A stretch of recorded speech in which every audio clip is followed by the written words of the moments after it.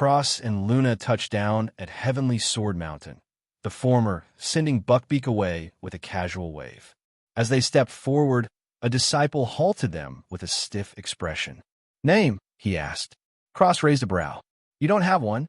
The disciple blinked, caught off guard. "You should really get one," Cross added, brushing past him, leaving the young man thoroughly bewildered. Luna stifled a giggle as they entered the villa. Inside, the atmosphere was vibrant with activity. Cross and Luna stood to the side, watching streams of people arriving. Cross's gaze locked onto a group of 5 veiled women. Instantly, he recognized them. Luna glanced at him and said, "You're surprisingly calm." "I have achieved inner peace," Cross replied with a playful smirk. Luna rolled her eyes just as Cross wiggled his fingers mischievously. With a crackle of unseen energy, the girl's veils disintegrated into shreds. "The fairies have taken off their veils," Cross announced proudly. Yuan, one of the unveiled women, groaned and covered her face. "Why is he here too?" The crowd reacted as expected, staring, gawking, and drooling. Among them, Cross spotted a woman off to the side, arms crossed and glaring at the frozen sect girls. Curious, he teleported to her side. "I see I found a comrade in disdain." "May I know your name, miss?" he said, leaning his elbow casually on her shoulder. Startled, she recoiled. "Who are you?" "Just your friendly neighborhood frozen piss sect hater." "Name's Cross," he replied, grinning. "You don't like them either?" she asked. Cross placed a hand on his chest dramatically. "I love my wife. Everyone else pales in comparison." The woman chuckled despite herself. "I wish my husband was the same." Shin Yuan. Cross's expression didn't change. He had no idea who she was, but her distaste for the frozen sect earned her points in his book. He slapped her back heartily. "Don't worry, sis. I can help you with that." Yuan blinked, baffled. Had they known each other before? Luna walked over, pinching Cross's arm with a sigh. "My apologies. My husband is an idiot." Yuan smiled slightly. "It's okay. He's welcoming. You're very beautiful, by the way." Luna blushed. "Nonsense. Big Sister Yuan is 100 times more stunning." The 2 women fell into conversation instantly. Cross stood to the side, frowning. "Am I not handsome anymore? Why does this always happen when she talks to someone?"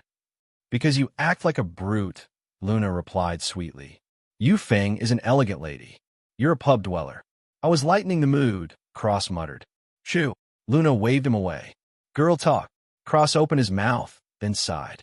"But I—" "Shoo. Shoo." Cross slinked away with an exaggerated pout. Wandering the villa, he was suddenly smacked by a flying palm. Instinct took over. He spun and backhanded the offender. Crash! Ling Jia flew into a wall, revealing a young master mid-intimacy with a servant. Cross pointed. That, my disciple, was the mythical slap of sexual encounters, guaranteed to ruin or begin a romantic episode. Ling Jia sprang to his feet with stars in his eyes. "Boss, teach me." Cross summoned a tome from thin air. The ancient mythical slapping tome is not for just anyone. "I'll prove myself. I'll win the tournament." Cross nodded. "Good. I hope you do." Ling Jia took off, shouting about training, while Cross smiled and tucked the book away. Strolling further, he heard a voice through a window. "Can you just relax? Why are you so annoying?" Intrigued, Cross turned invisible and peeked in. Inside were Yuan, little fairy, and her icy counterpart, Yueli. Yueli was yelling. "You've been weird ever since we arrived. You're acting like you have emotions or something." Cross facepalmed. "This chick is a whole block of dumb ice." Little fairy replied calmly. "Yueli, where I go isn't your business. You'll never advance if you don't seal your emotions." Yueli argued. "Do you just believe everything the palace mistress tells you?" Yuan eventually dismissed her. "Leave. I'm tired." Yueli stormed out, and Cross slipped in. "Yin-che." Yuan lit up. Cross dropped his invisibility. "Not quite." Her excitement deflated. "Oh, it's you. I came to check on you," Cross said, floating lazily. "I forced you into something intimate. After talking with my wife, I felt a bit bad." Yuan stiffened. Eh. Cross landed on the floor. Flying's hard. He continued. That barrier? It was magic. If you weren't truly okay with it deep inside, it would have killed you both. Your feelings decided the outcome, not logic, not thoughts. He poked her chest gently. What matters is here. You're not like the rest of your sect.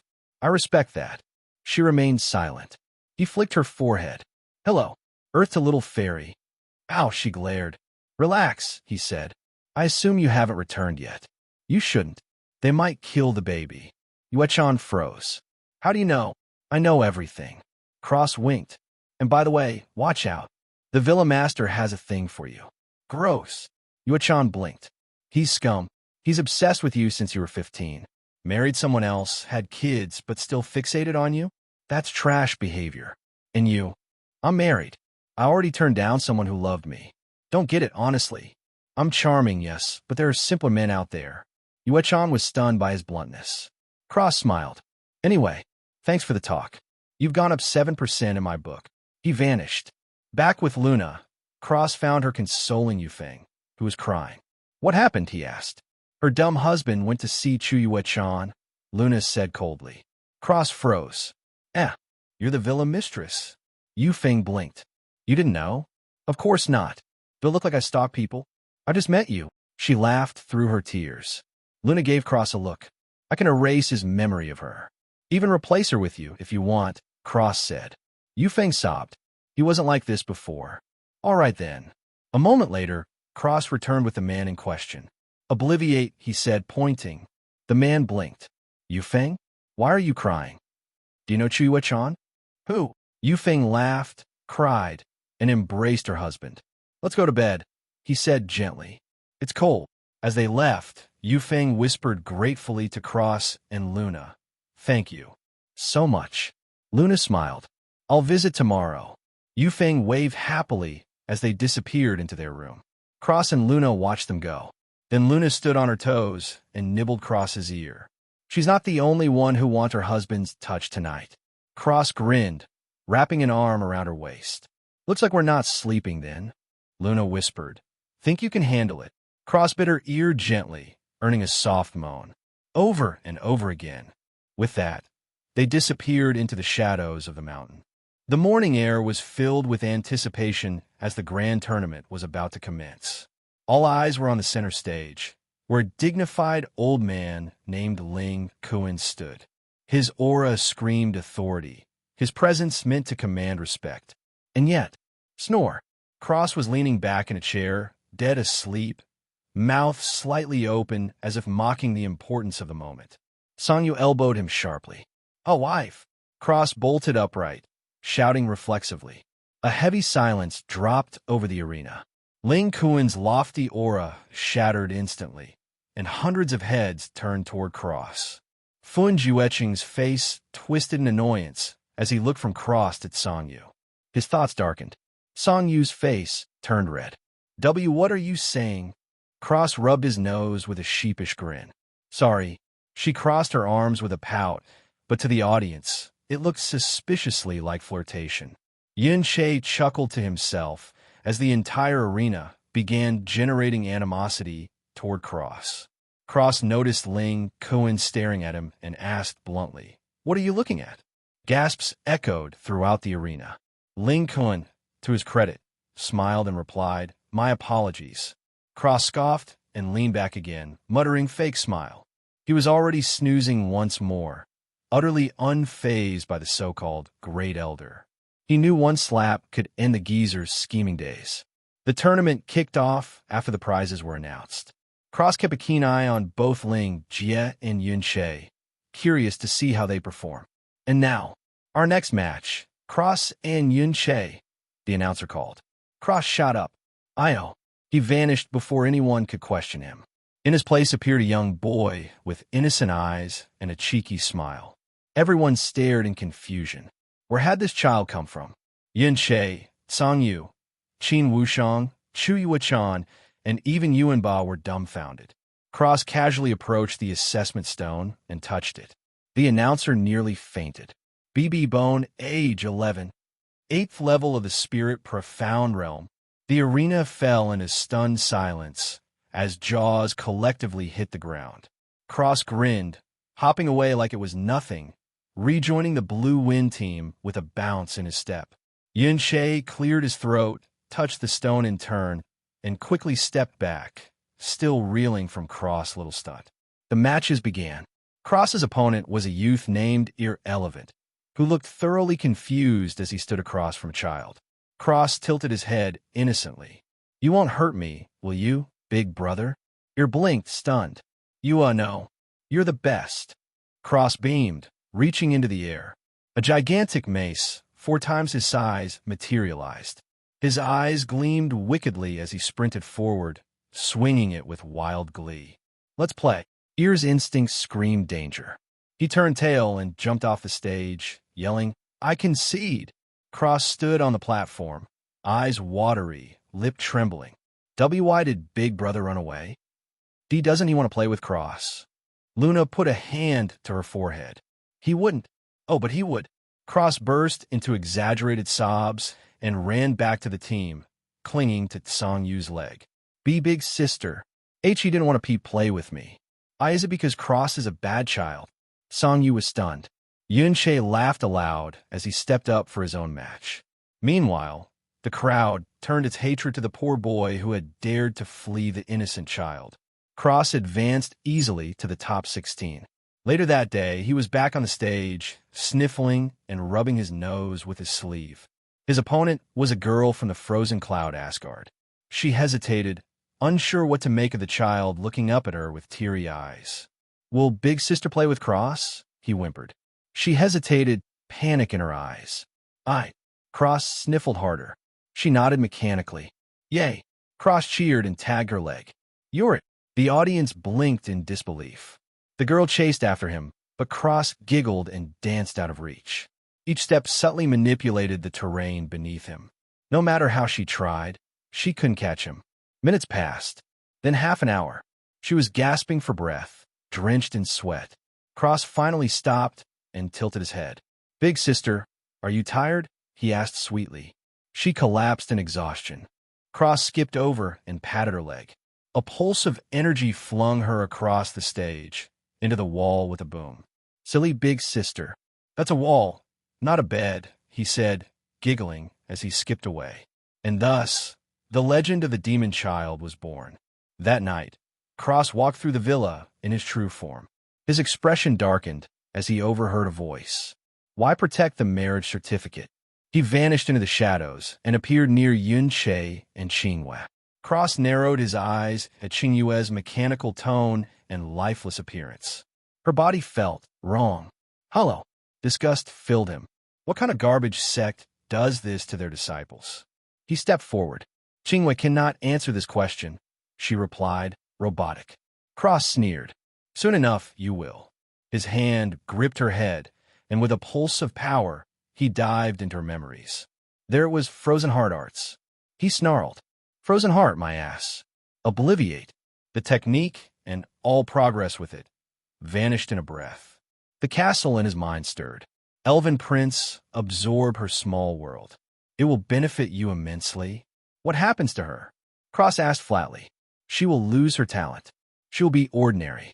Cross thought for a moment, then muttered, "Screw it." He touched her lower back, and her inner world was ripped away, merging into his own. Qingyue blinked, confused. The emptiness inside her had grown, but she couldn't remember why. Cross waved his hand. "Obliviate." Again, her memories of the encounter vanished. "Qingyue?" Yuan asked. "Yes," she replied softly, smiling faintly. Yuan stared, stunned. "What happened to you?" "I feel better," she replied. From the shadows, Cross scoffed. "Heaven's will? What a joke. When I'm done, there won't be a heaven left to cry to." He returned to his room. Cross leaned back in his chair, thumbing through a Sherlock Holmes novel. He only had a few left and was savoring them. Luna contacted him through the ring. The inner world just expanded by 100 times. Energy is 1,000 times purer. "What did you do?" "Took the ice girl's inner world," he replied nonchalantly. Luna was quiet, and the girl, still breathing. "Not a genius anymore, but she'll live." "I thought you." "Gross. That's not the only way to take it. Cross muttered. Luna giggled. I was worried, honey. Cross started sweating. I don't know what you mean, my dear, lovely wife. She hummed dangerously. The door opened. Yin Che stepped in, closing it behind him. What did you do? Cross smiled. What if I said I crippled her? Yin Che sat down. Then I'd laugh and ask you to tell the truth. Cross smirked. She was under a mind technique called Frozen Heart. I deleted it. Every trace. Gone. Yin Che blinked. Jasmine popped out. You can do that. Cross nodded. I have a list of people you need to make forget some things, she said with a dark grin. Yin Che asked, won't she relearn it? Not my problem. I'll just delete it again, Cross said, munching on a cookie Luna baked. She was covered in laws. Now they're melting. Not all, but most. Laws. Yin Che echoed. Jasmine looked stunned. You can see laws? Cross nodded. I reached the peak of my world. Fought against laws for months. Jasmine paled. Yin Che asked, are laws bad? Depends. If you're strong enough, you can rewrite them. Block others from advancing. Rewrite the rules. Jasmine noticed his eyes darken for a split second, filled with hate. His killing intent wasn't loud. It was quiet, invisible. Cold. The kind that didn't let you feel fear. Because if you felt it, you were already dead. Cross waved. She would have probably self-destructed without intervention. Luna couldn't even see her future. She can do that. Cross nodded. Not always. Laws interfere. Neither of you have visible futures now. Yin Che stood. I'll ask her sometime. Thanks, big bro. Cross waved lazily. Yeah. Don't get soft on me. Yin Che laughed and left. Cross returned to his book with a satisfied smile. Hey, everyone. If you enjoy my quantum audiobooks, you can support me by becoming a Patreon member. Your support helps me keep creating, and you'll get exclusive perks. You can also access my audiobooks directly through Google Drive. Check out the link in the description. Now, let's get started. The next day, Cross was standing on the stage with a blank face. Across from him was Ling Yuan, who scratched his cheek and said, what do you want to play? Cross giggled and said, whack-a-mole. As he grabbed his Mac from thin air and smashed it down on Ling Yuan. Ling Yuan didn't know what whack-a-mole was, but he for sure wasn't going to take that mace. That was bigger than him, to the head. There was no way. Ling Yuan dodged to the side and hesitated. Cross giggled and whispered, you can't attack an enemy, and you want my sister? You must be joking. Ling Yun's eye opened wide, and he said, you dash. Cross swung his mace at Ling Yun, while saying cutely, come on, mister. You talk too much. Ling Yun jumped back and took out his sword, much to the shock of the audience. Yu Feng frowned and Luna patted her hand, whispering, that's my husband. Yu Feng was shocked, and Luna explained the fool. He doesn't like to sit still. Also, I think he might be testing him. She told Yu Feng what happened at the palace, and Yu Feng slapped her forehead and giggled, this kid. Really? Luna smiled and sighed, saying, sometimes even I don't know what's going on in his head. Yu Feng shook her head and laughed. Cross grinned and smashed the mace on the ground as he said, much more fun. Before shooting toward Ling Yun and swinging his mace out. Ling Yun swung his sword and met the mace. The blow was heavier than expected, and Ling Yun slid back. Cross was excited and limited his strength as he continued his assault, charging at Ling Yun and swinging his mace at his head, ignoring the sword piercing at his throat. Cross had a crazy look in his eyes as he pushed forward. Ling Yun trembled and moved his sword away, pushing off his foot to dodge the mace as he said, you're crazy. Cross chuckled and shot forward. He spun the mace in his hands and stabbed it into the ground, using it as leverage as he vaulted over and kicked Ling Yun in the chest, lifting the mace behind him and bringing it over his head, slamming it towards Ling Yun, who was flying in the air. Ling Yun trembled and swung his sword up, growling. A flying sword slash hit the mace and stopped its momentum before the actual sword slammed into it. A shock wave spread from the collision and assaulted the crowd. Cross was in the air, pushing down on his mace, while Ling Yun was holding his sword in both hands as the ground cracked under him. Cross chuckled and swung his little body under the mace, sweeping out Ling Yun's feet and rolling to his back, setting his feet on Ling Yun's back. Cross extended his legs out and threw Ling Yun in the air. He pushed off the ground with his hands and shot up after him, locking his feet around his neck before spinning in the air and slamming Ling Jia into the stage. Cross grabbed his mace and spun in the air, barreling down to Ling Jia like a saw blade. Ling Jia rolled over and Cross smashed the mace into the stage, spreading cracks everywhere.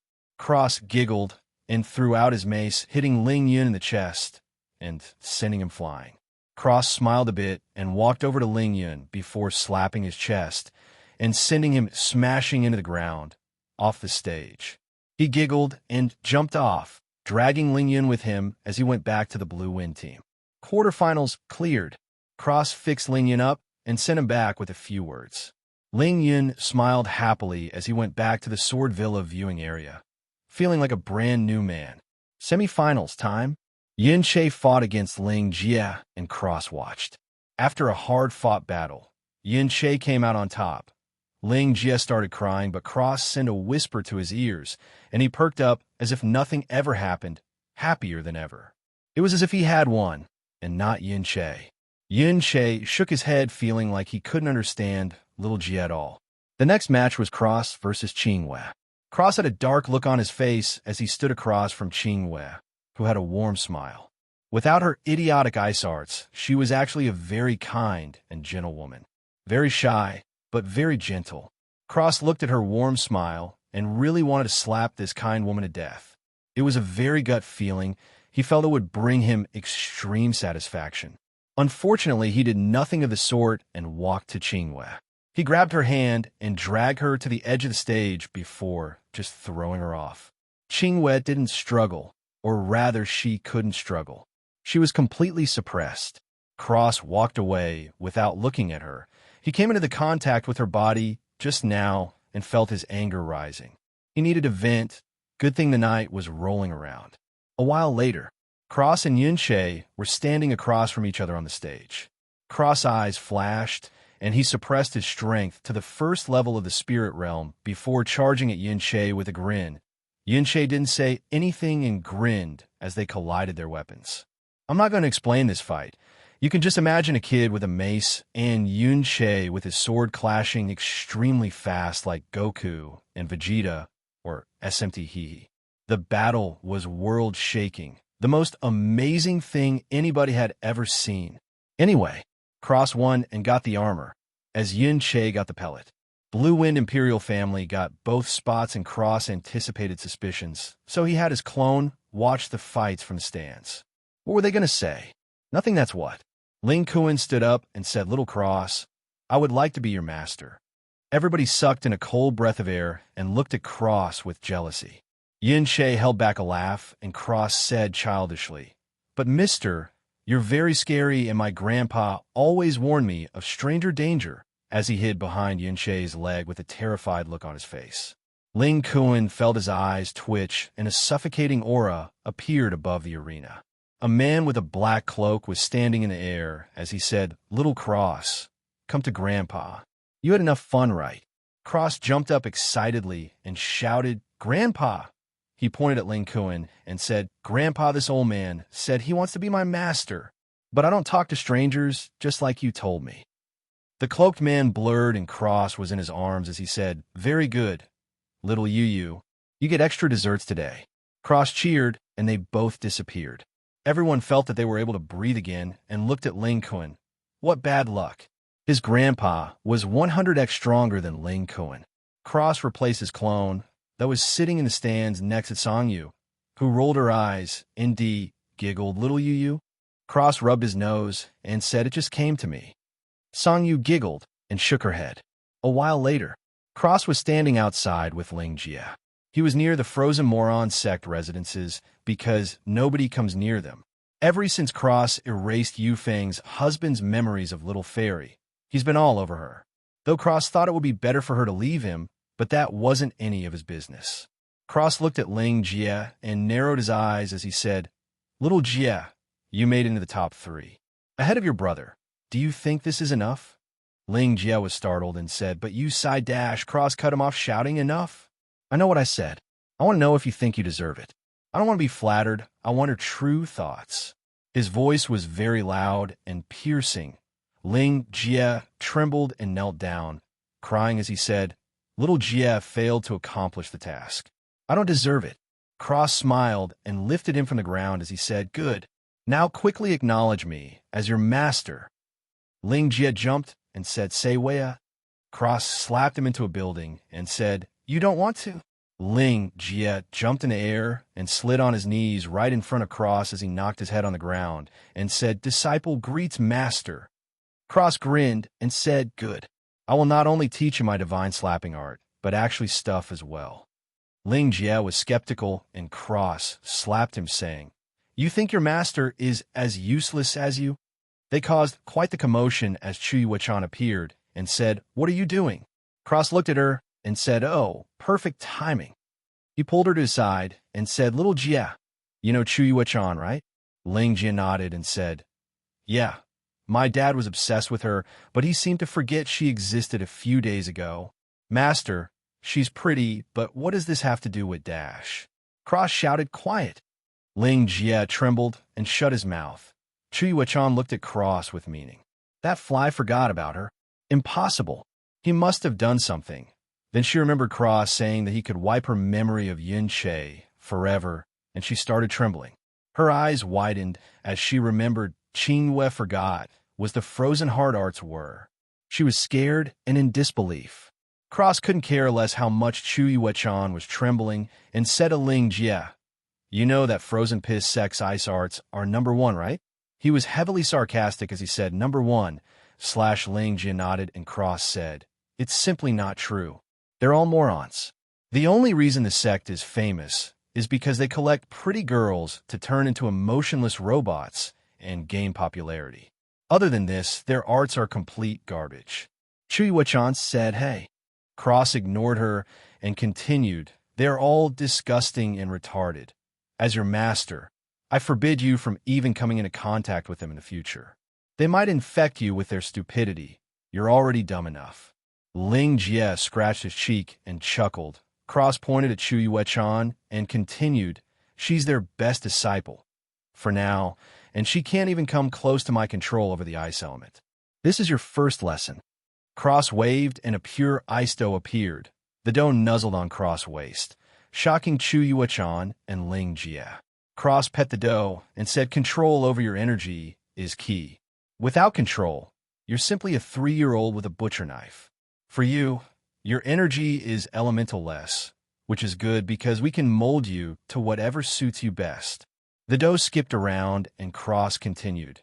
Not only is control important, but purity is a close second. My energy is extremely pure. What does this mean? Well, based on the purity of your energy, you will be stronger, allowing you to fight above your rank. Do you understand?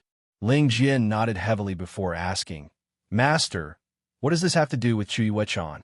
Yuan was also wondering the same thing. Cross pointed at the dough and said, It was everything to do with her, because your master is so much stronger than her. She could be called an ant.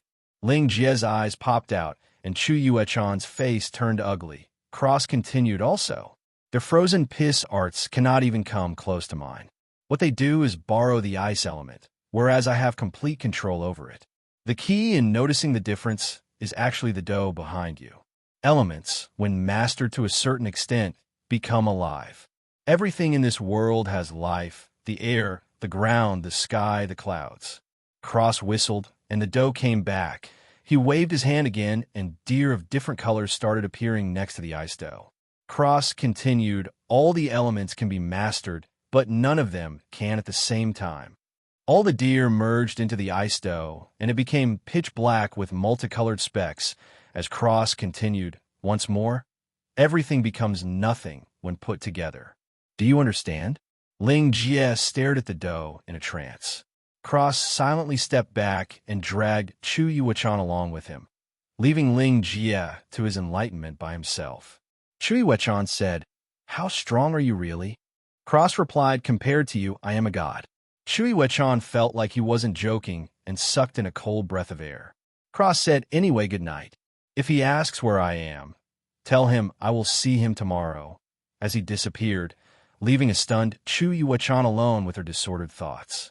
Too much information for her to digest in one night.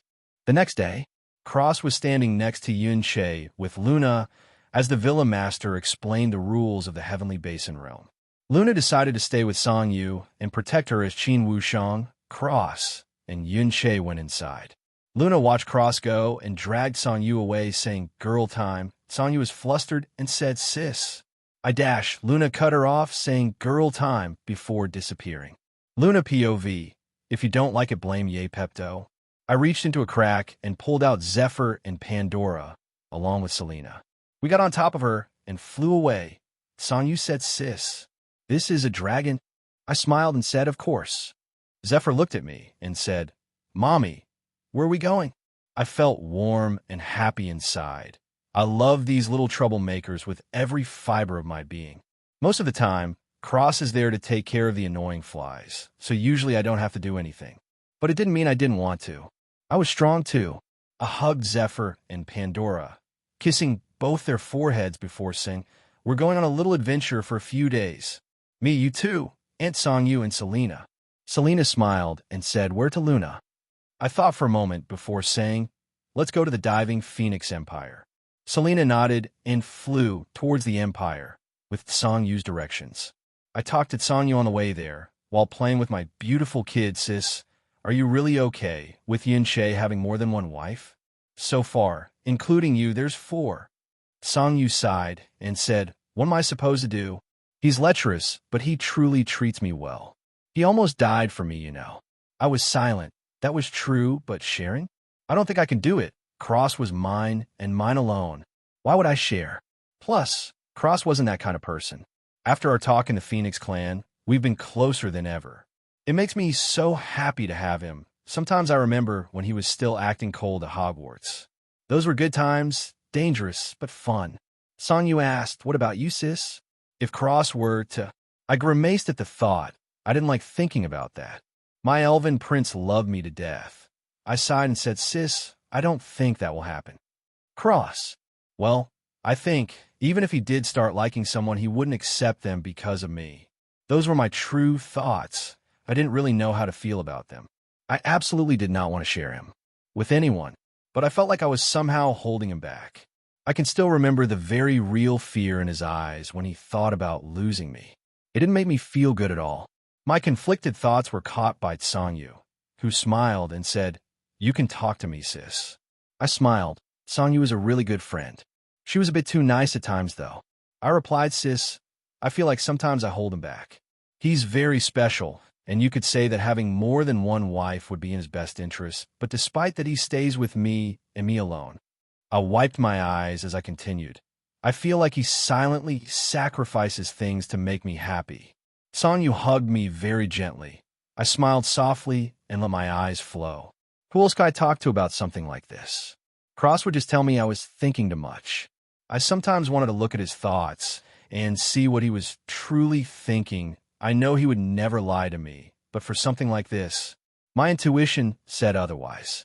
Maybe even he doesn't realize that he sacrifices so much for me. I thought that this could be the case. I don't believe he didn't even have a shred of emotion towards Hermione before I showed up. I think he might have crushed those feelings for me, and that made me happy, but also sad because he could subconsciously be doing it again since we got here.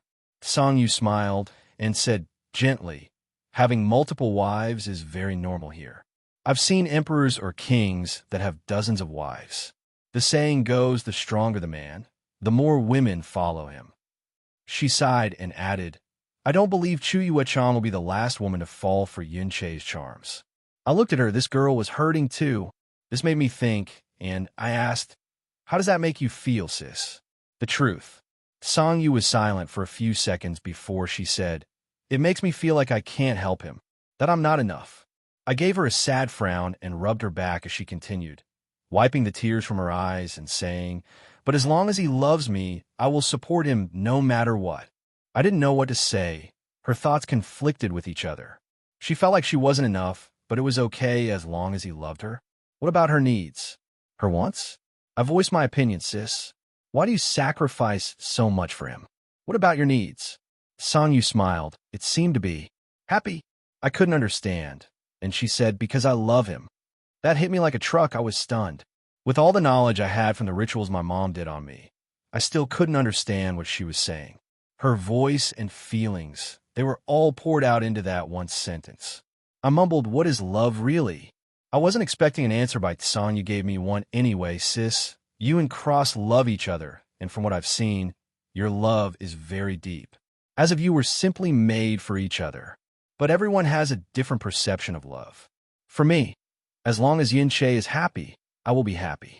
As long as there's a place in his heart for me, I will be satisfied. I trembled at her words. What was our love in the end? Sanyu asked me what I was thinking. What about you, sis? I opened my mouth, but nothing came out.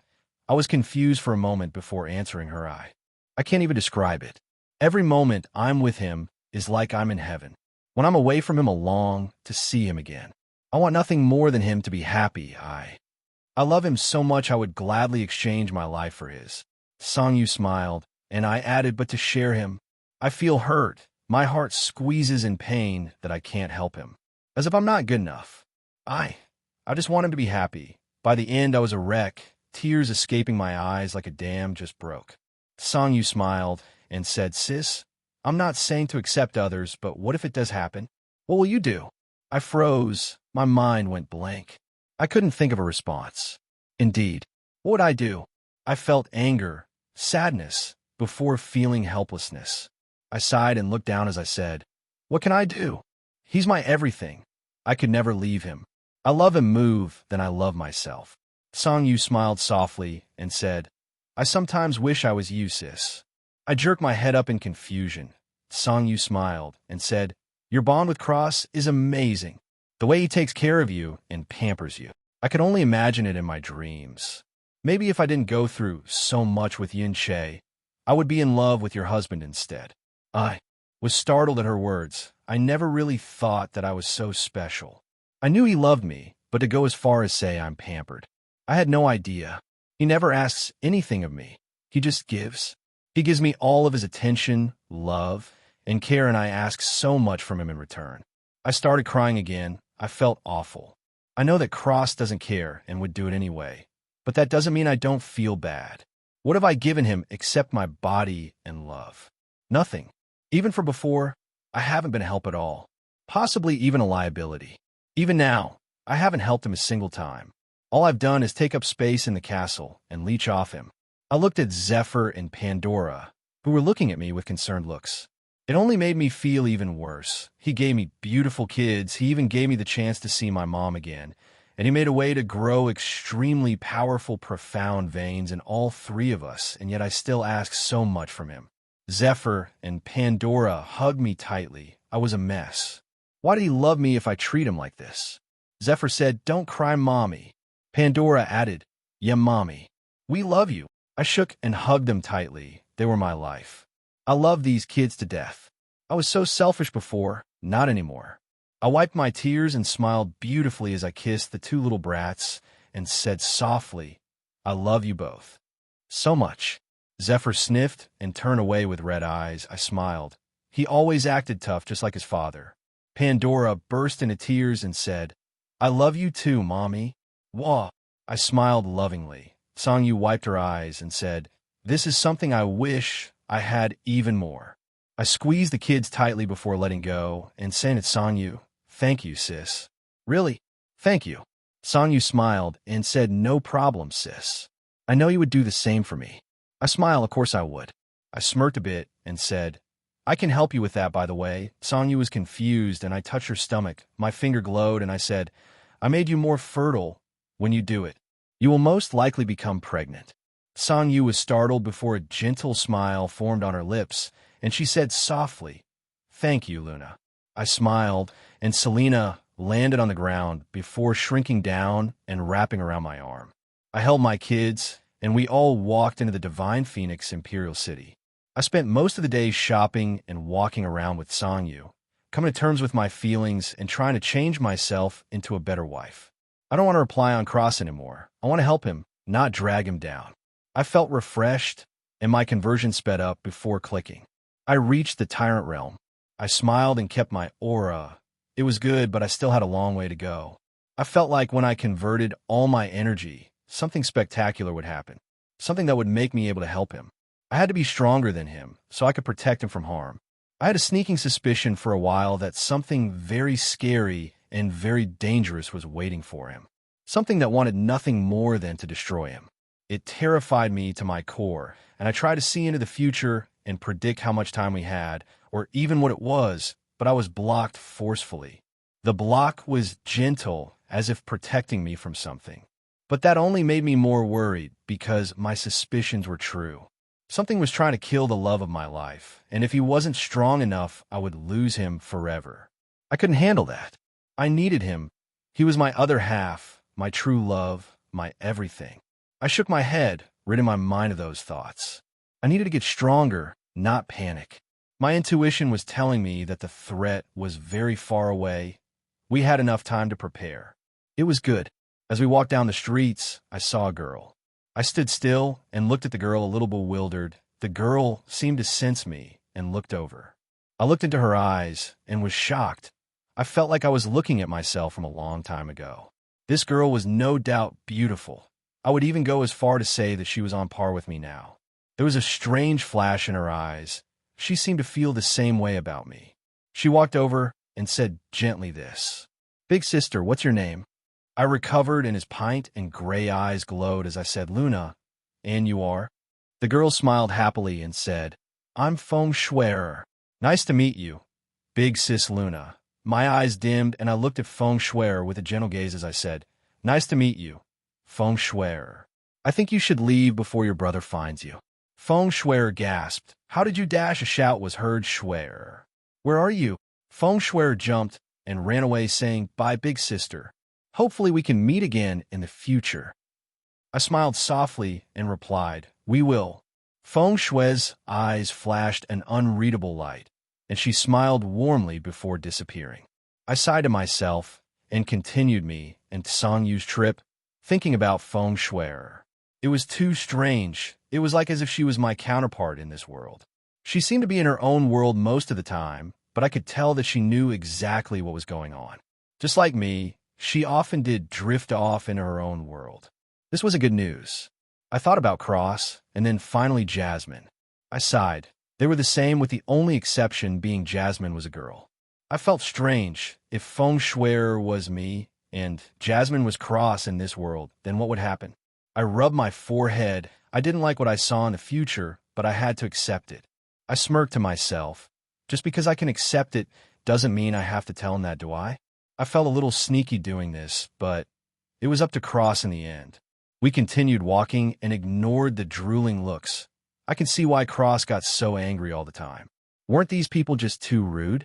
A man stepped in front of us and said, "You are very beautiful. Come with me and be my wife." I was disgusted. Wasn't this guy too forward? I smiled politely and said, "Thank you, but as you can see, I'm already married and have children. I cannot, sorry." And I walked away. Who would have thought the man grabbed me and said, "Bah, what husband? I'll kill him. He's trash. Come with me instead."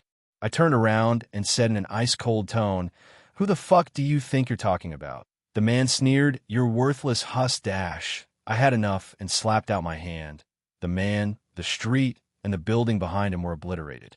There wasn't even a speck of dust left. I snorted and said, "An aunt has no business talking bad about my husband," as I walked away with Song Yu while the kids looked at me in awe. I smiled inwardly. I guess I'm a pretty badass mom. With that thought, I enjoyed the rest of our girl time before leaving the Divine Phoenix Empire and going back, feeling refreshed and excited for the future. Cross was walking with Yuan in the Heaven Basin secret realm, kind of bored. He was invisible and instructed Ling Jia to go and face as many beasts as he could. He told him that if he died, he shouldn't tell anyone in the underworld he was his disciple, as he would be embarrassed when he died. Ling Jia didn't know how to feel about that, but listened anyway and left by himself. Cross left a string on him and watched what he went through. While he said he didn't care if Ling Jia died, he would look bad if his disciple died, wouldn't he? He still hadn't taught him any moves yet, mainly because he was still working on them himself, and if he couldn't do them, then wouldn't he be embarrassed? Currently, though, Cross was walked next to Yuan, completely invisible and undetected. Yuan wanted to take care of some people, and Jasmine sealed her strength so that she wouldn't get any poison flares anytime soon. She fully trusted Cross to keep Yuan alive if something happened. Cross silently let out a breath of relief. If she died, wouldn't he lose a sparring partner? He spread out his mantra while had explosive growth merging with his divine sense, and spanning hundreds of miles, he could still slightly predict a second or two in the future. He saw Qingwei following Yuan secretly with a nervous expression and sighed. He might not like her because of the laws, but her true personality without the frozen heart art was truly just a gentle and shy girl. He didn't feel bad about his actions before because she was truly too arrogant. Only after he wiped the frozen heart art out of existence did she truly blossom. It was quite refreshing to see her flustered over a boy. Cross watched as two boys appeared. Yuan ridiculed them and they attacked. They were in a disadvantageous position, and a spear flew through the air towards Yuan, who lifted one of the boys. The spear exploded his body, and Yuan laughed. A man appeared and was beyond angry. He attacked Yuan, but Qingwei stopped him before running away with Yuan. Cross watched before waving his hand. The man turned around and pierced the other boy before Cross walked away to Yuan position. Cross appeared next to the running Yuan and Qingwei and looked at Qingwei and thought. The man chased after them, and Yuan said, "Qingwei, my wife, run. You don't have to die with me." Qingwei shouted with tears in her eyes, "I'm not leaving you." Yuan was shocked by her emotional turnaround and thanked Cross in his heart. Cross appeared in the air and said, "That's enough, old man. Why do so far just to die? Isn't it nice to be alive?" Yuan relaxed, and Qingwei dragged him away. The man said, "Who are you?" Cross scratched his stubble and said, "I think they call me the Reaper outside." The man started trembling, and Cross waved as he said, "Well, anyway, you can ask the people in hell for more information." The snow around him transformed into a giant beast. Cross couldn't tell what the beast was, but gave him a warm and familiar feeling, which confused him. The unknown beast devoured the man and crushed his entire being into nothingness, spitting out a storage ring before dissipating. Cross caught the ring and looked at the space where the beast disappeared. Why did that beast feel like kin?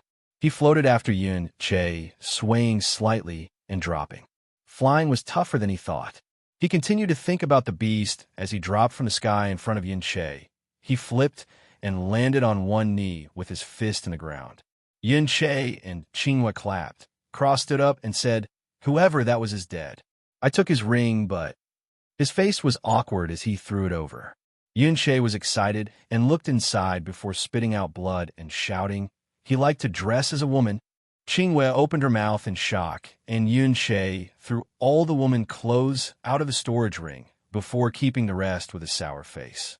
Cross chuckled and looked through the clothes before his eyes lit up and he laughed. Yuan said, "Cross, you're not going to wear those, are you?" Cross choked and smacked him, saying, "Do I look like I wear woman clothes?"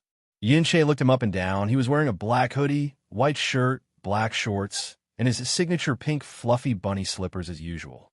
Yuan shook his head, and Cross took out a vial with a yellow liquid inside. Yuan asked, "What's that?" Cross grinned and said, "This, my little brother, is Felix Felicis. Go on, ask me what it does." Qingwei asked meekly, "What does it do?"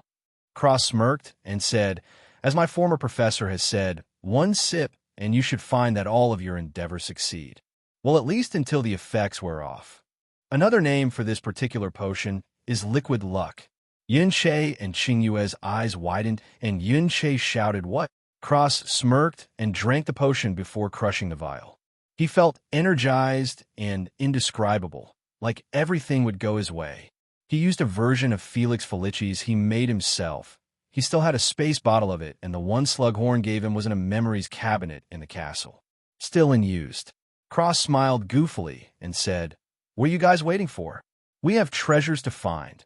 He walked forward and tripped over a root, falling face first into the woman's clothes. Yuan laughed and said, "Looks like it doesn't work." "Haha."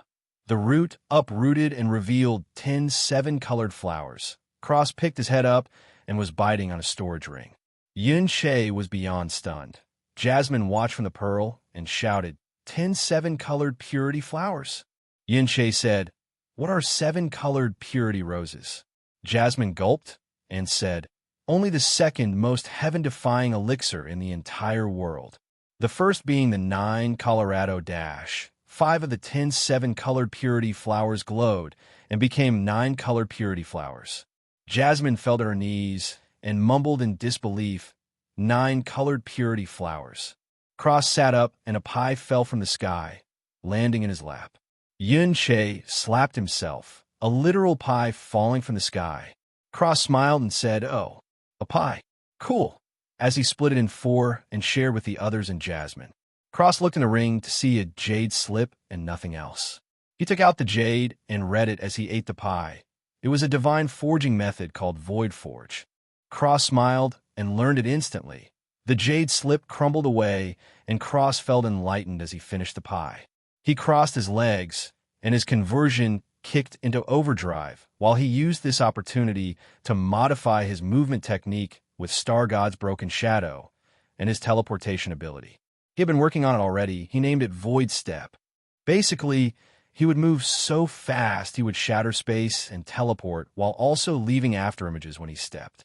The first level had 1 step, the second had 3, the third had 9, the fourth had 27, and the fifth had 81.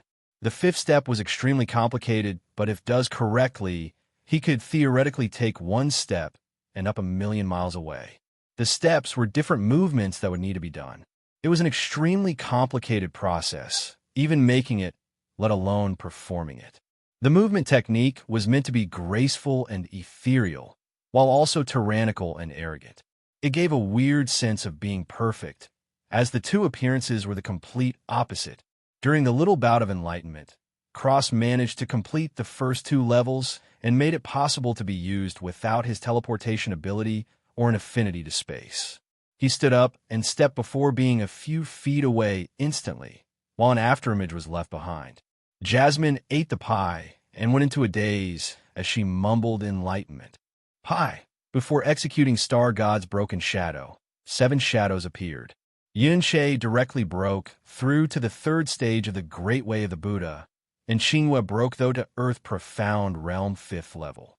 Cross picked the 10 flowers and gave a 9-colored one to Yuan, a 7-colored one to Qinghua, and ate a 9-colored one himself. Cross trembled, and his body exploded with 9-colored light. Black goo gushed out of his body, and his realm sky rocketed into the Emperor Realm 5th level. Yuan and Qinghua ate the flowers, and their impurities gushed out before their cultivation took a massive leap. Yuan went from Spirit 1st level to Spirit Peak, while Qinghua went to Earth Peak. Cross smiled and waved. A bubble of water fell on top of them all and washed away all the black impurities before it became a hot wind bubble and dried them off. Cross whistled happily as he continued walking, flickering with each step. The 7 other flowers were stored in his medicinal garden and told to be taken good care of. Cross found out that the garden had a time warp inside, and any plant could grow inside, no matter what. He harvested the flower pods and planted them into the dirt while planting the root back in the dirt and leaving the other flowers inside to grow. Cross felt amazing as they continued their adventure. Yuan held Qinghua's hand and followed along. She blushed and smiled a bit as they continued. After a bit of walking, Cross tripped again. Yuan got excited and said, "Maybe he'll trip right into a supreme god's inheritance." Cross got up and smiled goofily. "Nah, just a lotus." Qinghua looked over and gasped, "That's an emperor's heart lotus." Yuan said, "Emperor's heart lotus?"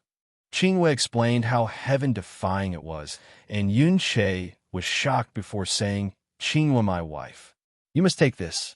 You are at Earth Peak. If you eat this, you might jump a whole realm." Qinghua looked at Yuan with watery eyes and said, "You want to give this priceless treasure to me? But you dash." Yuan said seriously, "I am your husband. Obediently take it." Qinghua's heart warmed, and she blushed heavily as she slowly nodded, taking the lotus and storing it in her storage ring. She looked at Yuan and she lightly kissed his cheek before stepping away with a bashful expression. Yuan froze in shock before rubbing his cheek with a small smile, looking at Qinghua, who smiled shyly and looked away. Cross was lifted into the ground by a huge beast. Cross said, "Whoa, a tyrant beast." His eyes widened. A tyrant beast. "Ah, I found one." The tyrant beast suddenly trembled and felt fear. Well, that was the last thing it would ever feel, because Cross killed it with a single slap and dug out the core with a happy expression before cutting up the beast and taking the meat. Yunche and Qingwei were startled, scared, and then stunned. Yunche laughed to himself and said, "I almost forgot about that." Qingwei gulped and said, "He's pretty strong, eh?" Yunche nodded, and Cross picked up a blue ball-type thing. Yunche's eyes popped out of their sockets and fell to the ground in shock as he stared at the blue orb. It was an evil god seed. How fucking good was this luck potion? Cross threw the orb into Yunche's mouth and started roasting the tyrant beast's meat while whistling. Qingwei looked across and said, "Was that a treasure?" Cross replied, "Just a seed, really. Want some meat?" Qingwei walked over and said, "I thought you didn't like me." Cross said, "I don't." "Well, I didn't. I erased your memories of the frozen heart art. Now you're a normal person with emotions and feelings. You won't try and become a robot anymore, and your original temperament is gentle and shy, not arrogant and cold. I don't understand the appeal. Why seal away your emotions?" Qingwei said, "For power." Cross looked at her and sneered. "Yeah, and then what? We're the most powerful person in the entire universe. What will you do?" Qingwei shrugged cutely. Cross patted her head and said, "Nothing, because you have no desires. What's the point of being powerful at the cost of your humanity? You are basically a beast in human skin." Cross looked at her in a rare moment of gentleness as he said, "Why do you cultivate, Qingwei?" Qingwei was a bit startled by the change in tone, but still replied, "To find my mother." Cross smiled softly and said, "And when you found her, but all your emotion and desires were gone, what was the point in finding her in the first place? You don't care about her anymore as you cut off everyone important to you, and you wouldn't care about her in the future because you have no desire to do so." Qingwei stood frozen, and Cross shook his head and put in the final nail in her coffin as he said, "Wouldn't all your work be useless in the end? You would simply be a being striving for power without a goal. Nothing matters, nobody to care for, going on until you die and are forgotten about by everyone." Every word rang in Qingwei's mind like a gong, and she was speechless. The way Cross put it really made her feel like an idiot. It also made her feel like everyone at Frozen Cloud Immortal Palace was an idiot too. Cross ruffled her hair and sighed. "Emotions are what make us human. Sacrificing your emotions for power should be taboo. Without emotions, how are we different from mindless monsters?" He paused and added, "Without a goal, we walk aimlessly. Without desires, we are lost along the way." Qingwei's eyes brightened, and she entered a dazed state. Yunche walked over and whispered, "Did you come up with that yourself?" Cross scratched his stubble and replied, "I actually did. Even I'm surprised, to be honest." Yunche chuckled silently, trying to not ruin Qingwei's enlightenment. As Cross continued to cook the tyrant beast's meat with a smile on his face, happy he came up with something so profound. Qingwei came out of her trance and smiled brightly. She bowed to Cross and said, "Thank you, teacher." Cross shook his head with a smile as he said, "I'm not a teacher, not anymore anyways. Go on, eat," before taking out 2 steaks and disappearing, leaving Yunche and Qingwei alone. Cross appeared in the sky poison pearl. He threw a steak at Jasmine and bet on his own. Jasmine started nibbling on the steak silently. He walked over and handed her the beast core as he smiled and said, "2 to go." Jasmine looked at the core and trembled as she took it from his hands. Her eyes watered, and Cross frowned as he said, "Are you feeling all right? Why are you crying?" Jasmine's face heated up, and she slapped him, flying, shouting, "Idiot!" Cross landed on his face and slid a good few feet, unable to comprehend why he was slapped. He jumped up and cursed, "Fucking lowless." Jasmine flashed over and started beating him up with red eyes as she shouted, "I'm not a lowly." Cross said, "Ah, not my face, you fucking lowly. Come here." He flashed behind her and spanked her bottom. Jasmine froze, and her face, neck, and ears turned red before she started trembling. Cross smirked and said, "I still got it." Jasmine turned around and glared at him with a terrifying expression, Cross gulped and backed away slowly before using void step and disappearing in the distance, running as fast as he could. Jasmine roared and left behind 7 afterimages as he chased him. A while later, Jasmine and Cross stopped and looked outside to see everything had changed. Cross had a serious expression on his face, and he came to Jasmine's side as he said, "Did you feel that?" Jasmine nodded and said seriously, "That's completely beyond my strength." Cross frowned and said the last thing that happened was Yuan Che eating the seed. Cross and Jasmine looked at each other and said in shock, "Soul fragment." Cross recovered and said, "I wonder if he's still there." Jasmine just asked, "Yuan Che, did you just meet the soul fragment of the evil god?" Yuan Che said, "Yeah. He took me dash." He voice cut off, and he was in shock as he just heard a name he never thought he'd hear again in his life. Cross frowned and said, "If he used his powers, I think that was the last thing he could have done before dissipating." He looked at Jasmine and said, "You sealed your strength completely?" Jasmine nodded and Cross nodded as he said, "Then leave it to me." Jasmine looked at him, a bit startled, so much confidence. Her cheeks turned pink, and she just looked at him in a daze until he left. She clapped her cheeks and went to her bed with blushing cheeks. Cross appeared outside. He saw Yuan Che threatening people. Cross walked over and said, "What happened?" Yuan Che explained that these 3 were from some blockhead stronghold. The men shouted, "Blackwood stronghold." Cross said, "Yes. And you were trying to capture this little girl?" The men sneered and said, "What can you do about I dash?" Cross grabbed his neck and said, "You know, children truly are my weak spot." He whistled, and a skeleton flew out of the crack. The skeleton grew into a terrifying skeleton dragon. White nuzzled against Cross, who smiled and said, "Why can you find where these guys are from?" White turned to the 3 guys and put his head near them before nodding. Cross smiled and said, "Go find their hideout and kill them all as painfully as possible." White made a bone-rattling sound and flew off. The 3 men were as pale as can be.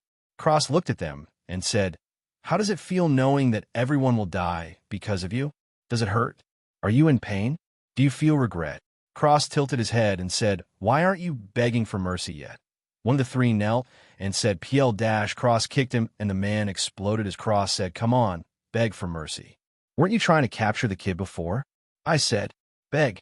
The other 2 men were forced to their knees forcefully, and bone-crunching sounds erupted from their legs.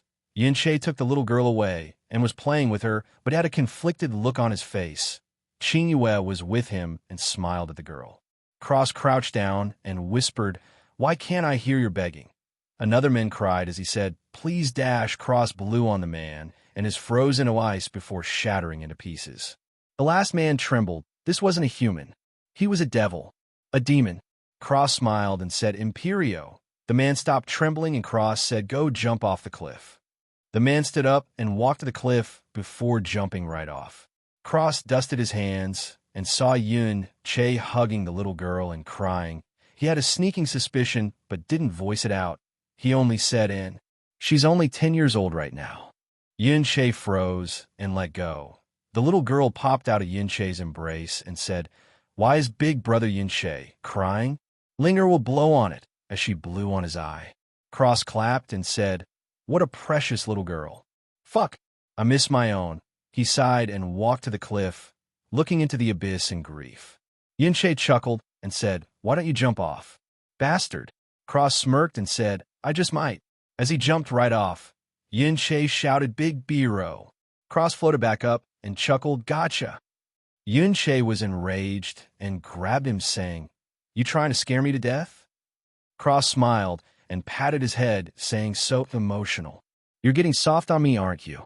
Yuan Che clicked his tongue and let him go with a small smile as he said, "You're the soft one."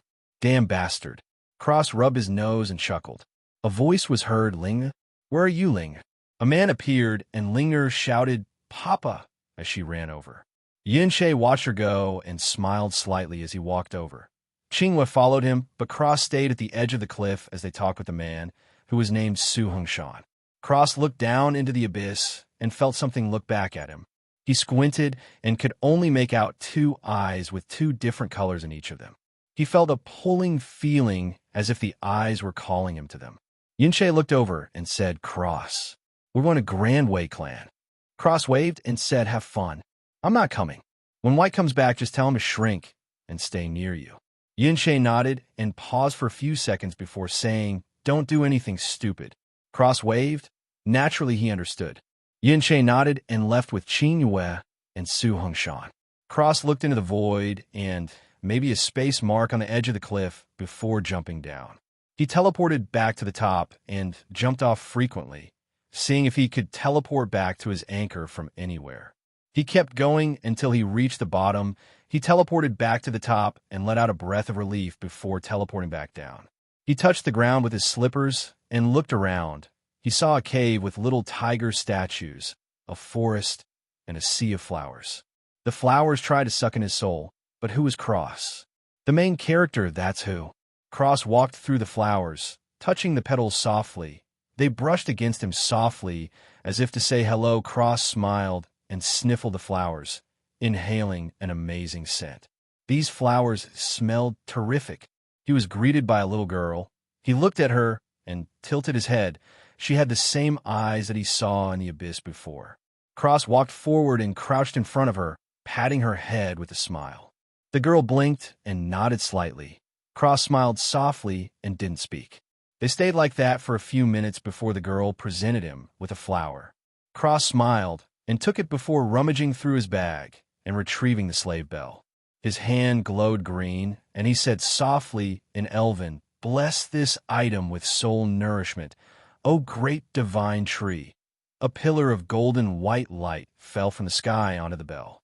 The pillar disappeared, and Cross held out the bell on a rainbow ribbon towards the girl. The girl took it and held it close to her heart with a small smile. Cross tapped her hand and opened his. The girl put the bell in his hand, and he held her little hand before tying the bell ribbon around her wrist. Cross smiled and shook her hand. The girl smiled at the crisp ringing of the bell and hugged Cross wordlessly. Cross patted her back and rubbed softly. The girl let go, and her eyes arced like little crescents as she shook her hand, listening to the bell's chimes. Cross patted her head and rubbed gently, messing up her hair. The girl pouted and touched her hair. Cross smiled and pointed at his own hair. Then her eyes before his hair color started changing to yellow, red, white, and black. The girl opened her mouth in shock and pointed at Cross before pointing at her eyes, which were yellow and green in her right eye and blue and purple in her left eye. Cross pursed his lips and closed his eyes. His hair turned yellow, green, blue, and purple before going to white like the girl's. The little girl clapped happily, the bell chiming as she did so. She was happy. Cross lifted her up and placed her on his shoulders, holding her feet as he walked around the bottom of the cliff. He pointed at the cave, and the girl shook her head. Cross thought for a moment before reaching into his inner world and pulling out a book. He handed it to the girl, who looked at it in confusion. Cross opened the book and showed her the pictures. The girl read the entire book in 5 minutes before making hand movements. The book was sign language. Cross translated the text into common language of this world. The girl said, thank you. Cross smiled and moved his hands to say, you're welcome. What's your name? My name is Cross. The girl said, I don't have a name. Cross signed. Do you want me to give you one? The girl nodded, and Cross said, what about Artemis? The girl said, Artemis? What is that? Cross smiled and said, goddess of the moon. You have white hair, and you're as cute as a button. The girl. No, Artemis smiled and nodded while clapping. Cross smiled and signed. Why are you down here alone? Artemis said, I can't remember, but I feel lonely down here. Cross frowned and said, you can come with me if you like. Artemis struggled before shaking her head and replying, I have to stay here to protect something? Cross asked, protect what? Artemis took out a seed. Cross made a funny face and said, you have to protect that? Are you waiting for someone to show up? Artemis nodded, and Cross smiled as he said, I know who uses those. You can give it to him if you come with me. Artemis shook her head and said, I can't leave anyway. My soul will collapse if I leave the netherworld a dumber of flowers. Cross nodded, but froze as he asked, those are all netherworld a dumber of flowers? Artemis nodded, and Cross slapped his forehead before saying, I need one for somebody else. I want to keep the one you gave me safe. Can I have another one? Artemis gave him another flower with a smile. Cross smiled softly and signed, "Thank you." Artemis signed, "Thank you for the bell. I really like it." Cross signed back, "Keep it on you at all times. It will nourish your soul." Artemis nodded and rubbed the ribbon with a smile. Cross asked, "What is that cave and that forest?" Artemis said the cave had a big tiger inside, and I don't know about the forest. Cross smiled and nodded as he walked back to the flowers and signed, "I'll come back soon. Then I will take you with me. Okay?" Artemis signed, "Come back soon, big brother." Cross put her down and signed, "I will." Artemis waved goodbye, and the bell chimed again, making her smile. Cross waved and teleported back to the top. Artemis sat down in the flowers with a smile as she played with the bell, listening to its chiming sound. Cross reached the top of the cliff and looked around before teleporting to Yuan. He was inside a small wooden shack in the middle of a bamboo forest. Su Linger jumped his shock and fell back on her bum. Cross chuckled and pinched her cheeks. Yuan smiled and Cross said, "Big brother's going to give you something, okay? Don't move and close your eyes." Su Linger slapped her small hands over her eyes and giggled. Cross smiled and laid her down before pointing with his fingers and poking extremely fast 54 times, opening up all her profound entrances. Yuan was stunned and said, "You." Cross chuckled and pulled out a little dress before saying, "Okay, you can open them now." Su Linger didn't feel her profound entrances open, but saw the dress and squealed happily. Cross looked at Yuan, who was looking at Linger with a sad smile. Cross patted Linger's head and said, "See you later, little Linger." Su Linger nodded heavily with a big smile. Cross walked to Yuan and dropped the dragon scale armor in his hands before teleporting to the sky poison pearl. Yuan looked at the armor and at Linger before a warm and gentle smile sprawled across his lips. Cross appeared in front of Jasmine, who was sitting on the bed and humming. He walked over and said, "I found an evil god seed." Jasmine was surprised and said, "Oh, let me see." Cross said, "I didn't take it." Jasmine was confused and said, "Why not?" Cross said, "If I give him everything, won't he just be relying on me forever? What happens when he reaches the divine realm?" Jasmine was silent. Indeed, he was right. That's why she sealed her strength. Cross smiled and said, "I found something else, though." Jasmine looked over and Cross pulled out a netherworld Adumbra flower. Jasmine froze up completely and stuttered, "TTS." Cross smiled, "A netherworld Adumbra flower." Jasmine took the flower and her eyes watered up before tears escaped them. She tackled Cross and hugged him before kissing his lips. Cross' eyes widened and he pushed her away before shouting, "What are you doing?" Jasmine said, "I you what?" Cross touched his lips and stayed silent. Jasmine asked, "Are you M dash?" Cross cut her off and said, "I have a wife." His answer was short but far from sweet. Jasmine trembled and seemed to be about to cry for a different reason this time. She said, "But it's diff dash." Cross teleported away, not wanting to talk or see Jasmine at the moment. Jasmine looked at the, now empty, space on her bed and felt lost. He looked at the flower in her hand in a daze before hugging it and curling up in a ball on her bed, bursting into tears. She didn't mean to make him angry. She was too happy and made a mistake. Though, she couldn't deny to herself that she did like him. How could she not? He got almost everything to reconstruct her body by himself. But she didn't care about that anymore. She cared about him. She was scared that he would leave and never come back. She felt awful. She shouldn't have done anything. Truthfully, this wasn't Jasmine's fault at all. Really, the situation was very strange, because Jasmine was born and raised in a polygamous world, while Cross wasn't.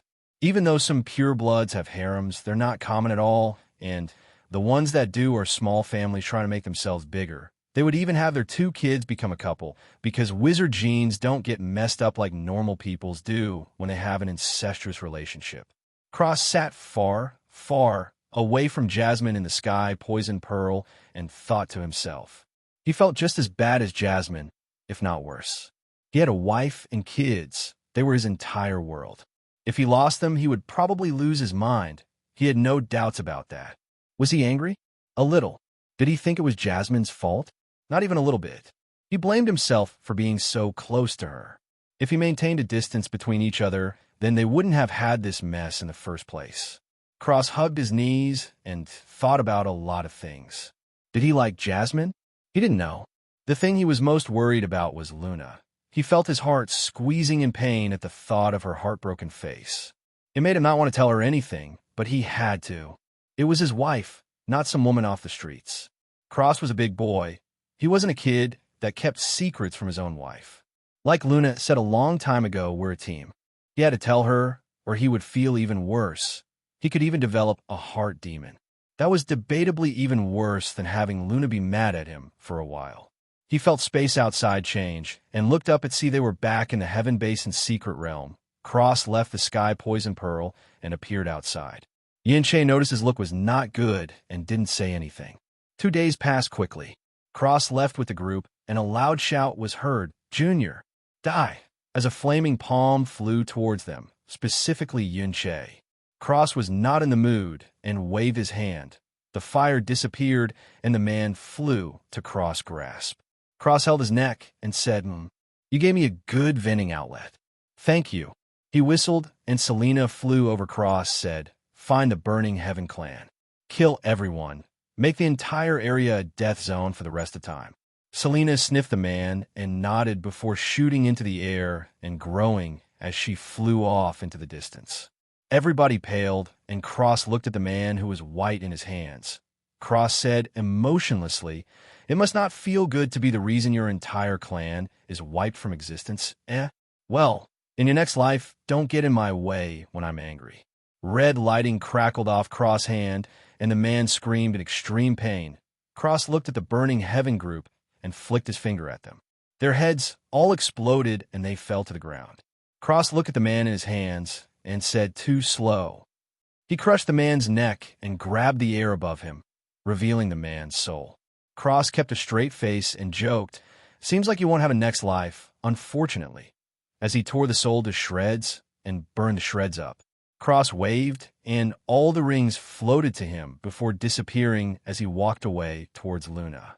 Everybody moved out of the way in fear, and Cross looked at Ling Jia, saying, "I watched you in the secret realm. You did very good." Ling Jia gulped and scratched his head as he said, "I thought Master said he doesn't care whether I live or die." Cross said, "If my disciple died on the first day, wouldn't I look bad? Come." Ling Jia followed him, and Cross picked up Luna as he walked away. Whispers exploded after he left, discussing whether or not Cross was the feared Reaper. Yuli trembled in fear and fell to her knees with a pale face. Yuan looked at her and said, "What's your deal?" Yuli gulped and said, I offended the Reaper a year ago. He said he was going to make the palace pay dearly." Yuan said, "Oh." And that was it. She finally found out why Cross hates them. Her moron sister probably went on her "if you don't seal your emotions, you're worthless" speech. She noticed he had quite the short temper. He just obliterated a sect for basically nothing, though it had nothing to do with her. Or anybody else, really. If anything, they were happy. The Burning Heaven clan were truly arrogant and despotic. Nobody liked them, really. Cross entered his room with Luna, the kids, and Ling Jia. Cross said, "Babysit the kids for a bit, little Jia. I want to talk to my wife." Ling Jia nodded and took the kids, who told him, "You're smelly." Ling Jia turned green. He felt like he wasn't going to have an easy time watching them. Cross said, "We need to talk."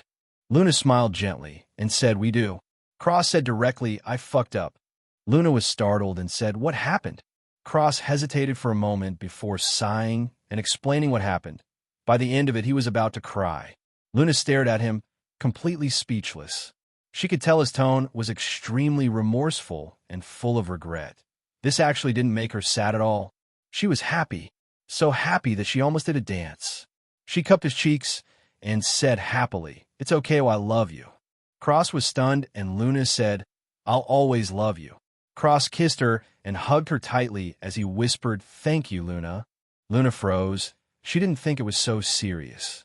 She felt a bit bad for brushing it off, and kissed him as she said, "Always, baby." Cross smiled and squeezed her tightly before calling Ling Jia back. Cross sent Luna and the kids back into the castle and smiled at Ling Jia, saying, "Little Jia, come here."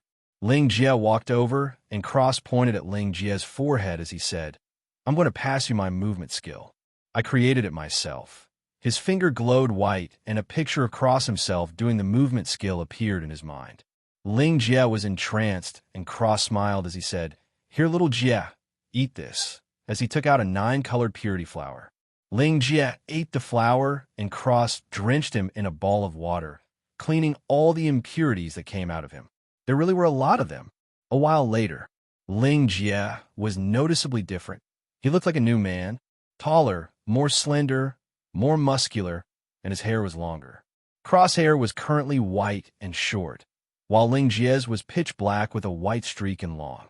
Ling Jia felt the changes in his body and fell to his knees, sincerely knocking his head on the floor, and said, "Disciple, thanks, Master." He didn't know Cross was so awesome. He thought Cross was a tyrant or sovereign realm, but now he was unfathomable in his eyes. Ling Jia was truly happy and felt extremely lucky to have Cross as his master. Just the movement technique was something beyond him, a true divine art. Cross patted his head and smiled gently. "Little Jia, I'm sorry I have nothing else to give you at the moment.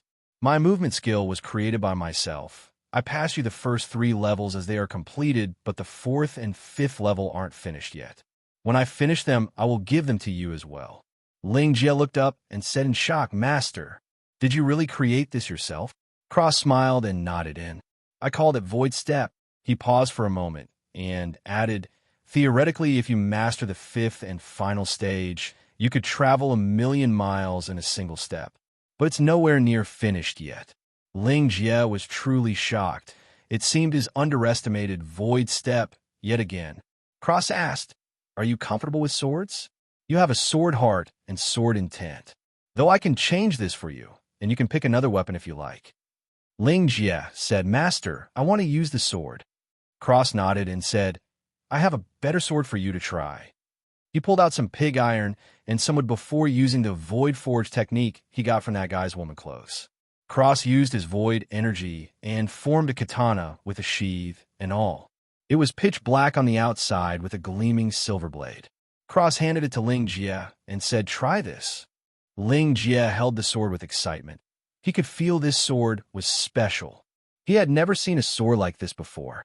Ling Jia swung it out and said in shock, "So smooth." Cross smiled and said, "You like it?" Ling Jia nodded excitedly, and Cross said, "Perhaps you would feel better with 2. He made another one and gave it to Ling Jia. Ling Jia swung both katana and trembled on the inside as he sheathed them and held them in his hand as he knelt again. Cross smiled and said, "I will make a sword art for you. Go practice with those for now." Ling Jia almost cried and said, "Master, you don't have to." Cross flicked his forehead and said, "Am I the master, or are you? Go practice, brat." Ling Jia felt eternally grateful and left the room quickly. Cross rubbed his eyes and smiled softly. Hopefully little Jia could learn at least the first level of Void Step soon. He didn't have very high hopes, because he knew how complicated the movements were. It looked like a single step, but the intricacies behind it were immensely complicated and difficult. He sighed and decided that he would leave Ling Jia to his devices and hope he could do it. If not, he would simplify it again.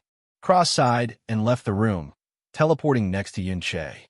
They were standing in front of a sword in the ground, and some guy from the Heavenly Sword Villa was explaining that the sword sealed a demon under it. Suddenly, the sword buzzed and opened. A strong suction force came from it, and Yuan Ba was sucked towards it. Yin Che shouted, "Yuan Ba," as he ran forward and threw Yuan Ba behind him, getting sucked into the sword formation and disappearing. The elders sealed the sword again, and everyone was silent. Song Yu, Yuan Ba, Qing Wei, and Shu Yuechan were all pale as ghosts and started crying. Yuan Ba slammed his fist in the ground and cursed himself for being weak. If he wasn't so weak, his brother-in-law wouldn't have sacrificed himself for him. He stood up and walked away, casting a lonely shadow as his heart was filled with grief. Cross watched Yuan Ba go and muttered, "That should awaken his veins, right?" The elder told everyone to disperse, and Cross said, "Palace Chief Qin, take Song Yu back." Song Yu had already fainted, and Qin Wushang nodded as he took her and left. Only Qingyue and Chu Yuechan were left. Yuechan grabbed Cross' shirt and snarled, "Why didn't you save him?" Qingyue also looked over. Cross chuckled and said, "Why do you all think he died? Some wives my brother has. They all think he's dead the moment something happens to him." Cross clicked his tongue and walked to the formation and touched it. He was silent for a few seconds before saying, "Yo, Yinche, you all right?" Yinche replied, "More or less." Cross nodded and said, "What does the demon look like?" Cross heard a booming voice. "Who you calling demon, Junior?" Cross chuckled and said, "Well, you haven't said your name, so." The voice said, "Yun Sanghan." Cross gasped and said, "The boy in front of you is named Yunche." The voice shouted, "What?" Cross chuckled and said, "Have fun, Yunche. I'll be back sometime. I don't know how long." Yunche replied, "Why?" Cross was silent and said, "I need to find something."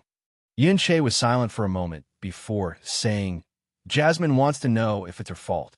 Cross was silent before replying, "I don't know. I will come back when I have an answer."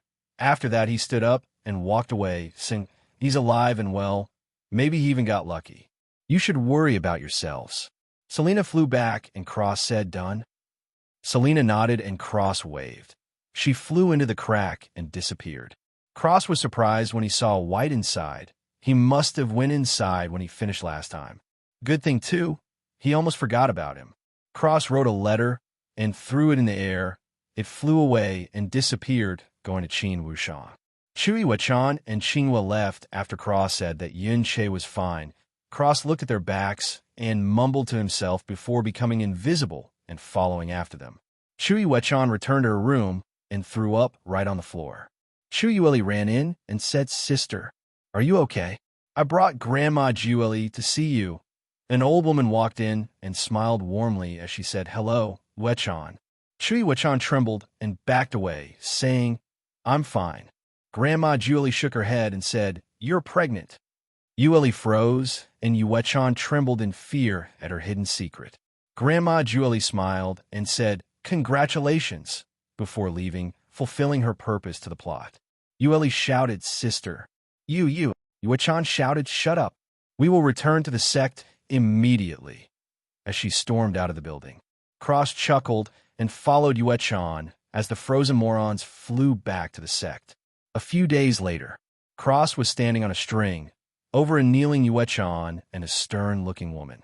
The woman seemed to be the palace mistress, well, not for long anyway. The woman shouted in fury, "Do you really think that you can successfully birth the child if I don't make you abort it? Do you know why our frozen cloud immortal palace had never allowed disciples to marry? The so-called falling in love will affect the frozen cloud arts cultivation is purely an excuse. The most important reason, firstly, is that it would transfer the frozen cloud art to others. Secondly, cultivating frozen cloud arts will chill the internal organs within the body. Even though one could conceive, within 2 months at most, the fetus would die in the abdomen. Furthermore, this place is located in the extreme north of Blue Wind Empire, and the chilling cold seeps through the bones all year long. Even if you don't have frozen cloud arts, the fetus would still die from the chill. Whether you abort the fetus or not, the result would be the same. Cross rolled his eyes, and Yuechan trembled, before pointing her 2 fingers at her chest and her dantian. Cross eyes widened as Chu Yuechan destroyed her cultivation completely. The woman was shocked and said, You, why go so far?" Even the other disciples were shocked. Chu Yuechan smiled weakly and said, "Because he made me feel loved. He made me feel like a woman.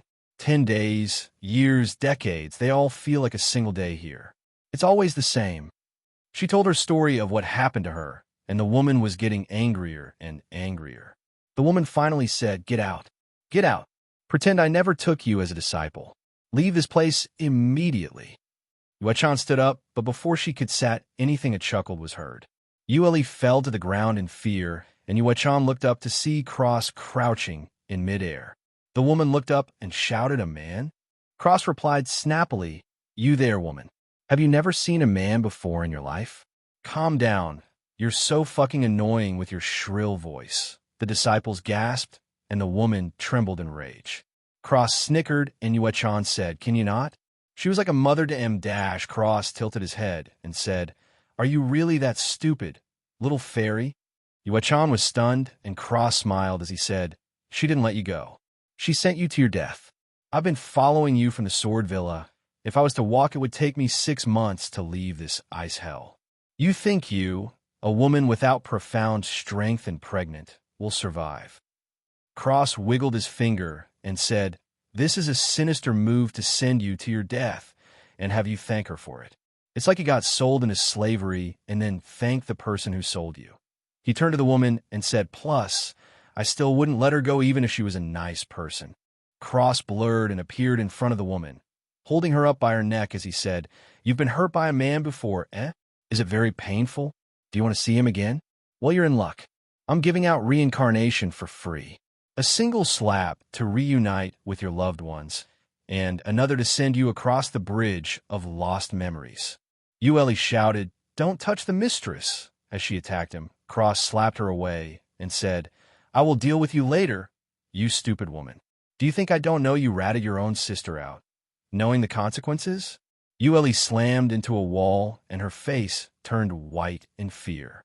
Cross aura exploded out and forced everyone to kneel, except Yuan and Qingwei. Cross chuckled evilly and said, "When I'm done with you, all the Frozen Moron sect will require a name change." The disciples trembled, and Cross turned to the woman as he said with a big smile, "So, what will it be?" "For a limited time only, my services are free." The woman was in terror, and Cross snapped his fingers, saying, "I almost forgot. The special for you today is only death," as he slapped her, obliterating her existence in its entirety. Not even blood or a soul was left. The disciples were terrified. Cross waved, and Yuan flew to his side. A warm air surrounded her as he said, "Honestly, you're so dumb. You just believe everything that old hag said. But I admire you. You have increased my opinion of you. I'm proud to have such a sister-in-law." Yuan blushed and turned her head, saying, "Not yet." Cross chuckled and shook his head, saying, "Alrighty, time to start the Reformation." He waved, and all the disciples flew in the air and bunched up together, excluding Yuan and Qingwei. Qingwei walked cross-eyed and said, "What are you going to do?" Cross smiled and said, "You should all feel lucky, actually. I'm fixing the mistake you all made." He waved his hand and said, "Obliviate." Cross explained, "What I have just done was erase Frozen Heart, whatever from your minds. All the progress you've made has been wiped away." Qingwei said, "You did that to me?" Cross nodded and said, "Of course. You remember what I said, don't you?" Qingwei nodded, and Cross turned back to the girls, who were looking at him in fear. Cross cleared his throat and said, "Don't worry, little girls. I will make everything better." His tone was a bit strange as he said that. He floated in the air, and his eyes turned gold as he took out the bucket of Vila blood, a blue feather, and spit out a sliver of green crystalline liquid. He made hand symbols, and runes flew out surrounding the girls as he shouted, "Bloodline change ritual." He looked down on the girls as he smirked. "As of today, your fates change. You will no longer be human, but magical creatures." He looked up and clapped his hands as he said, "Let's bring Vila into this world, shall we?" The blood flew out of the bucket endlessly and formed a ball above the girls. Cross waved his hand, and the phoenix feather melted down into the blood, turning it light blue. Cross threw the green crystalline liquid in it as well, and the light blue blood ball sparkled. Cross chanted in Elven, "Change these poor humans into their true selves." Bloodline transformation. The light blue ball of sparkling blood washed over all the girls and encased them all in light blue blood cocoons as the runes lit up and sank into each cocoon before flashing gold and disappearing. Cross landed back on the ground and started chuckling. Yuan asked, "What did you do?" Cross smiled and said, "Just as I said. They're no longer human, but Vila." Qingwei asked, "What's a Vila?" Cross chuckled and said, "You'll see." The blood cocoons burst and revealed the group of girls, but they looked even more beautiful now, and each of them had a thin, long tail with different shaped tips. Cross chuckled at his creations and said, "Get up, filthy things." The girls got up and blushed. Yuan, Qingwei, and Yuan were stunned. Cross said, "Don't look at me like that. A word of warning. If you happen to get mad, you will become a harpy until you relax. Yuan asked, "What's a harpy?" Cross replied, "Their arms will turn into wings, their legs will become talons like a bird, and they'll be very cruel. But both forms are exceedingly beautiful." The girls blushed again, and Cross said, "Anyway, you all have emotions, and because I was feeling generous, you're naturally inclined to the ice element. Bring me your frozen garbage arts." A girl sped away and came back with a book. Cross took the book and read through it in 5 minutes as he said, "You actually practiced this? What a joke." He pulled out a jade slip and imprinted his corrections before taking out several dozen more jade slips and copying the first one. He threw the book away as if it was garbage and threw the jade slips to the girls as he said, "Your cultivation has been wasted. You will recultivate with this new ice art. I call it Ice Fairy Record. It has movement techniques, attacking, ice arts, everything you need. Now get out of my sight. You all disgust me." The girls dispersed with a blush. Cross dusted off his hands as if he just touched something dirty. Yuan felt her mouth twitch as she said, "What?" Cross answered before she even asked, "Those little vixens. Vila have a natural ability to charm men. Their songs are highly regarded as the most beautiful sound in the world." Yuan had a weird look on her face as she said, "You turned them into whores?" Cross shook his head and said, "Nope. Their species is very special. Once they fall in love, it is impossible to betray their lover. They would rather die than be touched by anyone other than their love, which is the reason they're so famous as a species. There's a saying where I'm from, to have a Vila wife is to have no worries for life." Qingwei asked, "But if we don't have frozen cloud arts anymore, what am I going to do?" Cross handed her a jade slip and said, "Convert to this. There's instructions inside." Qingwei took the jade slip and said, "This is..." Cross said, "If there's an ice fairy, then there must be an ice god, no? That's the ice god's symphony." Qingwei was shocked and read the art before trembling in excitement. Cross looked at Yueli before saying, "What to do with you? Originally, I wanted to make you a Vila like the rest, but then you betrayed your own sister. You don't even deserve to become something like that." Yuan looked at Yueli with a complicated look, and Yueli was silent. Cross mumbled, "Maybe I should just kill her and be done with it?" Yuan said no. Yueli looked up and started crying. Cross looked at Yuan and said, "Well then what?" Yuan said, "Just let her be." Cross hummed and said, "Very well." He looked at Qingwei and said, "Tell the rest if they practice frozen hard arts again, they will explode and die. I put that in there." Yueli trembled, and Qingwei smiled and nodded. Cross grabbed Yuan and said, "Well, goodbye. Hopefully the frozen moron palace can advance now." Yueli said, "Where are you taking my sister?" Cross said, "That's none of your business, is it? Who knows? Maybe you'll tell everyone where she's going to try and get her killed." Yueli trembled, and Yuan was silent. Cross said, "At any rate, she will be my disciple from now on. Farewell," as he disappeared from the room with Yuan, leaving Yueli in emotional distress and Qingwei gawking at the ice god's symphony in her hands. Cross appeared in the air and was carrying Chu Yuan on his back, surrounding her with a warm air. He used his void step in the air and flickered across the sky.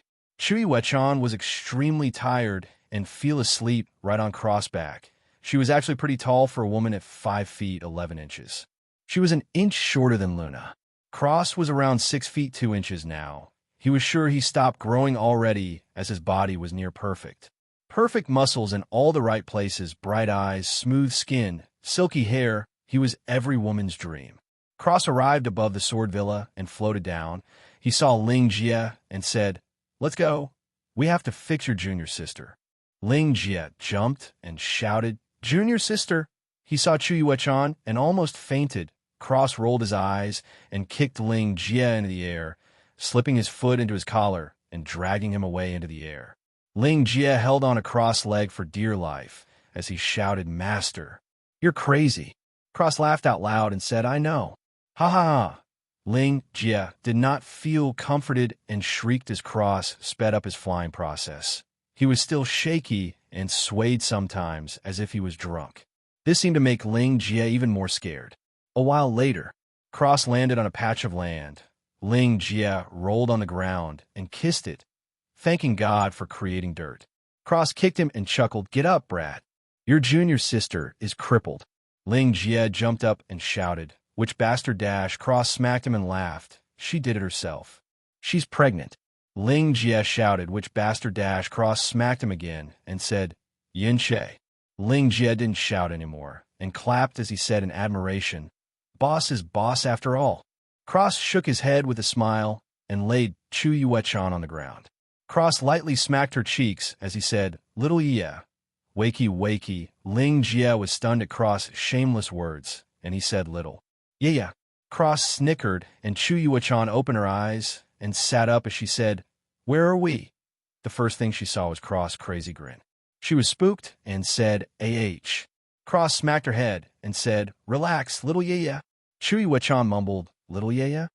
Cross smacked her again for no reason before saying, I'm going to heal your veins and make them better. Chu Yuechan's eyes fell out of her head as she said, You can do that. Cross said confidently, your master, can do anything. Chu Yuechan said, Since when did you beck dash? Cross smacked her and said, Sure. Now is weapon to you like, little Yia.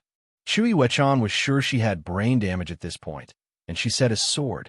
Cross scratched his head in frustration and said to himself, Why does everyone like swords? Who's going to inherit my supreme mace skills? Whatever, come here, little Yia.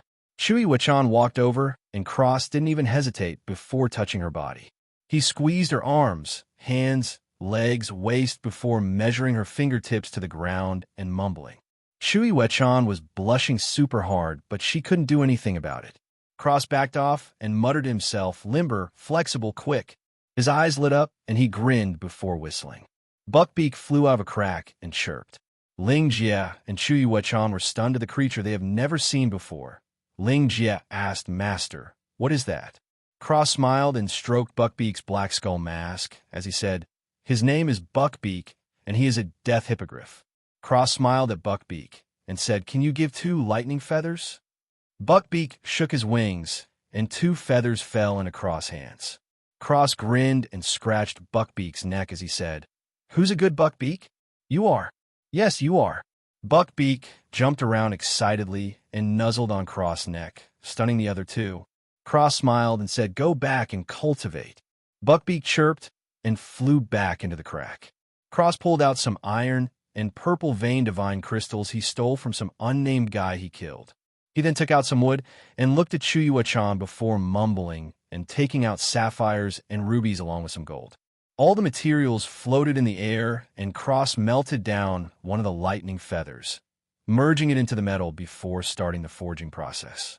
Cross was paying much more attention to this weapon than he did to Ling Jia's. A while later, Cross let out a breath, and a shining object floated down, revealing itself to the 3. Ling Jia and Chu Yuechan gasped in shock. This weapon was simply the most beautiful thing they had ever seen. Cross smiled at his creation. With Chu Yuechan's measurements and ability, a rapier was the best choice for her. Naturally, only the best for his disciples. The rapier was the perfect length for her specifically. It was a long, sharp, thin silver blade with a white sheath. The guard was a semi-orb with gold lightning bolt in the middle of a sapphire dragon and a ruby phoenix, which seemed to be worshipping the lightning bolt. The dragon and phoenix were of opposite sides of the blade, and the handle was white wood, with treated dragon leather dyed white. On the pommel, there was an orb that was half blue, half red, with a lightning bolt in the middle. Cross smiled and said, What do you think? You like it? Chu Yuechan gulped and nodded dumbly. Cross grinned and said, I call it white lightning. He handed it over to Chu Yuechan and said immediately, Sit down. Chu Yuechan sat down and Cross waved. A blue drop of blood, a red drop of blood, and the other lightning feather hovered in front of him. Cross stuck out his tongue, and a sliver of green, crystalline liquid came out, floating up with the others. Cross merged all 4 together, getting a purple gold drop of blood that occasionally cracked with lightning. Cross explained, Ice isn't for you. The fiery passion that burns in your heart can only be executed with lightning.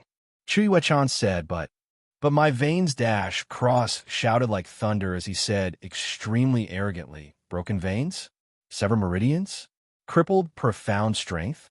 In this world, there is nothing that can stop me. Ling Jia and Yuan were stunned by Cross' extreme arrogance. He seemed to be as high as the heavens themselves. Cross pushed the purple gold drop of blood into Yuan's chest. He closed his eyes and pressed his hand on the center of her chest, pumping life energy inside. Yuan had no time to think about where Cross' hands were as she was focused on the massive changes going on inside her body, a little worried. Cross said the baby will be fine. It may even benefit. He pulled out a 9-color purity flower and stuffed it in her mouth. Yuan ate the flower, and everything in her body seemed to melt away before reforming 100x better than before. Cross encased her in a water bubble and washed all the impurities away. A while later, Yuan was completely finished and felt better than ever. Cross smiled and took out a jade slip before imprinting all his understanding of a lightning element on it. He handed it to her and imprinted the first 3 steps of Void Step in her mind. Cross stepped back and said, Little Jia, I want you both to get used to your new weapons and elements. Little Jia, I accept you to make progress on your metal element, and Little Jia, you should form your own understanding of a lightning element. I only gave you my understanding as a reference. You need to make your own judgments. The two nodded and Cross slapped Carl. A crack opened next to him, and Carl shot out, growling viciously. Cross smacked his head and said, What are you growling for? Carl fawned on Cross. You haven't called me out in such a long time. I thought you were really in danger. Cross chuckled and said, Danger my ass. You live in the forest. Carl nodded and Cross said, I'll be sending hundreds or thousands of beasts in there. Can you handle them all? Carl said, Are they stronger than me? If so, by how much? Because I haven't had good exercise in a long time. Cross laughed and grabbed him, beating the shit out of him as he said, How's this for exercise, you moron? Carl shouted, A honey badger abuse. Call the police. Cross laughed and said, Can you do it or not? Carl grinned and gave Cross a thumbs up. Cross chuckled and said, Go back. Next time I need to exterminate a clan, it will be your turn. Carl jumped for joy and said dramatically, He loves me. He really loves me. Cross felt his eyes twitch, and he kicked Carl back into the inner world. Ling Jia and Yuan felt their mouths twitch, watching Cross beat an animal. Cross turned to them and said, You will both be going to a very special place. My wife will watch over you inside. When I have everything prepared, I will let you know. Until then, get familiar with your new weapons and cultivate. Little Jia, I want you to compress your cultivation. Your foundations are good, but nowhere near perfect. He paused and added, Little Jia, your foundations are as solid as they can be. Don't rush to return to the Emperor realm. If you take your time, you'll be able to beat your previous self with your hands tied behind your back and blindfolded. Yuan gasped and said, Really? Cross nodded with a smile and said, Why would I lie to my disciples? Now go inside. Love, could you? A crack opened and Luna smiled as she said, Follow me. Ling Jia and Yuan followed Luna inside, the crack closing behind them. Cross let out a breath and looked around before mumbling something and disappearing. A few days passed. Cross had cleaned out the Scarlet Dragon region of its most powerful beasts and some weaker ones, throwing them into the Forbidden Forest. He also cleaned out the Wasteland of Death, leaving them all to Carl. Cross had thrown thousands of monsters inside. Good thing he stole Qingyue's small world because he definitely didn't have enough room for this before. Now, though, he didn't even fill up 10% of the forest. The inner world was simply gigantic now, and it had subtly changed as well. Cross noticed some spirit elixirs started growing here and there. They weren't anything spectacular, but they were still something. Cross had the house elves search for any spirit elixir and plant them in the farming area. A few days later, Cross was flying in the sky before he swayed and plummeted to the ground. He cursed. He really needed to get this flying thing down, or his disciples would laugh at him the next time they saw him. But that was later. Right now, Cross smashed into the ground and made a crater. He groaned and crawled out from the crater to hear a soft and beautiful voice. He blinked and looked up, seeing the pair of dreamlike eyes looking at him. He said in confusion, Luna? The girl's eyes flashed, and she shook her head with a smile as she said gently, I'm Feng Shuer. Cross chuckled and said, Sorry, you reminded me of someone else. I'm Cross. As he got out of the crater and stomped, the ground fixed itself, and Feng Shuer was stunned as she said, "Wah, how did you do that?" Cross smiled and said, "Magic. I can do more. Do you want to see?" Feng Shuer nodded happily. Cross smiled and spread open his hands, showing nothing. He clapped his hands and pulled them apart to reveal a bunny made of snow. Feng Shuer gasped and said, "A bunny? Made of snow? I've never seen snow before." Cross tilted his head and twitched his ears as he said, "You haven't." Feng Shuer shook her head and Cross smiled as he handed her the rabbit, saying mysteriously, "Watch out. She doesn't like strangers." Feng Shuer tilted her head cutely and said, "It's made of snow dash." The bunny jumped out of her hands and hopped around her, leaving a trail of snow and ice. Cross smiled and threw a snowball in the air. It exploded and a small cloud started snowing above them. The snowflakes fell on Feng Shuer's face, and she sneezed with a cute expression. Cross smiled warmly, and the snowflakes touched the ground before forming various animals made from ice and snow.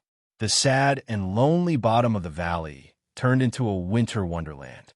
Feng Shuer looked up and held out her hand with an excited expression. She could feel the coldness from the snowflakes, the wet, tingling sensation on her hands. It was real. It wasn't a dream. Her eyes shined with happiness as she hummed and started dancing. Cross watched Feng Shuer dance with a gentle smile. He felt strange. When he looked at her, he saw a younger Luna. A Luna with no worries. A Luna who acted like she was a strange person simply because she wanted to. His heart throbbed for a moment before he suppressed it himself. He couldn't. Cross eyes flashed and dimmed slightly. He really couldn't. No matter what she reminded him of or how he felt. How would Luna feel? He knew she would feel awful and heartbroken. The thought of her sad face twisted his heart and made him hurt on the inside. He ruthlessly crushed his feelings before they could grow and kept a calm smile on the outside. Watching Feng Shuer dance happily in the snow and listen to her beautiful hums. Cross smiled softly. He couldn't have feelings towards her, but that didn't mean he couldn't make her happy, right? He reached into thin air and pulled out a blue feather, a tear, and a drop of blue blood. His eyes lit up a golden color, and he forcefully merged the 3 pieces of blue before adding his own blood and a sliver of the green crystalline liquid. He chanted with a low voice, and the materials combined into a small egg. Cross smiled and said, "Feng Shuer." She stopped and gave him a sweet smile as she replied, "Yes, big brother Cross." Cross' heart felt prickly, and he grunted inwardly, crushing the feelings as he handed the egg over and cutting her thumb, letting her blood drop on the egg. Feng Shuer strangely felt no pain and watched as she blood was sucked up with the egg that glowed blue before getting brighter and brighter until it cracked. Cross ran his fingertip over her cut wound and healed it as if it was never there, feeling her small and smooth hands that seemed to be boneless. He took his hand away before his thoughts ran wild. Feng Shuer looked at the little blue bird that hatched from the egg and chirped at her.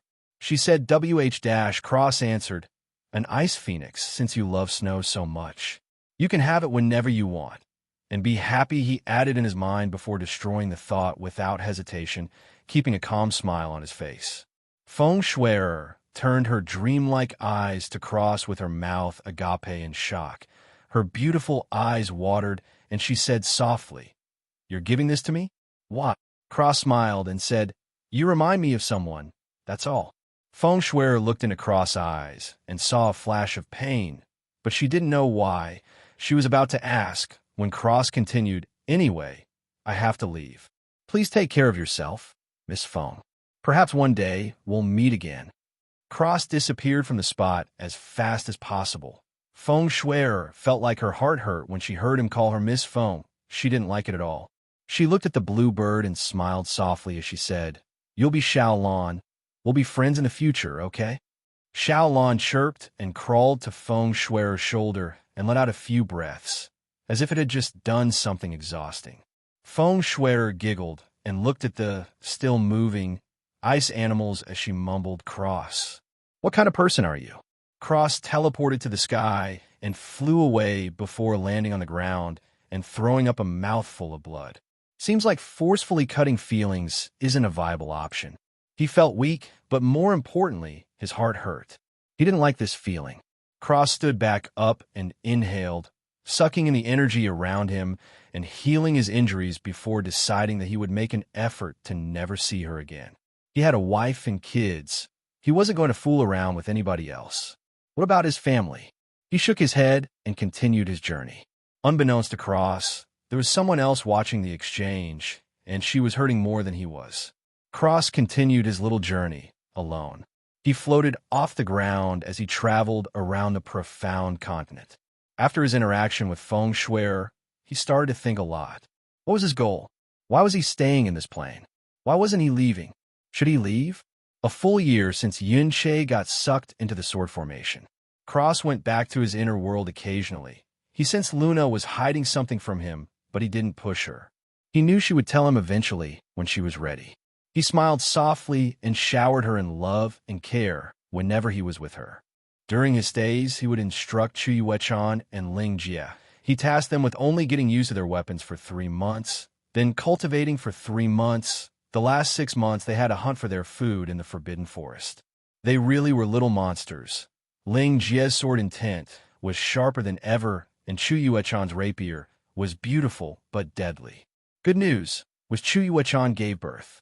A cute little girl she named Yuan Wuxin. Everybody celebrated, and recently Cross gave Yuan a break to cultivate normally while taking care of Wuxin. Ling Jia complained, but Cross told him he would get a break when he was pregnant too. Ling Jia deflated. He definitely would never get pregnant. Cross used a stick to spar with Ling Jia and analyzed his fighting style before making a sword art for him. Cross named it Twin Dragon Swordplay. It complemented Ling Jia's style perfectly. Cross also did the same for Yuan, naming hers Thunderclap of Death. The whole point of the swordplay was in the single clap of thunder the enemy would already be dead. It was extremely strenuous and required extreme speed and flexibility for all the tricky movements. Cross had got Yuan a cultivation art. He created it himself, of course, and named it Thunderbird Destroys the Heavens. It was an extremely arrogant name, but that's exactly what it did. It was a pair with the Thunderclap of Death. The cultivation art would condition her body to be more limber and flexible, along with strong lightning arts. The art itself also made Yuan faster by stimulating the nerves in her legs. Now this would be extremely dangerous, but Yuan's veins were made with Buckbeak's lightning feather. She could quite possibly be the only person in the world who this would work for. Needless to say, Yuan, if trained correctly, would be a demon who killed before you could even blink. Ling Jia complained that he didn't get an art that was so domineering, and Cross explained that he didn't need one. The only thing he needed were his swords. Cross told him that swordsmen like him with sword hearts had to worry about one thing and one thing only: their sword. Cross instructed Ling Jia to meditate with his swords on his lap. He told him to try and feel his sword's feelings. Ling Jia did as he was instructed and meditated with his swords like a good boy. Currently, Cross was sitting on a beach by himself. Despite looking for tyrant, profound beasts, he found none. He assumed they must be hiding somewhere, as every forest, valley, cave only had sky or emperor realm beasts. He was considering nurturing them to the tyrant realm before slaughtering them for their cores. Cross looked out to the sea and thought about Jasmine and Feng Shui. He felt his heart tighten and he frowned. This wasn't the second time either. He was tired and didn't want to feel like this anymore. He felt horrible for what he did to Jasmine and conflicted on his thoughts towards Feng Shui. Regarding Jasmine, it wasn't like with Hermione at all. If he was being honest with himself, he definitely had some sort of feeling for Jasmine. She was his friend, sparring partner, and he felt they were very similar in personalities. It was as if she and him were the same. As for Feng Shui, he couldn't say anything other than she reminded him of Luna, but different. A sweet innocence and silliness that couldn't be covered up. Perhaps she acted sometimes for others, but she was truly the daydreaming version of Luna he met long ago. Cross felt confused. Were Jasmine and Feng Shui, he and Luna in this world? But why? What did that mean? How was he supposed to feel? Why did he feel an inexplicable comfort near Feng Shui that he only felt with Luna or after a while with Jasmine? His blood boiled, and he threw up blood again. He looked at the red sand that stuck out like a sore thumb against the white sand surrounding it and sighed. He was married. He shouldn't be feeling like this. What would Luna think? Cross was jolted out of his thoughts by a voice. Do you want to know what I think? He turned around to see Luna with red, watery eyes, holding her fingers in a circle over one of them and looking at him. Cross felt like his heart was stabbed with a knife, and he said, Luna, Luna pressed on his lips and sat next to him. She hugged her knees and rested her head on his shoulder, looking out to the sea and watching the sun set, staring at the rippling reflection on the ocean's surface. Cross hesitated to touch her hand, feeling like she was upset at him. Luna grabbed his hand and rubbed it with her own as she said softly, I've been watching you, honey. I'm the only one who can see out of the inner world. I saw everything. Cross explained, Luna, I didn't do anything. I just want to stop feeling like this. I have you. I can't handle seeing you sad. It breaks my heart. It truly does. Luna held his hand to her cheek and kissed it as she said, Baby, do you remember what you told me after you came out of the Heaven Basin's secret realm? Cross looked out to the sea and nodded. Luna giggled as she said, You were so proud you came up with that saying. I even saw your book of sayings.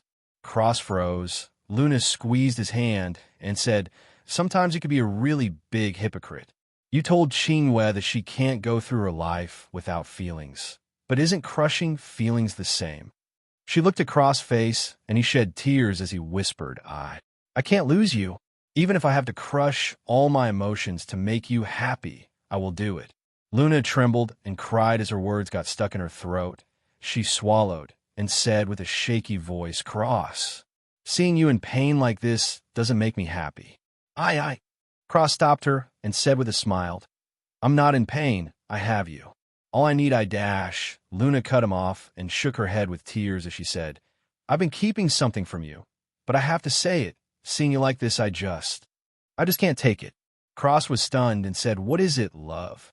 Luna cried and said with emotion, I'm sorry. Cross was confused and Luna continued through sobs. I'm sorry, I'm so selfish. I'm sorry I asked so much from you, but don't give anything. I'm sorry I can't help you. I'm sorry I drag you down. By the end of it, Luna broke down in tears and cried loudly. Cross was stunned, and her tearful words rang in his head like bells. She's sorry? He was unable to respond. He didn't know how to feel. Luna cried and left, going back to the inner world by herself. Cross was once again left alone. He looked out to the sea and silently dove down. He, as usual, had no problems seeing in the dark. He sank down to the bottom and walked on the bottom of the sea, alone with only his thoughts. What was he supposed to think? He didn't feel the need for Luna to apologize at all. He was the one at fault, wasn't he? His head felt muddled. He didn't know what to do. He felt alone. He came up on a trench in the sea with a glow at the bottom. He sank down into the trench and touched the bottom. He walked towards the glow, and the terrain started getting rocky as he continued. He came into a little clearing to find a brown egg with a little brown marble next to it. There was a cave behind it as well. Cross walked to the egg and touched the marble. If he wasn't mistaken, this was the earth seed. As soon as he picked up the earth seed, the egg started shaking before cracking open. Crooks looked at the little creature that came out of the egg. It looked like a blue shark, except it had a shell with spikes on its back, for webbed arms and legs that looked more like flippers, large manta ray-like wings, and a long serpent-like body. Cross reached out his hand, and the little creature gave a tender cry before rubbing its head against Cross' hand. Cross smiled and said, Are you a Leviathan? The little creature cried tenderly in confirmation, and Cross smiled as he said, How about I call you Levi? Are you willing to come with me? Levi swam around Cross happily, and Cross bit his finger before tapping Levi's head and establishing a contract. Levi cried happily and drilled into Cross' flowing hair. Cross smiled and sent the earth seed into his inner world before saying, Levi, go inside the lake inside. It's much better than the sea. Levi peeked out of Cross' hair before swimming through the crack and diving into the lake. That was more like a sea in the inner world. Cross smiled and looked at the cave before walking into it. Cross entered a black space. He looked up and saw two pairs of eyes looking at him. One pair looked to be from a snake, and the other seemed to be a turtle's. Apparently, they were one being, and an aged voice spoke. "Young challenger, you are the first person to ever walk into my trial since I was placed here." Cross replied, "Thanks." The voice spoke again. "I am the divine Era tortoise god. Do you wish to participate in my trial?" Cross nodded, and the turtle spirit said, "Very well. The trial is very simple. There is only one task." Before it stopped, Cross was confused and said, "What is it?" The turtle replied, "That is for you to come to understand, young challenger." Cross' surroundings changed, and he was sitting in a field. He looked around and saw Luna playing with the kids. He smiled, then he saw something else. He saw Feng Shuier and Jasmine playing with their own pointy-eared children. They seemed to have felt his gaze and smiled gently towards him. Cross trembled and looked away, only to be forced to look at all the women and children. Cross watched them with a heavy heart full of pain. He felt guilty. He looked at Luna. She was his true love, there was no doubt, but she was sad because he never asked anything of her, which led her to believe that she takes but never gives. Then there was Jasmine, who kissed him, but he pushed away and left to cry because of his guilt towards Luna. He lied to his own feelings because he felt guilty.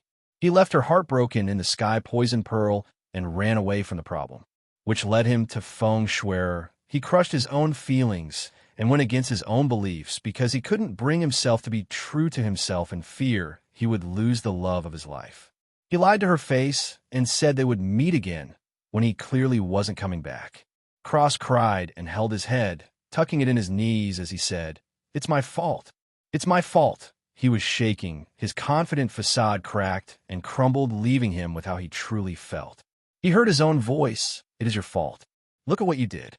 Cross looked up to see himself with slitted snake eyes, and he saw Luna, Feng Shuier, and Jasmine crying, shouting for him not to leave.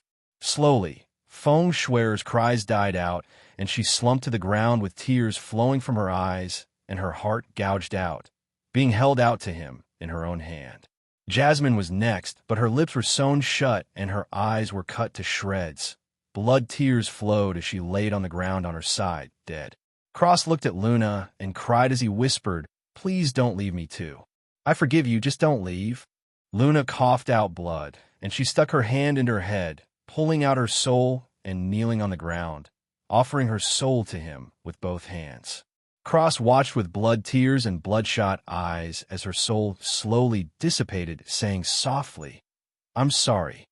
That was the last straw. He crawled over as his other self stabbed him in the legs with spikes, while a bloodthirsty grin was on his face. But Cross was beyond crazy at the moment. He dug his hands into the ground and pulled, forcefully ripping his own legs off as he crawled towards Luna, Feng Shuier, Jasmine, leaving a blood trail behind him. The other Cross expression flashed surprise before he stabbed a spike into Cross' left hand. Not even a wince, Cross snarled and bit his left wrist right off, using his left elbow and right hand to continue as if he felt no pain. The other him stabbed into his left arm. Cross pulled forward with his right arm and roared as he tore his left arm right off, continuing even if he died, it seemed. The other him didn't play around anymore and stabbed right into Cross' right arm. Cross grinded his teeth and looked ahead of him. He was so close. He stretched out his neck and dug his chin into the dirt, pulling extremely hard and somehow tearing his right arm off as well. He continued moving forward with only his chin. A spike came out of nowhere and tore his lower jaw right off. Cross continued with his teeth. They would have to kill him to stop him. The other him stopped his stab as Cross touched the blanket with his teeth. Cross continued moving forward and grunted, bringing Luna, Feng Shuier, and Jasmine in front of him. He managed to smile, even without a lower jaw, as he somehow said, "I was such a fool before. At least we can die together." Cross fell to the ground and closed his eyes with a smile on his face. Suddenly he blinked and was in the dark space again. The turtle spirit sounded a lot more kind this time around and said, "Elven Prince, congratulations. You have passed the trial." Cross asked, "What was that?" The turtle spirit replied patiently, "That was the heart demon trial. How do you feel now?" Cross smiled and said, "A lot better." The turtle spirit nodded and said, "That was the strangest way someone has ever defeated a heart demon. I have never seen someone kill their heart demon by dying along with it. Cross smiled and said, I guess I'm special. The turtle spirit responded mysteriously, more than you know, Elven Prince. Cross looked thoughtful at the reply, but didn't ask. He knew this turtle would say something like, you will find out in the future, or something. Turtles always act mysterious. The turtle seemed to feel Cross' thoughts and coughed before saying, as a reward for passing the trial, I will reward you with 6 drops of Xuanwu blood and a snake scale. It will make your skin as hard as diamond. A black drop of blood shot into Cross along with the scale. The turtle's eyes flashed. A ball of black, shining blood appeared along with several long black spikes and a miniature tortoise shell. The tortoise shell sank into Cross, and his skin got stronger at a crazy pace. The snake scale and the mini tortoise shell were feeding off each other. On Cross' back, at the top of the black circle, a black tortoise with a snake coiled around it appeared. It was just as lifelike as the rest of his tattoos. Cross opened his eyes. So far his blood was red with gold, azure, and black sparkles in it. It was very strange. He looked in front of him and saw the blood along with the spikes. He was confused, and the turtle spirit said, well, the rest gave you extra. Why wouldn't I? Cross chuckled and took the blood and the spikes, not knowing what use he would have for these in the future. The turtle spirit nodded and said, you have been here for 3 months, Prince. It's time for you to go. Cross shouted, what? The turtle spirit chuckled and sent him out saying, good luck, Prince. Cross rushed out of the water, catching a bunch of fish on the way. He killed the strong ones and threw them all in the lake to feed Levi. He rushed out and landed on the beach. He was wearing his black hoodie with a white shirt, black shorts, and his pink fluffy bunny slippers. He was currently pacing back and forth, mumbling to himself with a hesitating look in his eyes. A crack opened in front of him, and a haggard and skinny Luna walked out. Cross felt his entire being in pain as he looked at her. He blinked to her and hugged her tightly as he said, I'm sorry, Luna. It's my fault you felt that way. I accept your apology, but you have to know that I love you more than anything in the world. He pulled his head back and kissed her lips deeply as he said, you're my true love.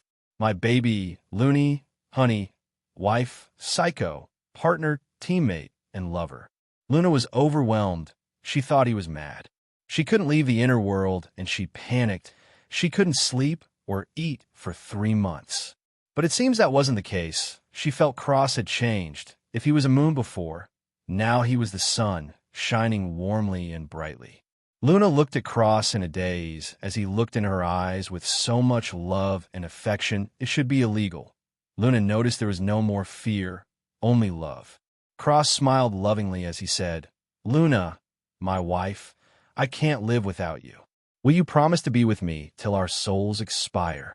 Luna trembled and stuttered. You mean? Cross nodded and said, maybe I will love others. Maybe you will have to share me. Maybe I'm being selfish. But you mean so much more to me. You've been with me since I was the little elf from the streets, hiding my identity with layers of masks. My true personality hidden beneath them all. Cross held her hands and said, Luna Lovegood, will you bind your soul to mine for eternity? Only to love me in the next life, and every one after that, until our souls return to the earth and dissipate. Luna burst into tears as she nodded forever as she kissed him. Cross hugged her tightly, and their bodies flashed. Luna's soul had an elf imprint on it, where her heart should be, and Cross had a LL, where his heart should be. But if you looked to the middle of his chest, there was a monkey imprint. Very strange. Cross jumped for joy and spun Luna around as he giggled like a little boy. Cross put her down and said seriously, I want another child. Luna slapped her forehead and said, really? Right now? Cross nodded and Luna said, how about we wait for a few years until you're strong, even in Jasmine's realm? Okay. Cross grunt and said, that's ACC dash. His eyes widened as he shouted, Jasmine. He looked at Luna and kissed her lips as he said quickly, baby, got back inside and eat. You look like a stick. Where are those cute love handles that I love to grab? Luna smacked him and shouted, what love handles? Those are my hips. Cross chuckled and squeezed her ass and tits as he said, It's been a long time. I might just ravage you when you're better, Luna said quickly in. Wow, I'm starving. As she went into a crack, Cross shouted, make sure little Yaya and little Jia are working hard. Luna's voice traveled over, I got this, babe. Cross smiled, and the crack disappeared. He jumped into the air and closed his eyes, feeling where Sangyu was. He took a step and executed Void Step over and over again. He had to get to Jasmine as soon as possible. She was probably suffering alone in the Pearl. Cross took an entire month to get back to the Sword Villa. What did you expect? He was across the world. He landed on the sword formation and teleported inside, next to Yunche. Yunche jumped and said, you're back. Cross nodded and said, yeah. Yunche nodded before realizing, wait. You could have gotten me out of here whenever. Cross made an awkward face and said, yeah, about that. He just disappeared again as Yunche swung at him. Cross was standing in the Sky Poison Pearl. He looked in front of him to see a skinny-looking Jasmine. He felt his heart tighten and he walked forward. Jasmine turned around, hearing footsteps, and saw Cross. Jasmine POV. I was startled looking at him. I haven't seen him for over a year since the incident. I missed him. No matter how much I tried to forget about him, I just couldn't. He did so much for me. The hardest things to find for my body, he found them on his own. So many words came to my head, but I couldn't choose a single one to say. I opened my mouth to say something at least, but I never got the chance. He pulled me towards him and kissed me. He kissed me. My brain went blank. I didn't know what to think. Nothing came to me. I only felt a bubbly happiness take over as I closed my eyes and wrapped my arms around his neck. It felt natural and sweet. My world lit up, finally showing color for the first time in 16 months. I lost myself in the feeling until it disappeared. I opened my eyes, confused as to why he stopped kissing me. He looked at me with gentle eyes. I touched my face and felt tears. His eyes were so gentle and warm. I could look into them all day. Cross caressed my cheek as he said, I'm sorry. I felt stuffy inside. Why was he apologizing? It was my fault in the first place. I tried to speak, but he continued with a smile. I know what you're going to say, but it wasn't. I am the one you should blame. If I didn't try and run away from my feelings, you wouldn't have to suffer for so long. I didn't know what to say. Every day he left hurt so much. I hated myself for doing what I did. Sometimes I thought it would be better to die to the poison than feel the way I did, but these words from him, they swept everything away, all my sadness and pain. Everything was gone and replaced with a blissful feeling, as if everything was going to be okay now that I had him. I couldn't hold back anymore and cried into his strange clothes, gripping him tightly, afraid that if I let go I will lose him again. Cross hugged me. He pulled me into his embrace and rubbed my back softly. I sobbed and said, You won't leave again, will you? Cross kissed my head and whispered, Not until I die. I exploded with warmth and hummed softly in response as I soaked in his warmth and care, closing my eyes. He was so calming. Back to normal. Cross looked at Jasmine and picked her up at a princess, carried before putting her in her bed and pushing her red hair away from her face. He couldn't quite place the feeling he had for her, but he was happy that he was with her now. He tucked her in and kissed her forehead before leaving the Pearl to Yunche. Yunche was talking with his grandfather. Cross appeared and said, Well, your profound strength is stronger now, so I guess it was good that you stayed here. Yunche clicked his tongue and said, Easy for you to say. You've been traveling for the entire time. Cross chuckled and said, We should probably leave, no? Sangyu is probably waiting for you. Yunche said, You think I don't want to? This guy has to die if we want to leave. Yin Songhai felt funny and said, Oi, brat. I'm your grandfather, not some guy. Yunche just chuckled, and the old man sighed with a smile. Cross looked at Yin Songhai and said, I sealing formation, locked into your heart. Child's play. He spread out his hands, and strings shot out, drilling into Yin Songhai's chest and locking the chains around him before Cross clenched his hand, and everything snapped. Cross grabbed Yin Songhai and said, Go relax with Xiao Lei and my father-in-law, okay, before throwing him into the inner world, handing him to Luna. Yunche got agitated and said, You could do that the whole time. Cross smacked his head and said, Even if you're in the Earth realm now, I'm still stronger than you. Yuan smirked and rubbed his head as he said, "You're still a bastard." Cross chuckled and didn't deny it as he collected the meteorite chains and said, "Let's get the fuck out of here." Yuan grinned and Cross teleported them both out, before disappearing completely. A while later, Cross was sitting outside the palace as Yuan was in a room with Sangyu. Didn't take a genius to figure out what was going on inside.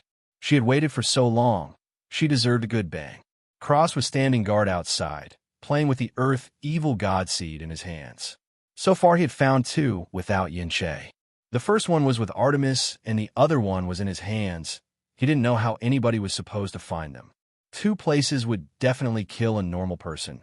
But then again, was the inheritor of a god a normal person? Definitely not. Cross was hovering in the air as if he was sitting in a hammock. One hand was behind his head and the other was holding open a book. He couldn't help but say, the novels around here sure were garbage. The erotic ones were even worse. He decided to write his own and took out a book and a quill. The book hovered next to him and he thought of the words while he read the book in his hand. A god at multitasking. While Cross was reading and writing, Yuan had apparently finished and came out with Sangyu, who had a deep blush and wobbly legs. She smiled softly and rubbed her stomach as she said, "Did you see Yuan? Is the child cute?" Yuan froze and said, "What child?" Sangyu said, You didn't know? She was pregnant when you got stuck in the sword." Yuan eyes widened, and he said, I will come back," before dashing out of the imperial city. Cross closed his open mouth and sighed. Sangyu looked over and asked, "Why are you sighing?" Cross replied, "Because little Jia is with me, not at frozen whatever sect." Sangyu slapped her forehead and sighed as she said, "Why didn't you say anything before?" Cross rolled his eyes and said, "I'm doing something. Why didn't you go for round 2? Sangyu's face turned red and she stuttered, why you?" Cross chuckled and teased, "The noises you make are very cute, princess." Sangyu covered her face and shrieked, running back into her room and slamming the door. Cross chuckled and continued writing his book. It was about a boy who lived in a closet before becoming a wizard. He chuckled and thought of the look on Harry's face when he read it. It would be priceless. A few weeks came and went. Cross had finished his book and titled it The Boy Who Lived. He had already published it under the name God of Literature. Copies were being sold everywhere in the world. Cross didn't care about the money and just handed the accounts to Sangwanha, who was thrilled and almost offered his own daughter to him. Cross declined with a funny look. Sangwanha was helpless. The favor Cross just did for him was immense. The revenue from the book was so much that the empire was thriving based on the sales alone. Cross was currently writing another book, and Sangyu was sitting next to him, reading The Boy Who Lived. Far away, Harry looked at the book and rubbed his forehead with a funny look. Ginny giggled on the side and said, "I only know one person who would do that." Harry opened the book and read the words on the first page, "To a friend I haven't seen in a long time. I hope you're doing well in this strange world." See, Harry lifted his glasses and smiled as he said, "Yeah, nobody else comes to mind." Ginny smiled and held a little boy as they continued their little journey. Back to the palace. Yuan came back in a depressed mood, but Qingwei was with him this time. Cross looked over and said, "What happened?" Yuan said, "Little fairy is missing. Grandpa Lai and little aunt are gone too, and the dragon god's spirit dissipated after giving me something." Cross chuckled and waved his hand. A crack opened and Yuan walked out holding a little girl. So did Lingxi. Yuan was floored. They were here the whole time. What kind of joke was this? He looked at Cross and said, "Why didn't you tell me?" Cross rolled his eyes and said, "You can away so fast to go find her I didn't even get the chance to speak. What do you want from me?" Yuan ignored him and said, "Little fairy, your veins?" Yuan held Wuxin and smiled as she pointed her chin across. Yuan was speechless, as was Qingwei. She saw Yuan destroy her veins with her own eyes. Now they seemed to be better than ever. Cross picked at his ear, and Wuxin held her hands out to Cross and grabbing. Cross waved, and Wuxin flew through the air and landed on Cross' head. She was only 8 months old. What did she know? His kids were 9 and starting to cultivate slowly as their veins were still growing. Cross grabbed Wuxin, holding her in the air by the back of her shirt as she giggled. He said, "Go inside and talk. For women in one room, just thinking about it makes me nervous." Yin Shay took Wuxin with trembling hands, and Song Yu watched with a gentle smile as she rubbed her stomach, eager to spread the news. Yuan brought Yin Shay, Song Yu, Qing Wei, and Ling Xi inside the inner world and to a meeting room in the palace. Cross groaned and went inside as well. Cross pushed out a boat onto the lake and sat in it before taking out a fishing rod and fishing. Yin Shay's personal business wasn't his own, so he just left them alone. Little did he know, there was a little fire in his backyard as well. Cross was fishing peacefully when two thumps sounded behind him. He turned around and saw Luna and Jasmine looking at him. He put the lit cigarette in his mouth and turned back to the water as he said, "Yes, ladies." Luna sat down and crossed her legs, looking like a queen, while Jasmine sat next to her with her arms crossed, looking like a princess. Cross looked at them and clicked his tongue as he said, "I sure am lucky," before casting his lure again. Jasmine blushed, and Luna said, "Just like that." Cross replied, "No, I kissed her. If it was just like that, then I would have banged her." He exhaled a mouthful of smile and gave them a smile as he said, "I like Jasmine, but just because I accepted my feelings doesn't mean I love her." Luna nodded with a small smile, and Jasmine let out a breath of relief as she said, "That's good." Cross nodded and said, "I've known you for 2 years. If you love me, that would be weird. At most, I'd say we're dating." Jasmine smiled. Seemed like she didn't have to go through her speech. As expected of the man she liked. Jasmine looked at Luna with a bit of a nervous expression. After all, she kind just intruded on their relationship. She wasn't scared, just a bit apologetic. How she kept Cross alone for so long, Jasmine will never know. Luna turned to her and gave her a smile that, at the same time, was not a smile. Jasmine chuckled nervously and clenched her fists until her knuckles turned white. Cross opened his mouth, but decided not to interfere in the end. He only said, "Don't scare her." Luna smiled sweetly and said, "I won't," as she started talking to Jasmine right then and there. Cross didn't mind. He could listen to their voices all day. It was actually surprisingly peaceful. He looked at the water, and Levi popped his head out from the water, crying happily. Cross smiled and threw him a fish as he said, "You got much bigger. Do you like your new home?" Levi nodded excitedly and made several happy growls. Cross smiled and said, "Quickly go practice and become a big Leviathan. Then you can come outside with me and fly in the sky." Levi shot over the boat in an arc before diving down to the depths again. Cross smiled and listened in on Luna and Jasmine's conversation curiously. His face turned black when he heard the nonsense they were spouting. Cross' face was pitch black as he listened to Jasmine and Luna argue. Luna said, "Like I said, if you don't truly love him, I will kill you." Jasmine retorted, "As if you could? Plus, do you think he would let you?" Luna felt her mouth twitch as she said, "You think he would choose you over me? Not to mention that I'm his wife. I'm 100 times more beautiful than you." Jasmine flared up and said, "In your dreams. How old are you again?" Luna felt her eyes twitch, and she said, "Want to ask that again, lowly?" Jasmine shouted, "I'm not a lowly. You old bitch." Cross put his hand in between them as he said, "Can I fish in peace? You were both fine before. Why are you fighting now? It's annoying." Jasmine and Luna fell silent. Cross smiled and said, "See? Friends. You're both big girls, not children. Speaking of which, where's Zephyr and Pandora?" Luna replied, "I do dash." A loud whoosh sound came from above them. Cross looked up and saw Zephyr and Pandora flying on separate horntail basilisk dragons. He shouted, "Be careful. Don't hurt yourselves." Zephyr and Pandora shouted, "All right, Daddy," before flying off. Cross-eyed fucking kids, gonna give me a heart attack one day. Luna smiled, and Jasmine said softly, "They're so precious." She sighed and looked at the lake with a sad expression. Luna rubbed her back and whispered in her ear. Jasmine's face turned red, and she didn't know what to say. Luna giggled, and they started talking more, as if they didn't just fight. Cross shook his head and continued fishing. A while later, Yin Che flew over and said, "Big bro, you're amazing. If I was a woman, I would fall in love with you for sure." Cross spat and said with a smirk, "Fuck off. Yuan chuckled and landed on the boat.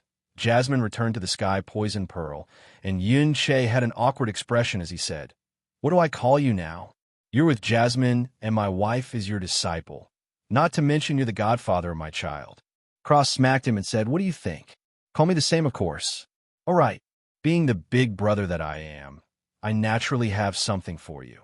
He looked at Luna and gave her a kiss before saying, "See you later, my love."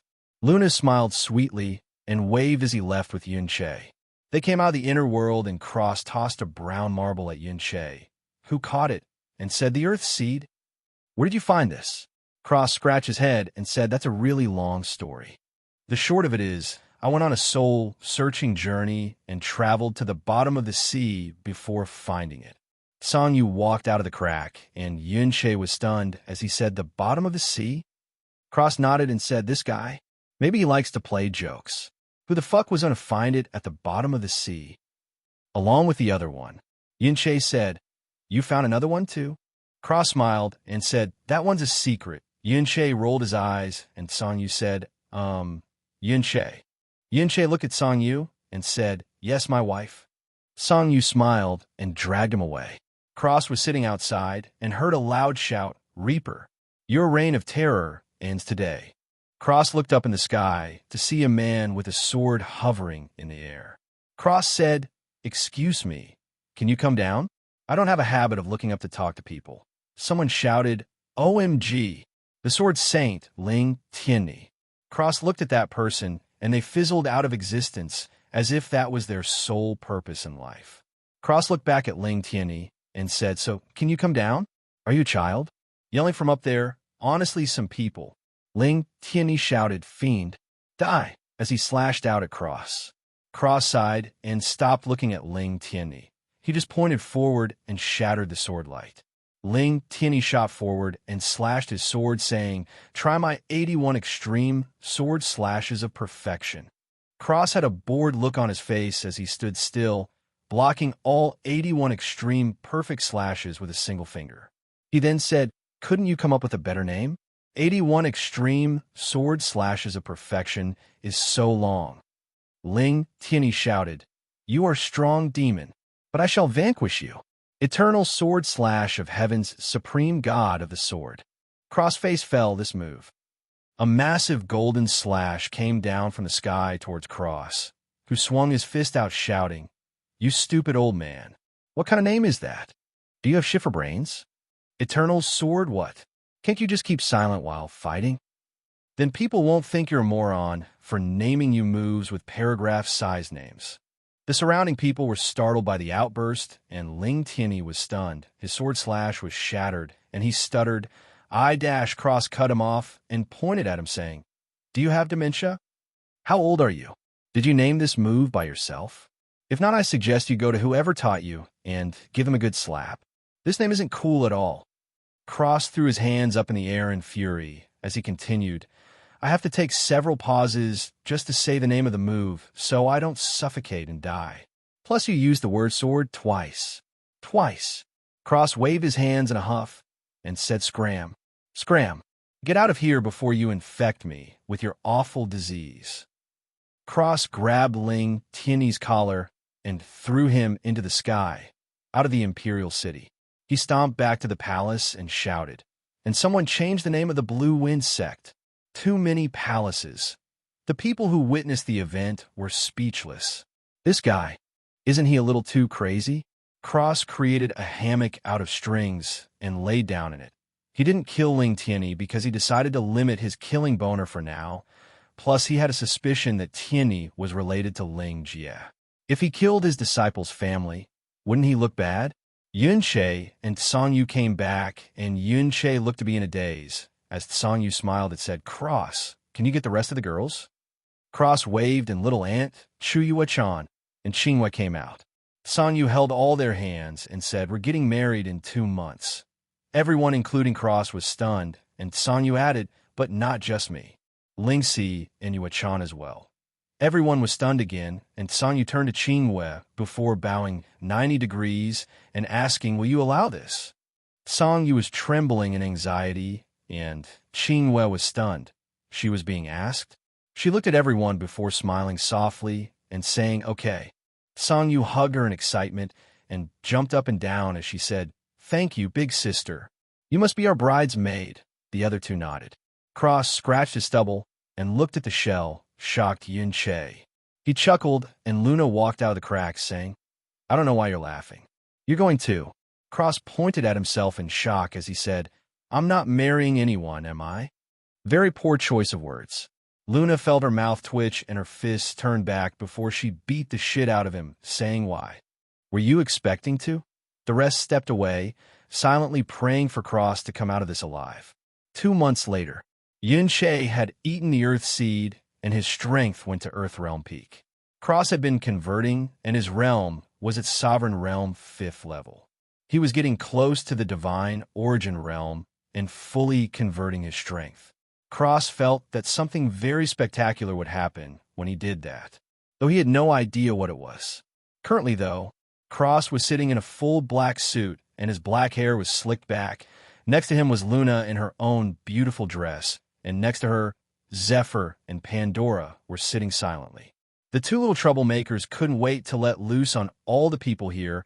Pranking people in the castle was fun and all, but after you prank the same person 24 times, they get used to it.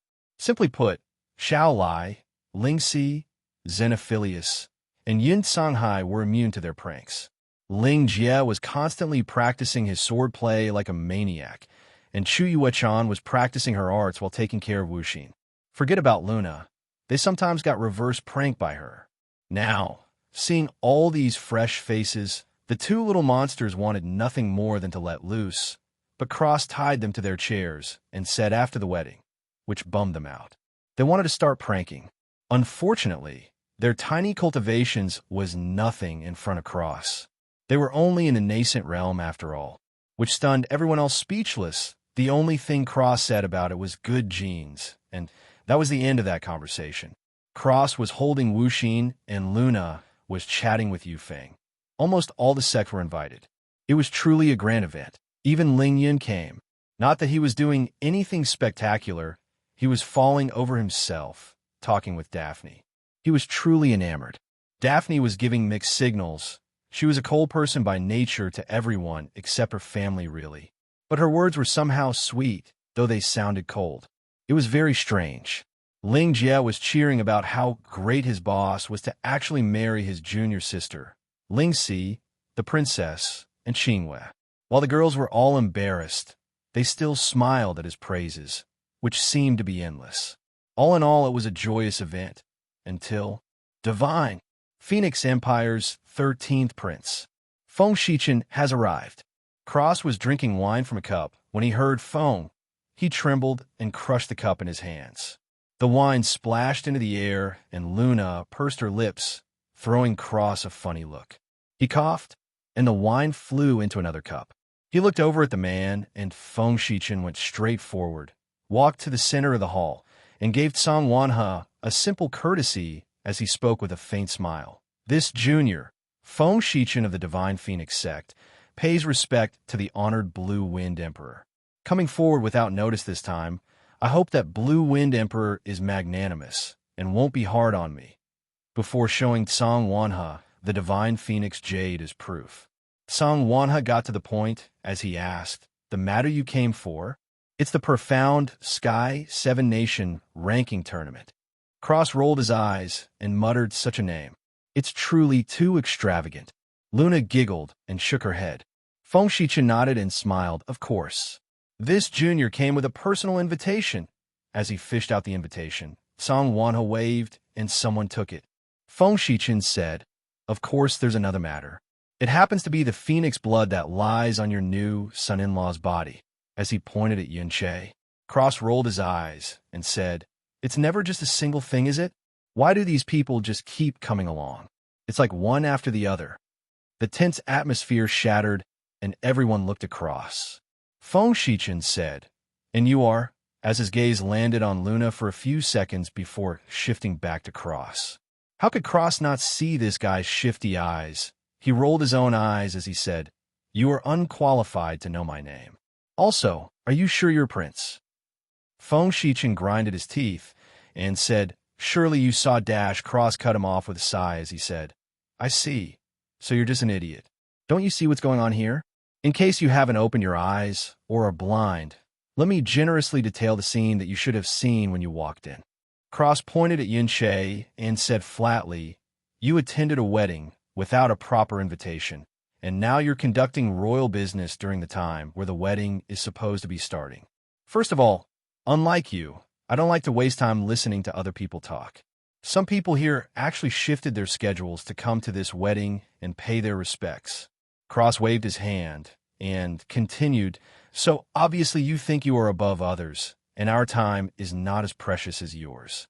Might I remind you that you are the 13th prince, which means that there are 12 other princes ahead of you. Also, you are addressing an emperor, which is a supreme status well above prince, especially the 13th one. Mind your matters and hold your tongue until the wedding is over. Cross sighed and added, honestly, does the Divine Phoenix Empire not have etiquette teachers? I'm surprised your father even sent you in the first place. Wouldn't it be awful if you offended someone you shouldn't have and the Divine Phoenix Empire turned into a flat land devoid of life? Everyone sucked in a cold breath of air, and Feng Shichen was trembling in either rage or humiliation. It wasn't clear. He opened his mouth, but Cross added, also, if you value your life, you will stop looking at my wife with your filthy eyes full of lust. He waved, and a chair flew through the air behind the prince, smashing against the back of his knees, forcing him to sit as he was bound to the chair, and his mouth was forced shut as he moved to a spot at a table with others. Cross said continue. Yin Che chuckled and continued the wedding as if nothing happened. The rest of the wedding went by spectacularly. Yin Che got married to 3 beauties at once and left to the bridal chamber. Cross saw Qingwei sneak there too. Cross was drinking wine, but Luna could tell he was a bit agitated. She patted her arm and said, what's wrong, love? Cross put down his cup and said, there's this girl. Her name is Feng Shui.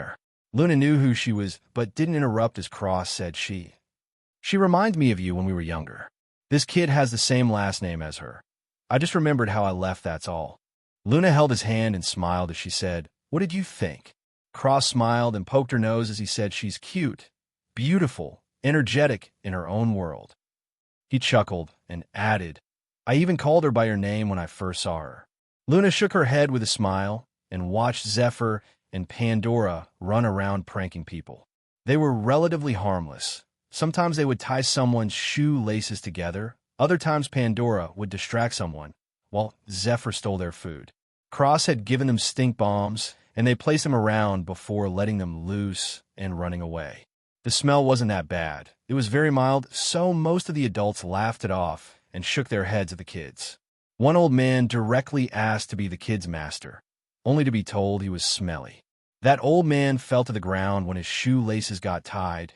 The atmosphere was very lively, except for Feng Shichen. The 13,547th prince of the Divine Phoenix Empire was seething with rage, partly because he was still tied up, but mostly because Zephyr and Pandora drew cat features on his face. Pandora punched her palm and ran off before coming back with a hairband that had cat ears attached. She put on Feng Shichen's head and high-fived Zephyr before running away. Everyone started giving Feng Shichen looks, silently laughing on the side. Song Wanha watched the 2 kids with a big smile. They called him a smelly old man too, but he told them he was proud to be a smelly old man, making them laugh. He really did like the 2 little devils, even more now that they were fearless. He sighed to himself, wishing they were his grandkids. Feng Shichen naturally brought bodyguards with him, but they were helpless against Cross in the first place, and secondly, they thought the kids were cute. They had children of their own. How could they not like little mischievous monsters? Feng Shichen also died in rage when one of his bodyguards actually gave Pandora a purple coin and a head pat. If he could speak, he would definitely say, head pats are only for good children. They drew a cat on my face. A while later, everybody started leaving and Cross sent Luna and the kids back into the inner world. He gave Luna a kiss goodbye, and she left for the kids. Cross held a sleeping Wuxin and sat in front of Feng Shichen after everyone left. Cross waved over Wuxin and made a soundproof barrier before snapping his fingers and setting Feng Shichen free. First thing Feng Shichen did with his freedom was shout at Cross angrily. "You F-file dash!" Cross waved his hand and muted him as he asked the bodyguards, "Does he usually act like this?" The bodyguards scratched their heads and nodded. Cross sighed and pressed his hand down. Feng Shichen sat back down and was unmuted as Cross said calmly, "Listen, boy. I don't care what number prince you are. I just want you to relax and speak like an adult. Are you capable of doing this?" Feng Shichen flared up and opened his mouth. Cross slapped him and said again, "Are you capable?" Feng Shichen snarled, "I'll kill you. I'll kill you." Cross rolled his eyes and said, "How many people have tried to kill me so far? They could build an empire in the underworld based solely on their hatred of me. Maybe you would like to be a prince there instead." Feng Shichen trembled and stopped speaking. Cross nodded and said, "Out with it, boy. What's the real reason you came here? For the Phoenix blood? I can tell you this. Yuan has never been to the divine Phoenix Empire." Feng Shichen frowned and said, then dashed cross-eyed and said, "You're very predictable, aren't you? Then why does he have Phoenix blood? Is what you were going to say." He flipped his palm and a ball of golden flames appeared on his hand as he said plainly, "I have them too. Have you ever seen me walking around the divine Phoenix Empire? I have never been there." Feng Shichen was about to pull his hair out in frustration, and Cross said calmly, "You know, your Phoenix Empire is pretty meh. You have a Phoenix spirit or whatever, does it really matter?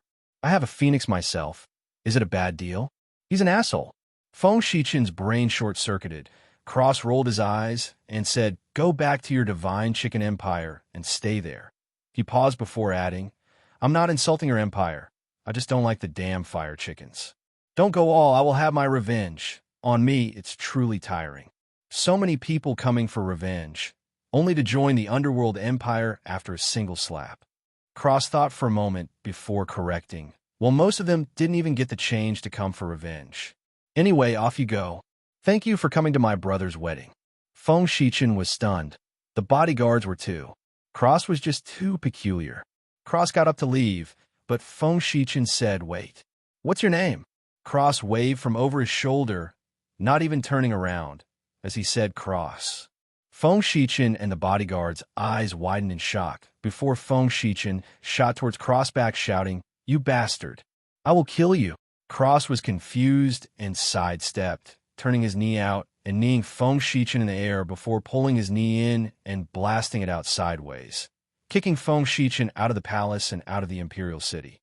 Cross looked at the bodyguards and asked, "I thought we had a nice discussion." The bodyguards looked at Cross with complicated eyes. One of them said kindly, "This, sir. I caution to be careful and perhaps hide before we get back to the divine Phoenix Empire." The other bodyguard nodded. Cross frowned and said, "Why?" The other bodyguard replied this time, "Something happened. In any case, the Emperor believes you are to blame and has been searching for you for a long time now. It's a direct kill order." Cross said in confusion, "I've never been to the divine Phoenix Empire. Perhaps you got the wrong person? I highly doubt that there is only one Cross in this world." The first bodyguard nodded and said, "In any case, Your Highness, the 13th Prince will not care." The second bodyguard added, "Please take care of yourself, sir," before they both bowed and left the palace. Cross watched them go before muttering, "That was weird. Someone must be impersonating me. Am I so handsome I have admirers? Cool," as he walked away. A month passed. Song Wanha had a complete reformation. He executed both princes and everyone in their camps before getting busy making for princes. Yuan spent a beautiful month with all 4 of his wives. Cross was happy and got to relax a bit. He spent his days with Jasmine talking about his void step and occasionally flirting, though Jasmine was truly a shy girl. He got one kiss from her the entire month. Luna, on the other hand, fought with him on the bed every night as if she was hopped up on aphrodisiac. Cross speculated it had something to do with Jasmine, but Luna would never admit it. He naturally didn't care and enjoyed Luna's care as always. Yuan enjoyed her time outside, and after 2 weeks, she went back into Cross inner world. Ling Jia and Qinghua followed along and started staying inside, while Tsang Yu stayed outside with Yuan. She had managed to convince her father that she was leaving to become a top expert and join the other girls in the inner world. Luna had been studying profound strength and had become a qualified teacher. she taught the girls and become a teacher in her own right. Xiao Lai, Xenophilus, and Yun Songhai became close friends and played Chinese checkers most of the time, while sipping on wine and talking. Xiao Lai had taken the opportunity to become a wine brewer, and Cross gave him access to any plants and things he may need. It was truly good. Unexpectedly, Xiao Lai was a great wine brewer. Everything progressed smoothly without any bumps. The Frozen Moron Palace had announced a name change to Frozen Harpy Sect. Cross sighed when he heard the news. These girls, they still couldn't come up with good names? Cross had also published another book under the same pen name, and the sales went to Song Wanhe as a wedding gift.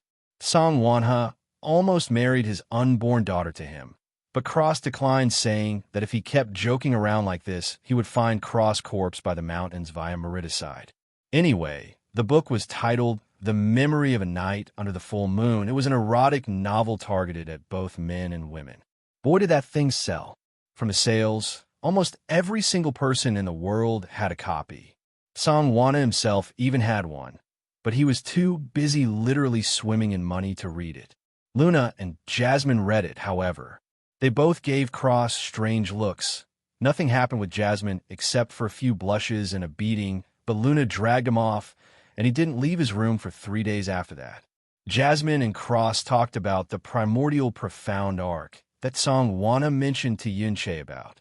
Jasmine had told him that an arc was a giant flying ship, but she had never heard of one that disappeared, and she was curious. Cross was curious as well, and Yunche confirmed that he would participate in the tournament in the Divine Phoenix Empire. Cross started getting hairy vibes from Yunche. Somehow, everything that happened was centered around him. He didn't mind, it was just he had some crazy luck to run into a second Harry. Cross was currently sitting outside on the steps of the palace, smoking and enjoying his alone time. Not that he didn't like being with his girls, but he needed time to himself sometimes. Maybe he would turn into a sex-crazy person from too much. Since he had a perfect body that had been strengthened countless times, his yang energy was simply immense. Plus, he only ever had sex with Luna, so he was constantly circulating his own yang energy back into his body. There was no possibility for him to become overdrawn from sex acts. Plus, he was an elf. If he wanted a woman pregnant, she will get pregnant. There was no maybe. This was the unlimited fertility he possessed. Yunche joined him on the steps and sighed. Ready to leave? Cross scratched his stubble and exhaled a mouthful of smoke as he said, whenever you are. Suddenly, a snowbird landed in front of them, and Chu Yueli got off. Cross took a drag from his cigarette and gave Yueli a bad look. Yunche wasn't so discreet and said with obvious disgust, "What misfortune do I have you see you today?" Yueli shook and bit her lips as she said, "You've been invited to the sect by our grand mistress." Cross chuckled, smoke shooting out of his nostrils as he said, "And she sent you?" Yunche didn't speak, waiting for an answer as well. Yueli clenched her fists and said, "I volunteered. This has nothing to do with me. The Grand Mistress wishes to see you both." Cross yawned and said, "Whatever. I can see the progress my little creations made." Yunche nodded and said, then led the way. Yueli hopped on the snowbird and Cross summoned White. After telling him to be as terrifying as possible, he sat on him with Yunche and followed Yueli's trembling snowbird to the frozen whatever sect. Evidently, Cross had already forgotten the name. Cross and Yunche landed at the frozen harpy sect. Chu Yueli walked inside, and the two followed her. Cross had communicated with Luna and got her useless Slytherin necklace from her. He also took the ring from her. She was reluctant at first, but Cross explained that he was going to try and make something better with them. He had also taken the bracelet from Daphne, since she didn't use them anymore. He gathered them all in the box and studied them piece by piece. While the magic enchantments didn't work anymore, they were still there. All he had to do was make them work, and he could even make them better. Cross and Yunche walked in to see an old woman sitting on the throne. Cross rolled his eyes, and Yunche said, "Directly speak." The old woman smiled and said, "You seem to have a hatred for our sect?" Yunche said in annoyance, "Should I not?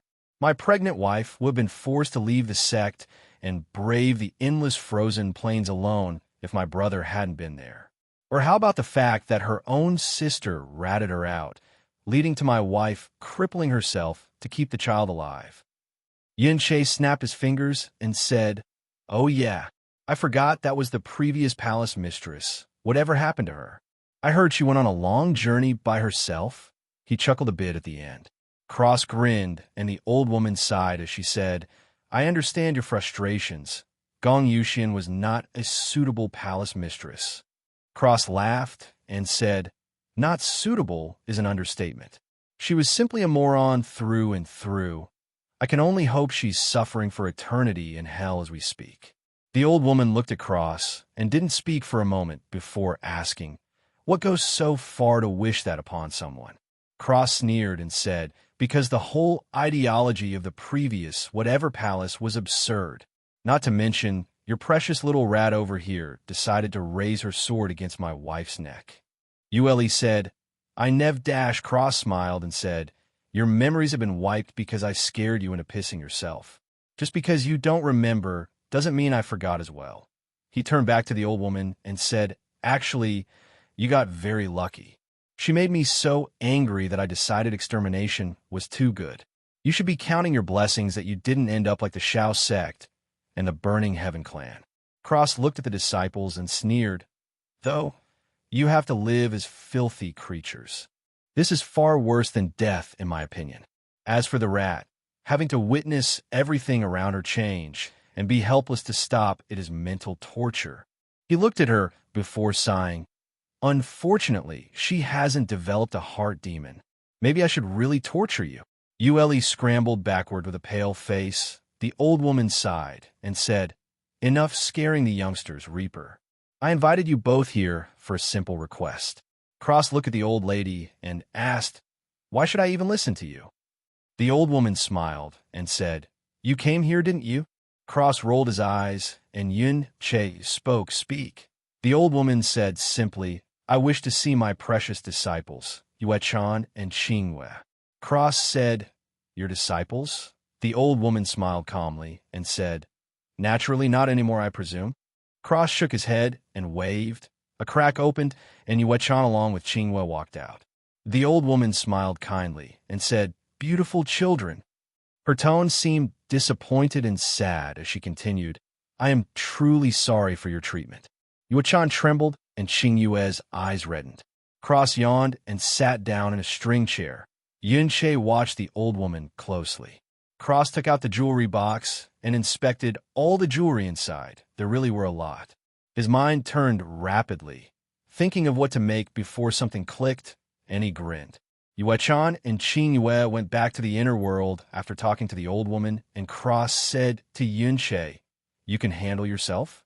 Yuan nodded, and Cross went into the sky poison pearl. Yuan started talking to the old woman, while Cross was standing in front of Jasmine. Cross looked at Jasmine and gave her a gentle smile before sitting down and opening the jewelry box. Jasmine floated over and asked, "What are you doing?" Cross smiled and said mysteriously, "It's a surprise." Jasmine clicked her tongue and watched in silence. Cross took out a 9-colored purity flower, meteorite chains, all the jewelry, a drop of his own blood, and a sliver of the green crystalline liquid. His profound strength exploded out, and all the materials hovered in front of him. He pointed and forced out a bright white string. His face noticeably paled, and he cut the string off from his body before using his void forging art. All the materials melted down and fused into a floating ball of material. The ball was constantly changing color and shape as black molten fluid and air was being pushed out as the ball got smaller. Jasmine saw Cross' pale face and said, "Are you okay?" Cross didn't answer and focused on his work. Jasmine was getting nervous. Whatever he was making will surely be amazing, but he was weakening himself by doing it. Cross was extremely focused as he envisioned his creations in his mind while waving his hands, forming the ball of materials. A while later, Cross was sweating heavily and clapped his hands. The ball of material turned pitch black and gleamed before 4 necklaces formed. The first necklace was significantly bigger than the others and looked like prayer beads. The beads were the size of golf balls and fell to the middle of his sternum.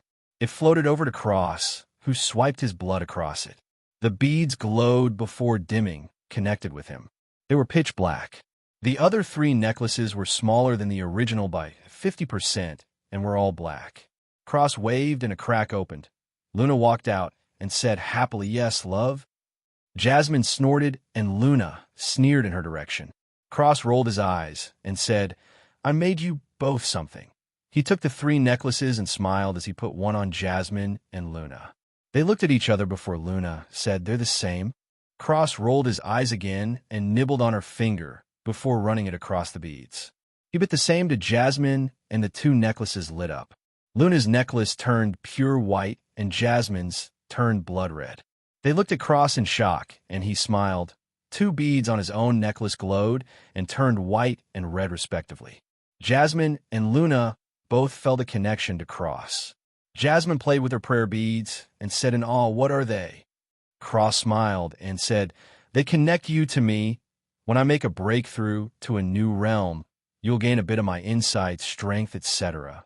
Not only this, but you can communicate through the beads. I will hear you wherever, whenever." He scratched his cheek and continued, "This should also speed up your cultivation and constantly purify your energy while strengthening your body, as well as let me know if you're in danger." Jasmine and Luna were shocked. These were so amazing. They looked at Cross, who was giving them a gentle and happy smile. Their hearts melted and they were filled with warmth. Cross was suddenly tackled by both of them. He held Jasmine and Luna with a big happy smile. He gave them a kiss each and smiled goofily, feeling he was lucky.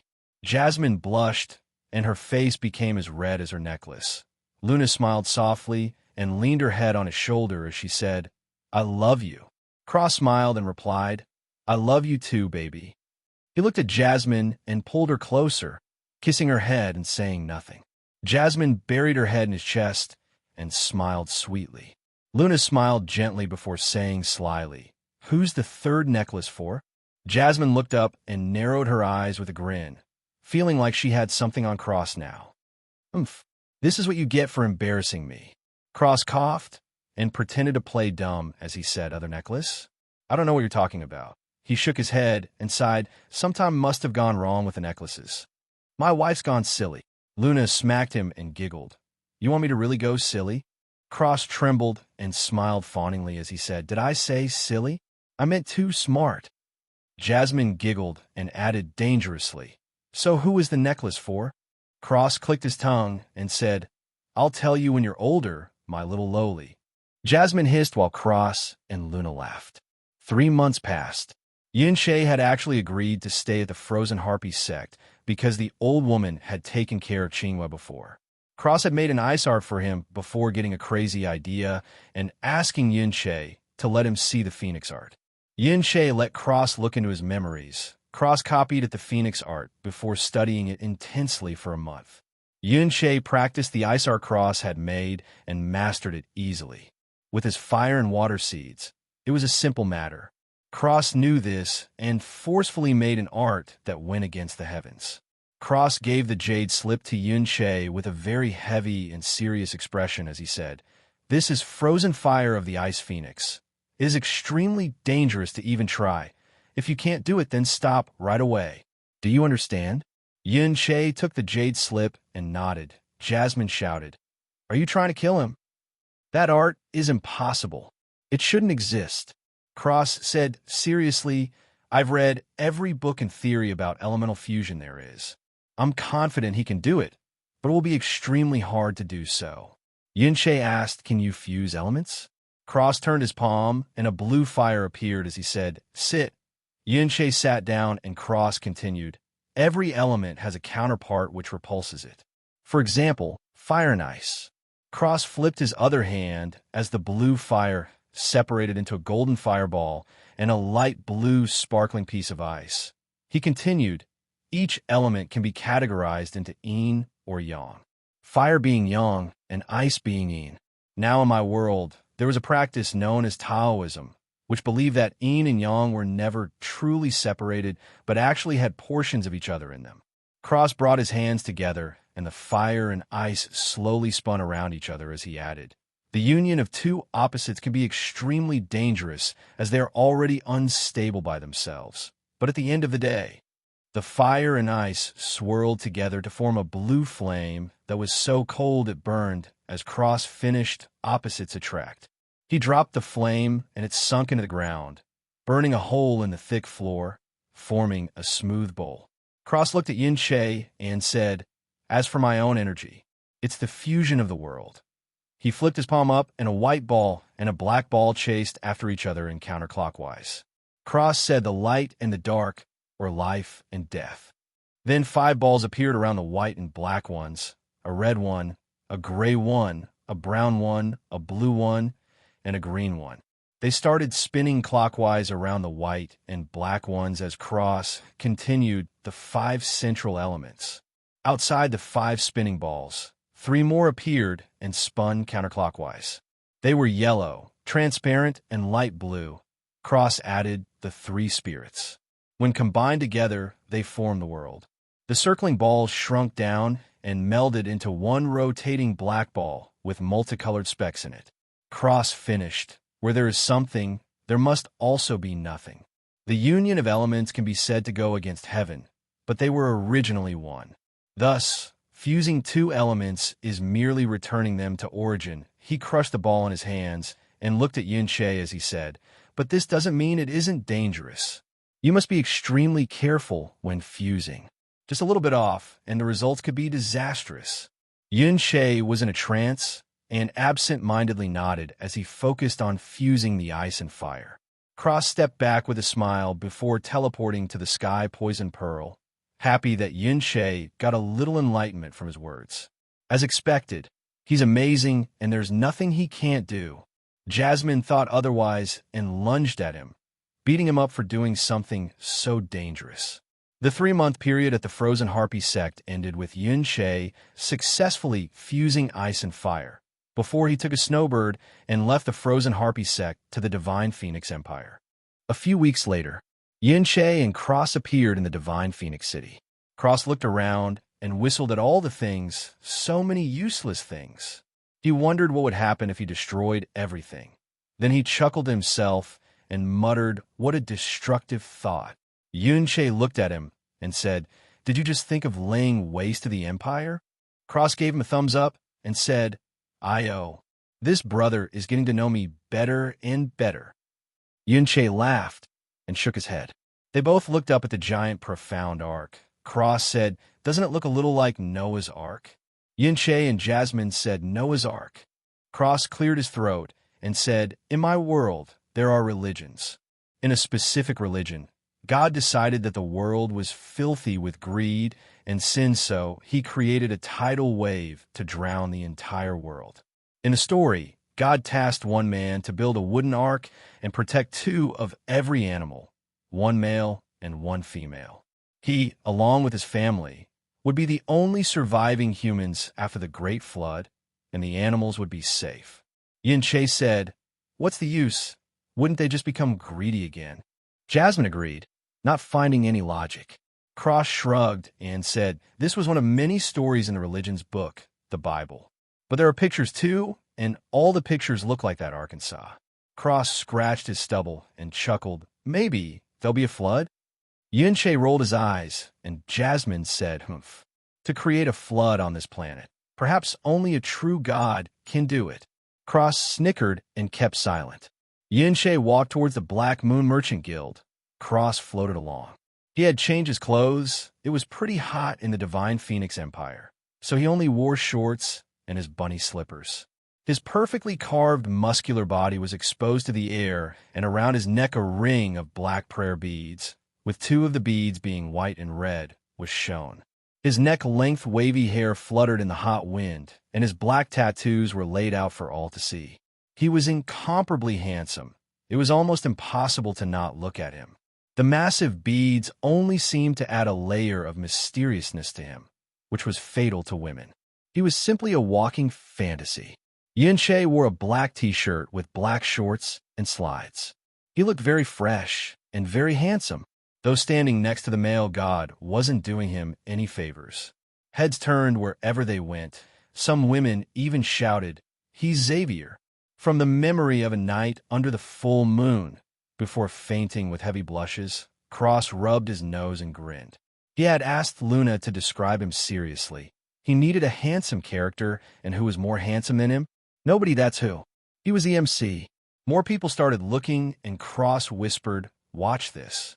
Yuan smirked slightly, and Cross made a blank expression as he held his prayer beads and chanted, Ba. Lust is man's original sin. The women's expressions fell, and they were disappointed, while the men were ecstatic and chanted, Ba. Ha ha! Cross burst out laughing as they turned a corner, arriving at the guild headquarters. Yuan snickered and said, "I think your wife would kill you if you turned monk." Cross shivered and said, "No meat, wine, or sex. Bleh, I'd rather die." Yuan burst out laughing and looked at the headquarters before whistling. Cross scratched his head and said, "Isn't this a bit too grand?" Yuan had to agree. "Aren't you just a shop? This is better than Song Yu's palace." Suddenly, they heard an arrogant voice. A boy dressed on red said, "Move, slaves. Watch how I turn this steel purple and reach the 7th floor." Cross choked and shouted, "Oi, who are you calling a slave?" The boy stopped and turned across as he said, "You dash," before choking. This guy, was he made by the heavens themselves? The rest of the people were stunned as well. Cross waved and grabbed a man as he said, "You, how does this steel work?" The man stuttered, "The stronger you are, the different the color is. There's 7 colors representing 7 floors. Purple is the highest." Cross threw him back and said, "You, the guy that looks like a used tampon, display your strength." The boy almost spit out blood as the people around started to laugh. He grinded his teeth and said, "You first." Cross sneered and spit at the steel. Everyone's eyes widened, and the used tampon guy started laughing as he said, "You dash." His laughter was choked back, and his face turned completely white. Cross spit hit the steel and blew it to smithereens. There was no steel left. Cross sneered as he said, "Strong enough for you?" The used tampon guy trembled and backed up slowly. Cross said, "I don't hate arrogant people, but I hate people who are more arrogant than me. Now scram before you have to tell your story to the demons in hell." The used tampon guy ran away as fast as he could, cursing his parents for not giving him 3 legs. Cross burst into laughter before wiping his eyes and sighing, "That was fun." Yuan rolled his eyes, and an old man appeared in front of Cross, saying fawningly, "Senior, I would like to personally escort you. Please come with me." Cross rolled his eyes and followed the old man with Yuan. Cross muttered, "How fucking old do I look? This guy has a white beard, and he's calling me senior." Yuan laughed, and the old man almost tripped. They entered the building and immediately went to the top floor. They were greeted by 3 beautiful girls. Yuan and Cross was surprised. Cross said, 3 little girls at the Sky Realm as hostesses?" He elbowed Yuan and said, "Seems like this place gets more grand by the minute." Yuan turned his head and laughed. Cross was too rude. He didn't give anybody face, not a single person. The 3 girls almost fell down, and the old man slipped away. A voice was heard, though it was half chuckling as it said, "Bring them here." The 3 girls brought Cross and Yuan to another old man. Cross sat down in a chair and looked around, crossing his legs as he said, "You don't sell my books here. Though I guess they would be on the lowest floor." The old man laughed and said, "Yes, the God of Literature's books are on the lower floors." "Oh, should I call you that? Or perhaps Cross? Maybe you prefer the Reaper?" Cross clicked his tongue and said, "Not liking the new look? Out me right away, why don't you?" The old man smiled and said, "Please sit, sir." Yuan said, "Ling Yuan." Cross laughed, and the old man chuckled as well, saying, "Very well, Mr. Yuan. Yuan sat down and said, "Black Moon's information network sure is something." The old man shook his head and said, "I merely felt your phoenix flames. Also, most of the time you're seen with the Reaper, who most notably wears pink fluffy bunny slippers." Cross grinned and wiggled his foot, making the bunny ears flail a bit. Yuan smiled, and the old man smiled as he added, "My name is ZG. Very nice to meet you both." Cross waved in greeting, and Yuan nodded. ZG sipped on his tea as he said with a little smirk, "So what can I do for you, too? Perhaps something the Reaper himself cannot accomplish." Cross felt his mouth twitch, and Yuan smiled as he said, "I require 2 items and a piece of news." Cross tuned out and looked at the 3 girls on standby. He waved one over and said, "Do you have any good wines?" The girl nodded and said, "We do. Would Mr. Reaper like some? Cross chuckled and said, would I ask if I didn't? Bring me a gourd or bottle or jar, or whatever of you best wine. The girl nodded and retreated. Cross closed his eyes as Yuan talked to ZG about the things he needed. The girl came back with a big gourd and said, 100,000 purple coins. Cross rolled his eyes, and a card appeared in thin air as he took the gourd and drank straight from the tip. He smacked his lips and fell silent. It wasn't bad, but it wasn't as good as Shao Lai's. He took back his card and sighed as he continued to drink. The girl could tell that Cross wasn't satisfied and felt her eyebrow twitch. That's the best we have, okay? A while later, Cross and Yuan had both left the Black Moon store and walked to the place ZG had given him for some flour. Cross was drinking from a gourd as he floated around Yuan, trying to entertain himself. Cross was sitting cross-legged upside down and drank from the gourd as he said, Little bro, is this flour really important? Can't we just go steal from the palace? So much easier. Yuan chuckled and said, for you, I'll get skinned alive going in there. Cross snickered and said, isn't it more fun to be in danger? Very stimulating. Yuan laughed and said, unfortunately, unlike you, I'm not tired of living just yet. Cross pouted and said, come on. Yuan laughed and said, you're drunk. Cross burped and grinned as he said, I bought 20 gourds. What did you expect? I'm not even filtering it, plus I'm on like number 15 or something. These gourds hold a lot. He closed one eye and looked into the gourd with the other as he added, maybe there's a space function in these gourds. He gasped and said, then I can fill them with as much of Grandpa Lai's wine as I want. He chugged the rest of the wine and hiccuped before holding the gourd in front of him and getting to work. Yuan felt his mouth twitch as they arrived at the building where an auction was being held. Cross slapped the gourd, and it buzzed before strange runes appeared on it. Cross chuckled excitedly and disappeared before reappearing a few minutes later, drinking from the gourd and spinning in the air around Yuan. Yuan rolled his eyes, and they walked into the building. He was escorted to a seat, and Cross floated above him, with a little blush running across his face. A woman walked onto the stage, and countless men locked their eyes on her. Cross clapped and enjoyed the show. The little vixen was giving as she said, Little Chi will be running the auction. Please buy things for me. Yuan choked, and Cross burst out laughing. The auction continued, and Chi introduced an item. In this jade case are 2 purple crystal jade marrows which contain the purest essence of an enormous purple crystal mine. If you use one to drive a profound arc, 1 purple crystal jade marrow could fuel a 50,000 kilogram profound arc for 200 hours. If you meld it onto a weapon with spiritual conscious, it could raise the weapon's intelligence by a lot, you know.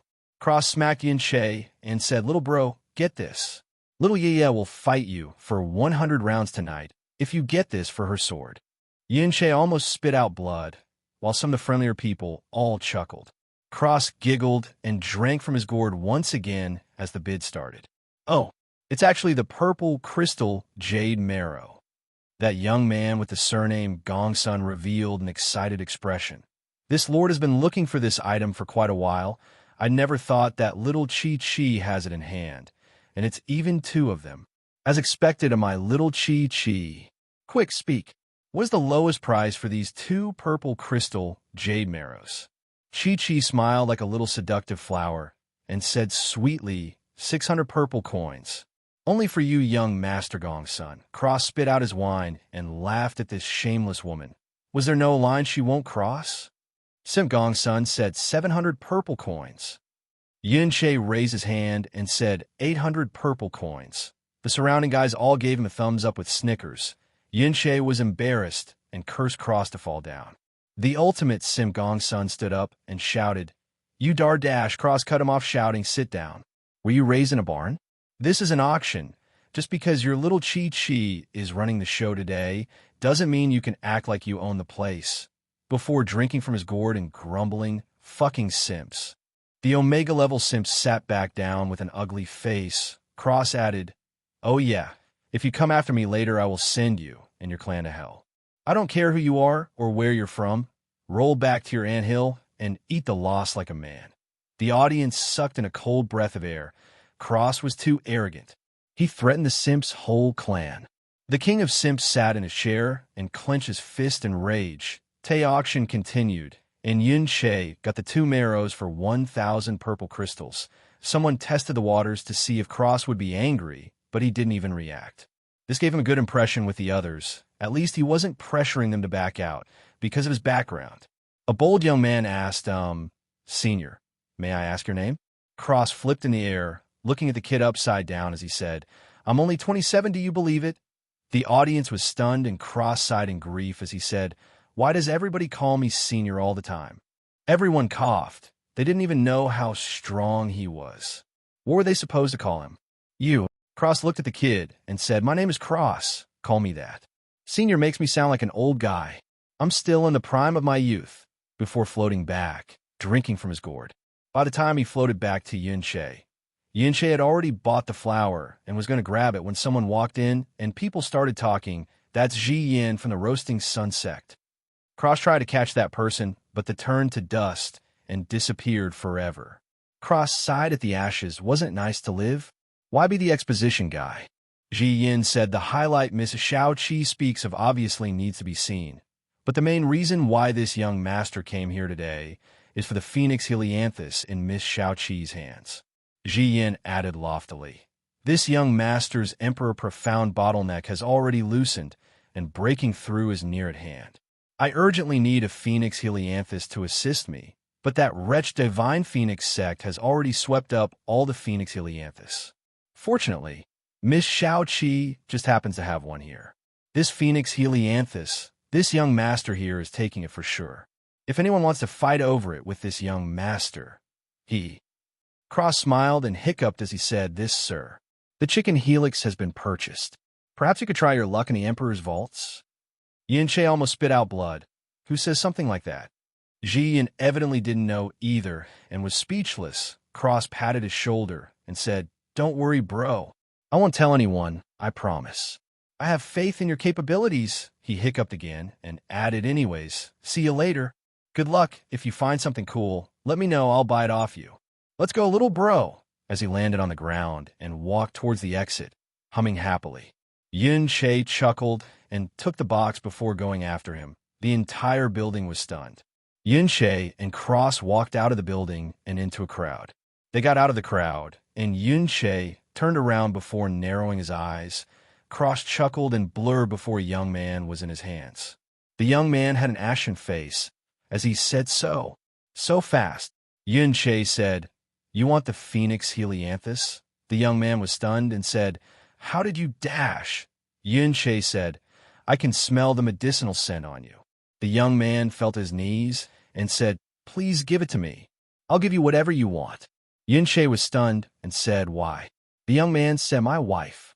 If I don't get this flower, she'll die.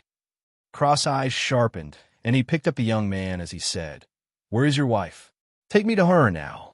Yuan smiled, and the young man was speechless. Cross slapped him and said, Hurry up, kid. You think I have all day to fool around with you? The young man said Cross grabbed Yuan and disappeared into thin air. They arrived at a house, and the young man said, I originally had stolen half a stock from the Emperor. I wanted to see the legendary Princess Snow, but I didn't have time. Cross said, Princess Snow? The young man said, You don't know Princess Snow? Cross and Yuan shook their heads. The young man said, Do you know Hua Minghai? They both shook their heads again, and the young man shouted, What? Did you come from another world? Cross said, Whoa, how did you know? Yuan laughed, and Hua Minghai collapsed. They walked into the small house, and Minghai said softly, Xiaoya, are you okay? Did I scare you? A woman, who looked like she was about to greet the Grim Reaper herself, was laying down on a bed and said softly, I'm fine. I feel much better. Cross walked up to her and spread his hand out above her. Green strings flew out and got in her body. A few red strings and a purple one came out and went in her body as well. Cross whistled and a crack opened. Red flew out from the crack and landed on his shoulder.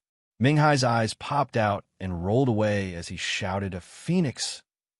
Cross ignored him and said, Tears. Red dripped a few tears and said, You know, a thank you would be nice. Cross chuckled and said, And you wonder why Blue doesn't like you? Stop being an asshole. Would you even evolve if it weren't for me? Red harumphed. My love life is none of your business. Plus, I remember getting that of my own effort. Cross rolled his eyes and said, I think you're too shameless to be a phoenix. Are you sure you're not a chicken? Red chopped Cross' head with his wing and said, You're a chicken. Cross snickered and guided the tears onto Xiaoya's head before slapping her. Minghai shook his fist and shouted, Did you just slap my wife? Cross said in an old man tone, It's a special medical technique. The slap of life. Xiaoya turned to the side and threw up buckets of black blood. Red cried a few more times on her, and Cross said, All right, Scram, you shameless chicken. Red chopped him again before flying through the crack and leaving. Cross stepped back and said, The deed has been done. Yun Che gave him a look of disdain, and Minghai slapped himself before rushing to his wife and checking. He was stunned. Cross said with a sneer, completely cured. What's a single poison to me? He sneered at Yun Che, who gave him the finger. Minghai fell to his knees again and said, Whatever you want me to do, I will do. Cross said, Even if I want your cute little wife. Minghai jumped up and shook his fist, saying, Even if I die, you won't have her. I'll haunt you from the grave. Cross burst out laughing and slapped Minghai, saying, All right, relax. I'm not going to take your wife from you. Minghai kneeled again, and Yun Che chuckled as Cross slapped his forehead and said, Are you obsessed with kneeling? Are your knees made of wood? Minghai said, You just saved my wife. I have to kneel. Cross said, Little bro, you can have the favor. This guy keeps kneeling, I might just ask him to let me kick him. Yun Che laughed and said, Little Hua, can you teach me that movement skill? Minghai looked to be in a difficult position and said, This is a family secret art. It cannot be passed to outsiders. I'm sorry. Yun Che smiled and said, No worries, I shouldn't have asked. See you later, Little Hua, as he left with Cross, who went into the sky poison pearl to flirt with Jasmine. Cross flew over to Jasmine with a blush on his face as he said, Jassisi. He tackled Jasmine and rolled on her bed, latching onto her like an octopus. Jasmine's face was as red as a tomato, and she stuttered, JJ Jassy. Cross giggled and hugged her tightly, rubbing his cheek on her cheek as he said, Imogen, my little Jassy. Jasmine was flustered and tried to escape, but Cross' arms and legs were like a vice grip. In the end, she gave up and just laid there. It wasn't all bad. Cross was very warm, and he smelled really nice. It seemed that alcohol had no effect on his scent or breath. How convenient. Cross was already sleeping, and Jasmine turned to face him, curling up in his embrace with a smile as she slowly fell asleep as well. A while later, Cross woke up and saw Jasmine curled up in his embrace, sleeping like a little kitten. He smiled warmly and kissed her forehead before slipping out of bed and throwing a blanket over her. He smiled softly and teleported out of the sky, Poison Pearl. He was greeted by the sight of a nearly dead Yun Che. He was startled and said, Io, how does this guy almost die from just a nap? He saw bandages and he noticed he was inside a cave. It looked strangely familiar. Suddenly, he heard the sound of a bull falling to the ground and beautiful voice, Be big, Brother Cross. Cross froze over and turned around to see Feng Shuer with a little phoenix sitting on her shoulder. He opened his mouth, but no words came out. He opened and closed his mouth a few times, completely unable to speak. Feng Shuer ran forward and hugged him, saying, I thought you weren't going to come back and see me. Cross trembled and awkwardly hugged her as he said, you. Feng Shuer looked up at him with watery eyes. Cross looked at her eyes, and he looked away, feeling guilty. Feng Shuer looked about ready to cry. His heart throbbed in pain. Cross slapped himself before looking at Feng Shuer in the eyes and saying softly, Feng Shuer, I'm sorry for before. I left just like that. Feng Shuer smiled and said, It's okay. I forgive you. Crossbones almost melted, and he said, Shuer is really my lucky star. Feng Shuer giggled happily. Cross smiled and said, I brought you a gift, Shuer. Feng Shuer jumped happily and said, Wah, really? Cross smiled happily and nodded as he said, Of course. Would I lie to you? Feng Shuer giggled and said teasingly, You did already. Cross coughed and said, Yes, well anyway. He took out the last black bead necklace. Feng Shuer looked at the bead necklace and said, What's that? Cross put it around her neck and gently cut her finger before running it across the beads. He slid his finger over her cut, and the cut disappeared. This time, he shamelessly said, "Schwer, your little cut is very hard to heal." As he rubbed her hands with his own, Feng Schwer rolled her eyes and said, "Big brother came back a shameless man." Cross scoffed and said, "This is kindness, understand?" Feng Schwer giggled, and her necklace lit up before turning gold. She was amazed, and Cross' bead necklace lit up as well. One bead turned blue before it dimmed down. The 3 beads were red, white, and gold in that order, with white in the middle and red and gold on each side. Feng Schwer felt an intimate connection with Cross and looked at him with her mouth wide open. Cross explained what the necklace does, and Feng Schwer hugged him again, saying happily, "Big brother cares about me." Cross choked and said, I got brother zoned." He looked up and sighed. "Seems like you can't buy a woman's affection with a phoenix and a heaven-defying necklace after all." Feng Schwer giggled and got on her tiptoes, kissing Cross on the cheek as she said sweetly, "That's your reward for now." Cross rubbed his cheek with a smile as he said, "No more acting?" Feng Schwer tilted her head and said, "What do you mean, big brother?" Cross laughed and pinched her nose, making her blush, as he said, "I don't know what you're asking, little sister. Did you hit your head too hard?"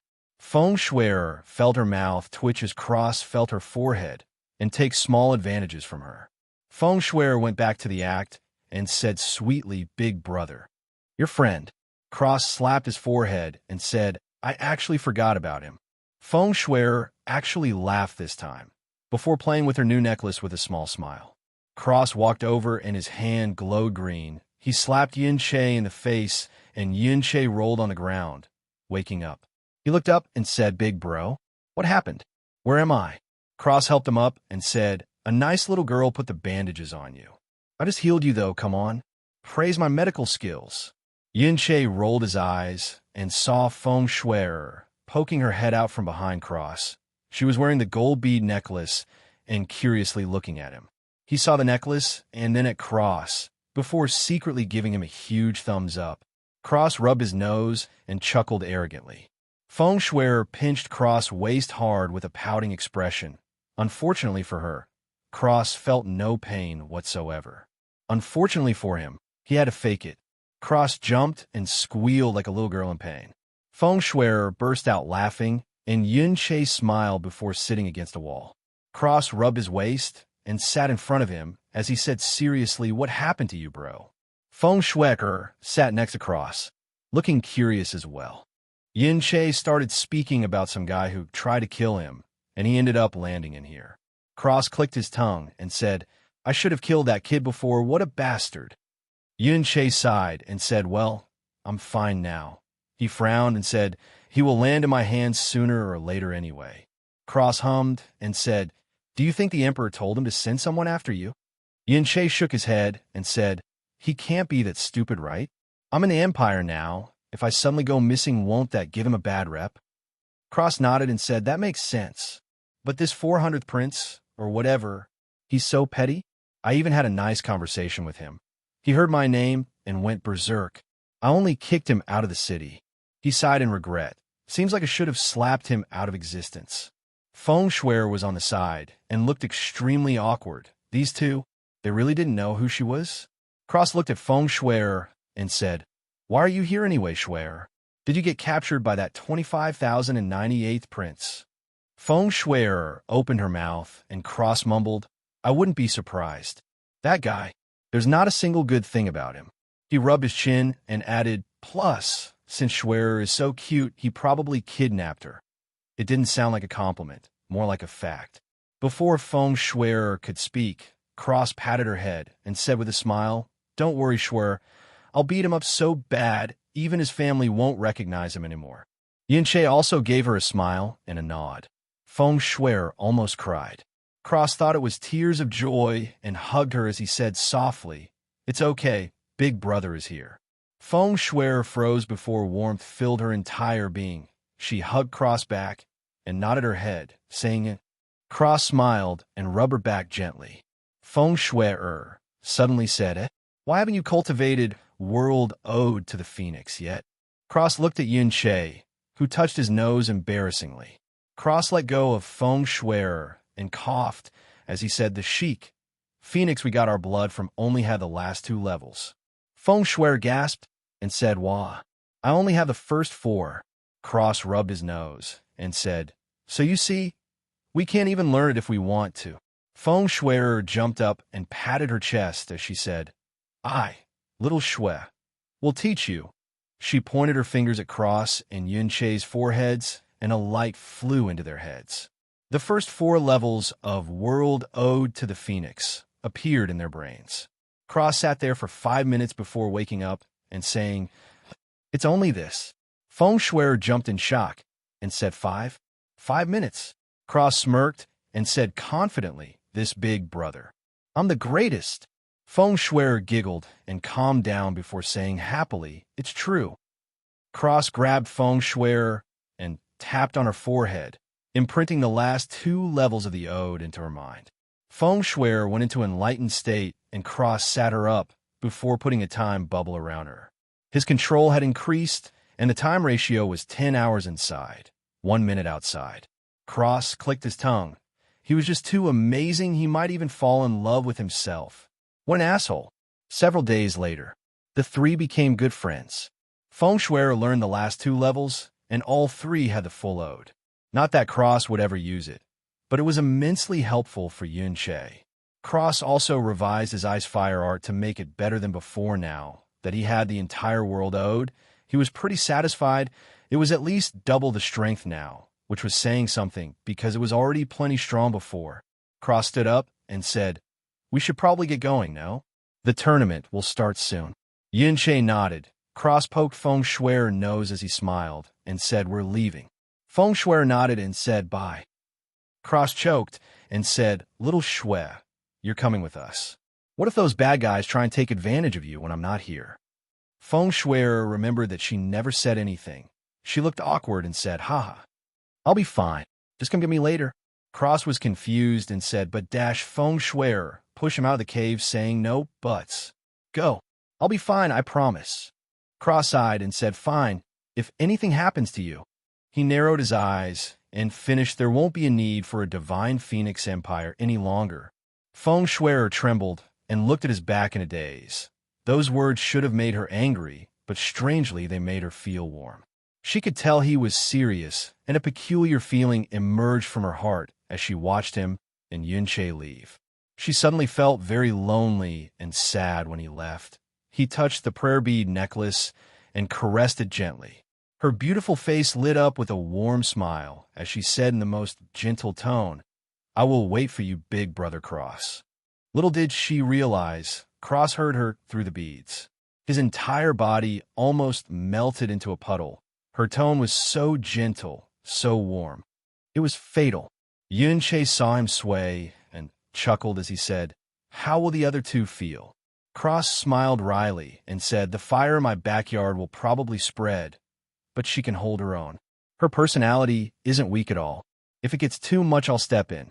He winked at Yun Che, who snickered and shook his head as they flew back to Phoenix City. Yun Che took a bunch of materials and made a pill before throwing it in his mouth. Cross threw a time barrier over him as he wasn't going to wait 3 days for this kid to refine a pill. He had more entertaining things to do. A while later, Yun Che woke up and said, how long did I take? Cross said 7 minutes and a bit. Yun Che was stunned and Cross winked at him as he said in an old man voice, time is the lord of all things. Yun Che shook his head with a smile. Cross looked at him and said, you're suppressing your strength to not break through? Why? Yun Che smiled wryly and said, I'm compressing. It already went down to the Earth 5th level yesterday, and now I'm at the 10th level, but I should be 2 times stronger. Cross tilted his head and said, thank God my cultivation isn't as slow as you. I think I'd smash me head against a wall and die. Yun Che felt his mouth twitch as he said, thanks, bro. Cross chuckled and said, I have a good idea to get you to break through. Yun Che had a bad feeling, and they teleported to the Sky Poison Pearl. Luna walked out of a crack and sat down on Jasmine's bed, next to Jasmine as they talked about the new blue bead on Cross' necklace. Cross suited up and took out his mace as he said, I will suppress myself to the 5th level sky realm. He paused for a moment before grinning, but I'm going to try and kill you. Yuan took out Dragon Fault and swung at Cross, who appeared in front of him, swinging at Yuan head with a feral expression. Yuan grinned and continued to cross neck. They both stopped centimeters away from death. Cross chuckled and said, "Using my own tactics against me?" Yuan smirked and replied, "Seems like the only solution when fighting a maniac like you." Cross laughed and kicked out, making Yuan jump back before they clashed again. Jasmine and Luna watched as Yuan put up a good fight before getting obliterated and beat like a rag doll. Luna said he's got much better. Jasmine snorted and said, "Of course. He trains with me." Luna looked at her and said, "Oh, you think you're better than me or something?" Jasmine smiled and said, "Isn't that obvious?" Luna chuckled and cracked her knuckles as she said, "I remember someone's strength being sealed." Jasmine backed off and Luna punched out. A white light with multicolored specks shot out from her fist at Jasmine. Jasmine blocked her and sneered, "That's all you got, you old bitch." Luna chuckled darkly and white tears poured from her eyes, turning into an army of giant whales. All the whales were pure white with multicolored specks. Luna smiled and said, "How about this, little sister?" Jasmine grinded her teeth and they started fighting. Luna pulled out a fishing rod and her eyes started glowing as she looked at Jasmine, who was defending against the constant whale attacks. Luna casted her fishing pole and the line wrapped around Jasmine's ankle. Luna gave a light tug and pulled Jasmine's balance off, letting her get hit. The line disappeared and Luna lasted out again, nailing Jasmine in the shoulder, letting a whale do the rest. Jasmine was severely stunned. Luna had full control of the fight. If she was just as strong as her Jasmine didn't think she would last 5 minutes in a spar, but if it was directly killing, Jasmine knew that she would win. Jasmine got a little excited. She could train her senses like this. Luna smiled and continued to put pressure on Jasmine. Luna stepped to the side and appeared several meters away, attacking from a different angle. Jasmine felt like she was fighting a battle while surrounded, but Luna had a massive flaw. She liked to control the battlefield, but she herself couldn't use her preferred style without the use of her whales. Jasmine flashed to Luna and tapped her shoulder. Luna sighed and Jasmine smiled happily, saying, "Actually, you're really strong. Against slower enemies, they can only wait to die." The fishing pole is also an extremely strange weapon, but anything else wouldn't work for your full control. Jasmine said honestly, "I'm actually really shocked. Can you see flaws?" Luna nodded with a smile as she said, "I can see flaws, weak points, and 10 seconds into the future." Jasmine was stunned and shouted, "What? That's insane." Luna giggled and said, "Round 2. Jasmine giggled and they started sparring again. 3 days later, Cross healed Yuan, who was on the ground. Cross picked him up and said, "If we don't go right now, we'll be late." Yuan felt revitalized and they left the pearl quickly, leaving Jasmine and Luna to spar inside. Jasmine said, "Amazing. You're even better than Cross." Luna smiled sadly and said, "I just want to help him, that's all." Jasmine trembled and slowly hugged her as she said, "We will." Luna smiled and said, "Thanks, sis." Jasmine wiped her eyes and smiled sweetly, saying, "Let's get back to it then." Luna smiled and summoned her whales again. Her fishing rod turned shiny black and they started sparring again, with Yuan and Cross. Yuan frowned and said, "Why is there no seating for the Blue Wind Nation?" The man, named Feng Zhanyan, sneered and said, "Why should there be?"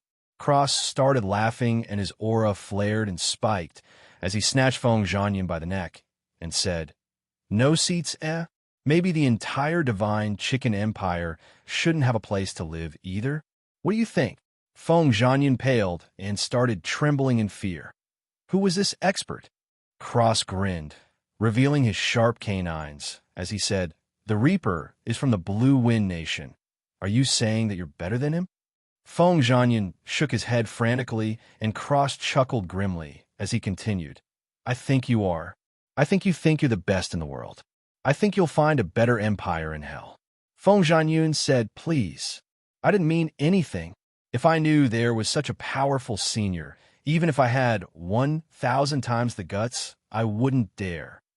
Cross sneered and said, "Then where are our seats, you filthy ant?" Feng Zhanyan shook and said, Please follow me." Cross let him go, and he scrambled to the main seating places before saying, Princess Snow?" Cross and Yin Che looked over before freezing over. Cross coughed heavily, and Yin Che looked away. Princess Snow was Feng Shuer. Feng Shuer looked over and saw Cross and Yin Che. She also looked awkward. Cross realized and turned green as he said, "Bro, remember when we were talking in the cave?" "About?" Yin Che slapped his forehead and said, "You have to be fucking joking." Cross scratched his neck and chuckled awkwardly, before kicking Feng Zhanyan, saying coldly, "Stop staring at him. Princess Snow, and show us to our seats before I make you change your allegiance." Feng Zhanyan trembled and said, "Oh, of course."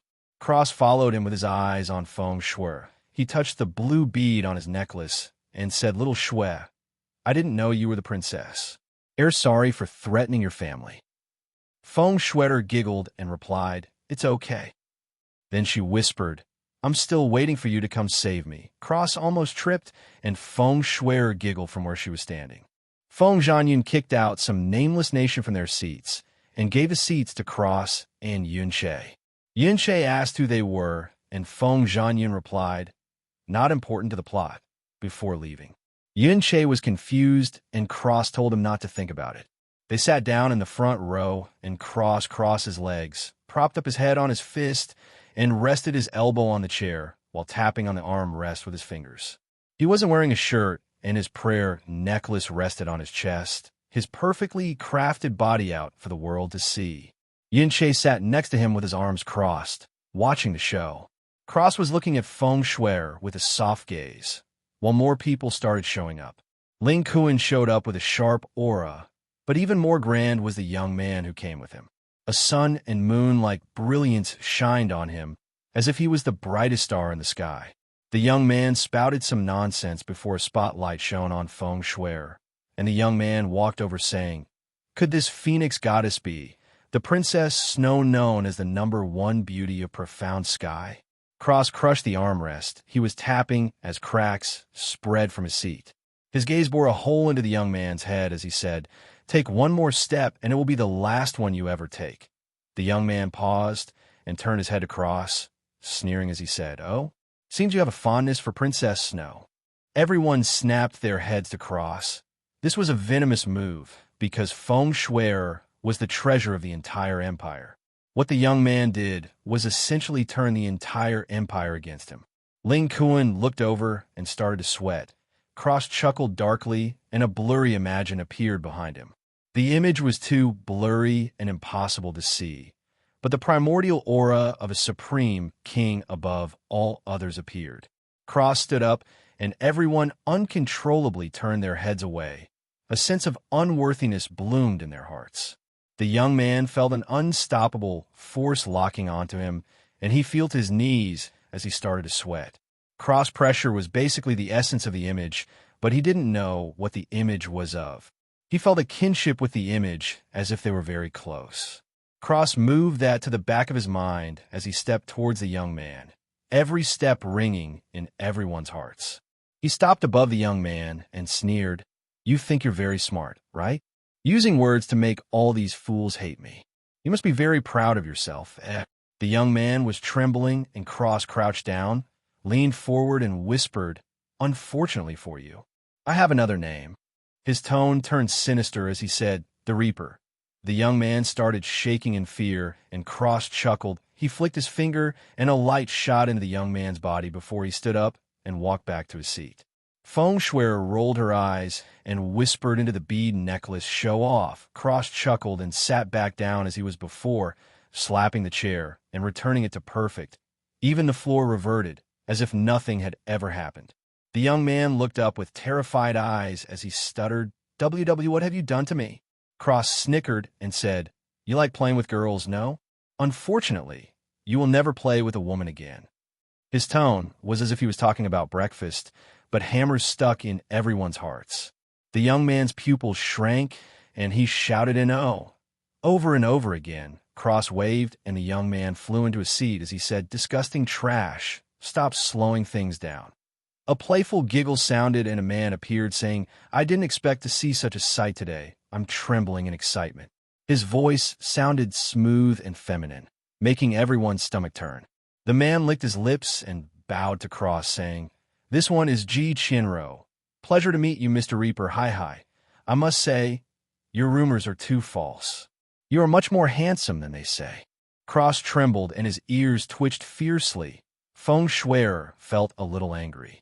If she was angry, then forget about Luna and Jasmine. They were seething inside the sky poison pearl. Yuan jumped in fear, feeling the absolute rage from the pearl. Instantly, almost all the women in the room frowned, while all the men were gloating.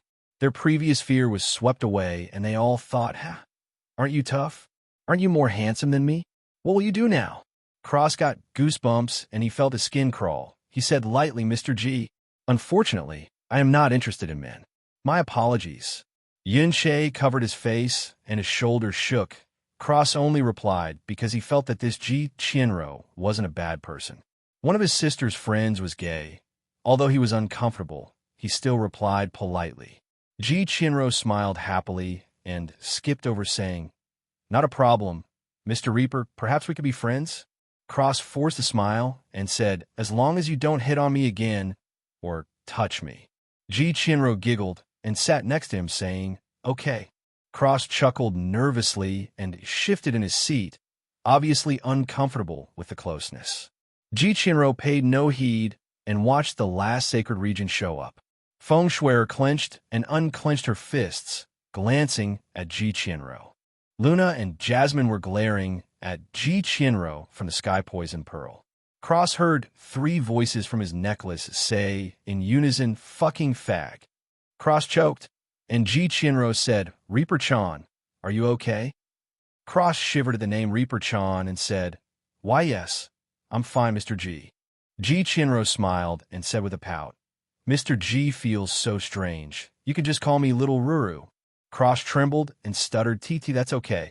I think J just Chinro is fine. Ji Chinro giggled and replied, Okay. Cross turned to Yuan with a pleading gaze. Yuan shivered and shook his head frantically. Cross was incensed and glared at Yuan who looked as thought Cross would have to death him to death to switch seats.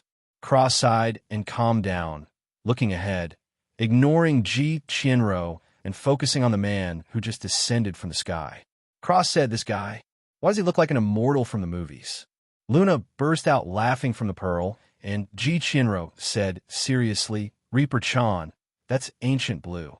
He's one of the 12 spiritual masters. Very powerful. Cross said, So serious? He looks like a kind old man, not to mention the horsetail whisk. This is the appearance of an immortal. I wish I had my camera. Ji Chinro shook his head with a light laugh and stood up, bowing to Ancient Blue in respect. Cross looked at Ancient Blue curiously before feeling someone was glaring at him. More than one person, actually. He turned his head and saw the Emperor of the Divine Phoenix Empire, and every single prince glaring at him, along with that young man, whose manhood he crippled. Cross was confused, and one of them in particular was looking at him with so much hatred, as if Cross stole his wife and killed his parents. He shook his head. He hasn't killed anyone for a few months. Not that he thought about it. Maybe he should go killing some fools later? As Cross was contemplating exterminating a clan, the people glaring at him felt like they were being ignored, which further fueled their anger. Cross made a decision and went back to his short temper. He snorted, and everyone glaring at him felt a hammer smash on their chests. Each and every single one of them spat out a mouthful of blood, and Cross sneered at them, before ignoring them as if they were ants, making them even more angry, but he was the MC, not them, so their anger was useless. Honestly, if not for Feng Shuier, a single slap would solve the problem. Though he wasn't such a nice person, a single chance was all they got if they pissed him off again. Well, they would be joining the Underworld Empire. An old man made an announcement that the Ark was opening tomorrow, so the tournament will be held all in one day today. The announcement startled everyone. Then the old man said another piece of news, since we have to wrap things up quickly. Everyone from each nation will be participating at once. which means it will be a team battle. Yuan slapped his forehead and said, "Fuck." Cross chuckled and said, "You got this. Little Ruru is rooting for you too." Ji Chinro smiled and said, "Yes, little Che, I have faith in you." Yuan shivered and Cross burst out laughing as he said, "Chinro, maybe Yuan needs a hug?" Yuan ran to the stage as Blue Wind was called to the stage against the Divine Phoenix Empire. Cross pulled out his special gourd and started drinking as he watched Yuan get ridiculed. Ji Chinro asked, "You're not worried?" Cross let out a breath of enjoyment as he said, "Just these ants? Please, watch my little brother crush them." The old man looked at Cross and said, "You're not participating?" Cross grinned and said, "I'm 27, unfortunately. Otherwise, all these kiddos from the Divine Chicken Empire would only be able to watch as I trample them." Everyone sucked in a cold breath of air. This guy was too arrogant, though it seemed he did have the capital. The old man trembled in rage as he said through gritted teeth a pity. Cross chuckled and agreed, saying, "It really is. I haven't slaughtered a few ants in a while." Everyone was stunned. This guy, he was just arrogant. He was tyrannical. Ji Chinro looked at Cross and said with a blush, "Reaper Chan, I just might fall for you." Cross replied, "Who wouldn't honestly?" He sighed and lamented, "This handsome face. I don't know if it's a blessing or a curse." Every male in the audience spat in disdain, but there was more frustration and envy in their eyes. Ji Chinro giggled before his tone changed, and he said seriously, "Why are you riling them up? Little Che is only first-level Sky Realm. They'll slaughter him." Cross shrugged and said, "They'll pressure him more and bring out more of Yuan potential if they're angry. It's good for a young man to face hardships. If he dies, he wouldn't be my brother." Before drinking formed the gourd again. Ji Chinro was stunned, but it soon turned to admiration as he clapped and said, "Excellent saying." He sighed and said, "I wish I had a brother like you." Cross slapped his shoulder saying, "Cheer up, bro. You'll find love one day." Ji Chinro rubbed his shoulder and chuckled. Cross watched the fight. Before the fight, the old man said, "This is good. We can settle the Phoenix blood problem here too." Cross chuckled and said out loud, "Chinro, these chickens. They're a bit too arrogant, no?" The entire place went silent, and Ji Chinro laughed as he replied, "It's true. To think even my little Kong didn't give me a hug when I showed up." Cross laughed and drank from his gourd as the Divine Phoenix people trembled in rage. Cross looked at the old man and said, "I'll rip your eyes out if you glare at me again. Do you believe it?" The old man turned away and started the fights. Cross whispered to Ji Chinro, "Can you tell me who those people next to Princess Snow are?" Ji Chinro pointed as he said, "That's the royal family. Next to the princess is her father Feng Hongkong." He went through the entire family before saying, "They all have extreme lust for the princess, especially the crown prince. I'm afraid he would stop at nothing to have his sister in his bed." Cross gagged and said in disbelief, "What kind of princes are these? To even lust after your own sister?" Ji Chinro shrugged and said, "The princess is so beautiful that they can ignore the blood relationship." Cross threw up on the floor and said, "Gross. I should exterminate them for even looking at her. To lust after your own sister.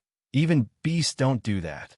Ji Chinro giggled and snapped a fan over his mouth as he said, "Oh ho, Reaper Chan has a crush on the princess." Cross scratched his neck and said, "You can say that."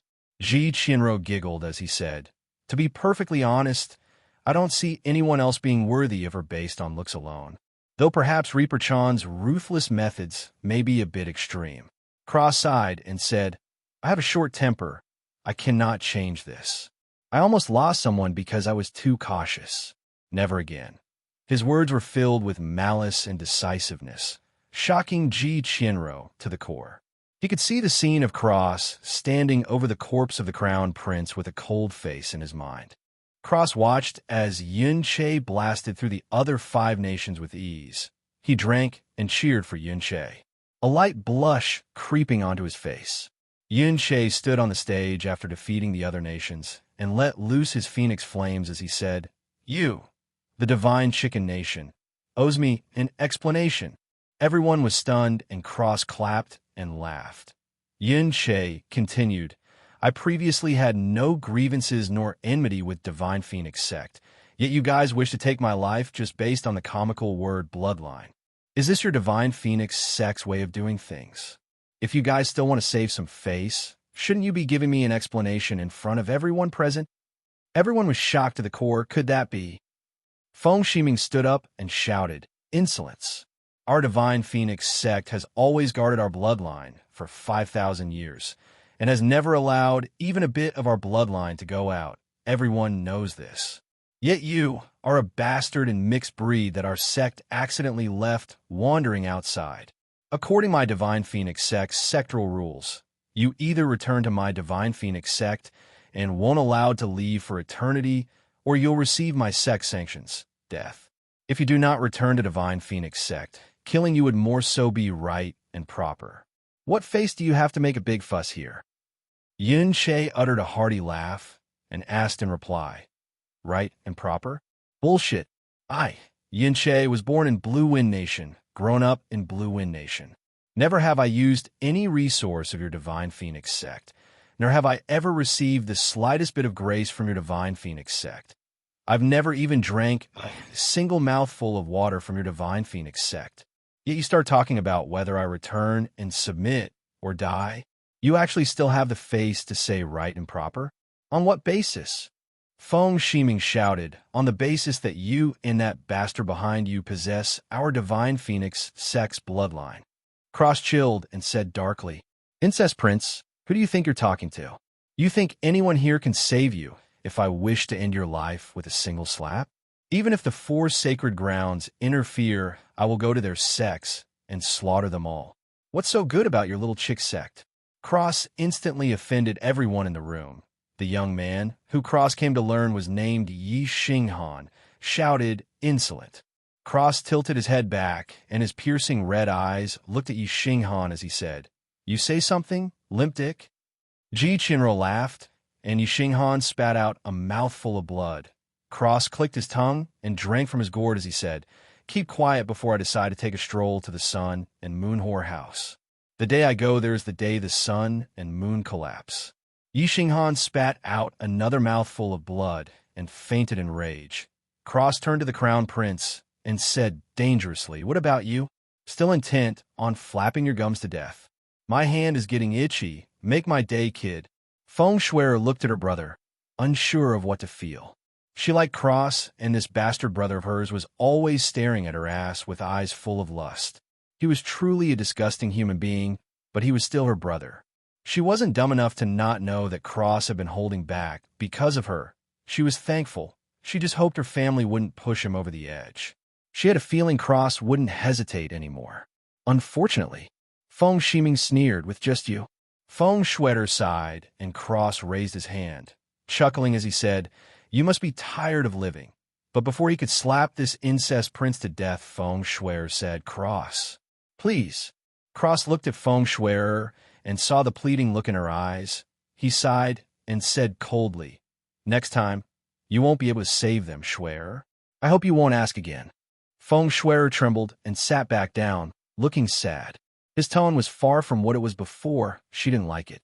It made her heart tighten, and she felt like crying. Feng Shiming was shocked and said, "Shuer, you dash." Shuer turned to him with a deadly glare and shouted, "Shut up, you disgusting trash. Speak again, and I will kill you myself." She was really angry, mostly toward Shiming, but also to herself. Why did she risk losing Cross because of this disgusting human being? The royal family, and really everyone, was floored. Since when was their cute princess Snow like this? Feng Hongkong was stunned and looked at his daughter, who didn't even look in her family's direction anymore, in complete shock. Since when did she have such outbursts? He said, "Shuer." Feng Shuer snorted and ignored him, looking at Cross, who was still ice cold. Her heart burned with anger, but more pain. Where did her goofy and gentle big brother Cross go? She really just wanted to cry. Feng Hongkong looked at Cross in fury, but didn't say anything. This kid, he not only charmed his daughter, but made her sad. He was having conflicted thoughts. On one hand, he didn't want Feng Shuer to leave his side or even be around boys. But on the other, he wanted her to be happy. Her outburst surprised him, but he was also slightly happy. She wasn't as naive as he thought. Also, she seems to have developed a strong personality and didn't let other people walk over her, though he had no idea what Cross had to do with it. He was happy his daughter was stronger, but sad that she had feelings for a man, and angry that the man made her upset, but happy that he listened to her. He was about to pull his hair out at the conflicting thoughts. He obviously cared about her, but it seemed that he was upset she stood up for her brother, who lusted after her. Feng Hongkong, in all his years, had never faced such a situation and didn't know what to do. Cross drank from his gourd and shouted at the old man, "Hurry the fuck up." The old man trembled and started the final rounds. Yuan chuckled and started fighting the princes using only his phoenix flames, just as an extra fuck you to them. Then the divine chicken empire ganged up on Yuan 10-on-1, but surprisingly Yuanba made an appearance. After a while of talking, Yuanba stepped down as Yuan didn't want him to sever his ties with the sacred ground he was now a disciple of. Yuanba was actually Ancient Blue's disciple. What a shock. Anyway, Yuan took the 10 by himself, displaying the 5th and 6th stages, much to everyone's shock. They started whispering about it, and how Yuan got his inheritance from another phoenix. Feng Shiming stood up, and Feng Shuer muttered, "Good riddance, moron." Feng Hongkong had a bad feeling, but he was suddenly bound and his mouth sealed shut. Cross snapped his fingers, and Feng Shiming started breathing heavy. Feng Shichen was thrown in front of him, and Feng Shiming looked at him lustfully as he growled, "Shuer, you're finally mine, you little bitch," before laughing wildly and lunging at Shichen, ripping his clothes off. Cross' face was ice cold, and everyone in the audience was unable to move. Feng Hongkong was incensed and struggled in his seat. Feng Shiming flipped Shichen, who shouted no, over before slamming his hips against Shichen's. Ji Qianro said, "Oh my, so rough." Cross waved, and Feng Shiming returned to the world midway. He looked at his brother and around him only to see disgusted faces. He turned to Cross, who gave him a cold look and started trembling. Cross clapped and said, "What a beautiful display. The Crown Prince has truly opened my eyes today." Everyone was unbound, and Feng Hongkong smashed his palm down, obliterating Shiming and Shichen without an ounce of hesitation or mercy.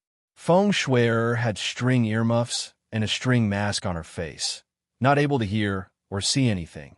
When it was lifted, all she saw was a pile of flesh on the stage along with 2 of her brothers missing. She assumed Cross killed them, and she touched the beads, whispering sadly, "Big brother, are you mad still?" Cross heard Feng Shuer's voice, and he sighed before replying, "I'm not, little Shuer." Feng Shuer's mood made a 180, and she hummed happily, not caring a single bit about her disgusting brother's deaths. Feng Hongkong was truly enraged. How was he supposed to get his reputation back? He should have killed all his fucking kids years ago. Cross' voice sounded at this moment. "Perhaps we can come to a deal, little Kong Kong?" He chuckled darkly, and everybody was locked into their places. Feng Hongkong growled, "Haven't you done enough?" Cross smirked and said, "I can make all your troubles float away in the wind. I can erase everyone's memories of the event that just occurred, no matter who they are. But I want something in return." Feng Hongkong's pupil shrank, and he said, "I don't believe you." Cross waved, and the old man, named Feng Fian, suddenly blinked as he said, "Huh, why is there blood on the stage? Where is the Crown Prince? Wasn't he just there?"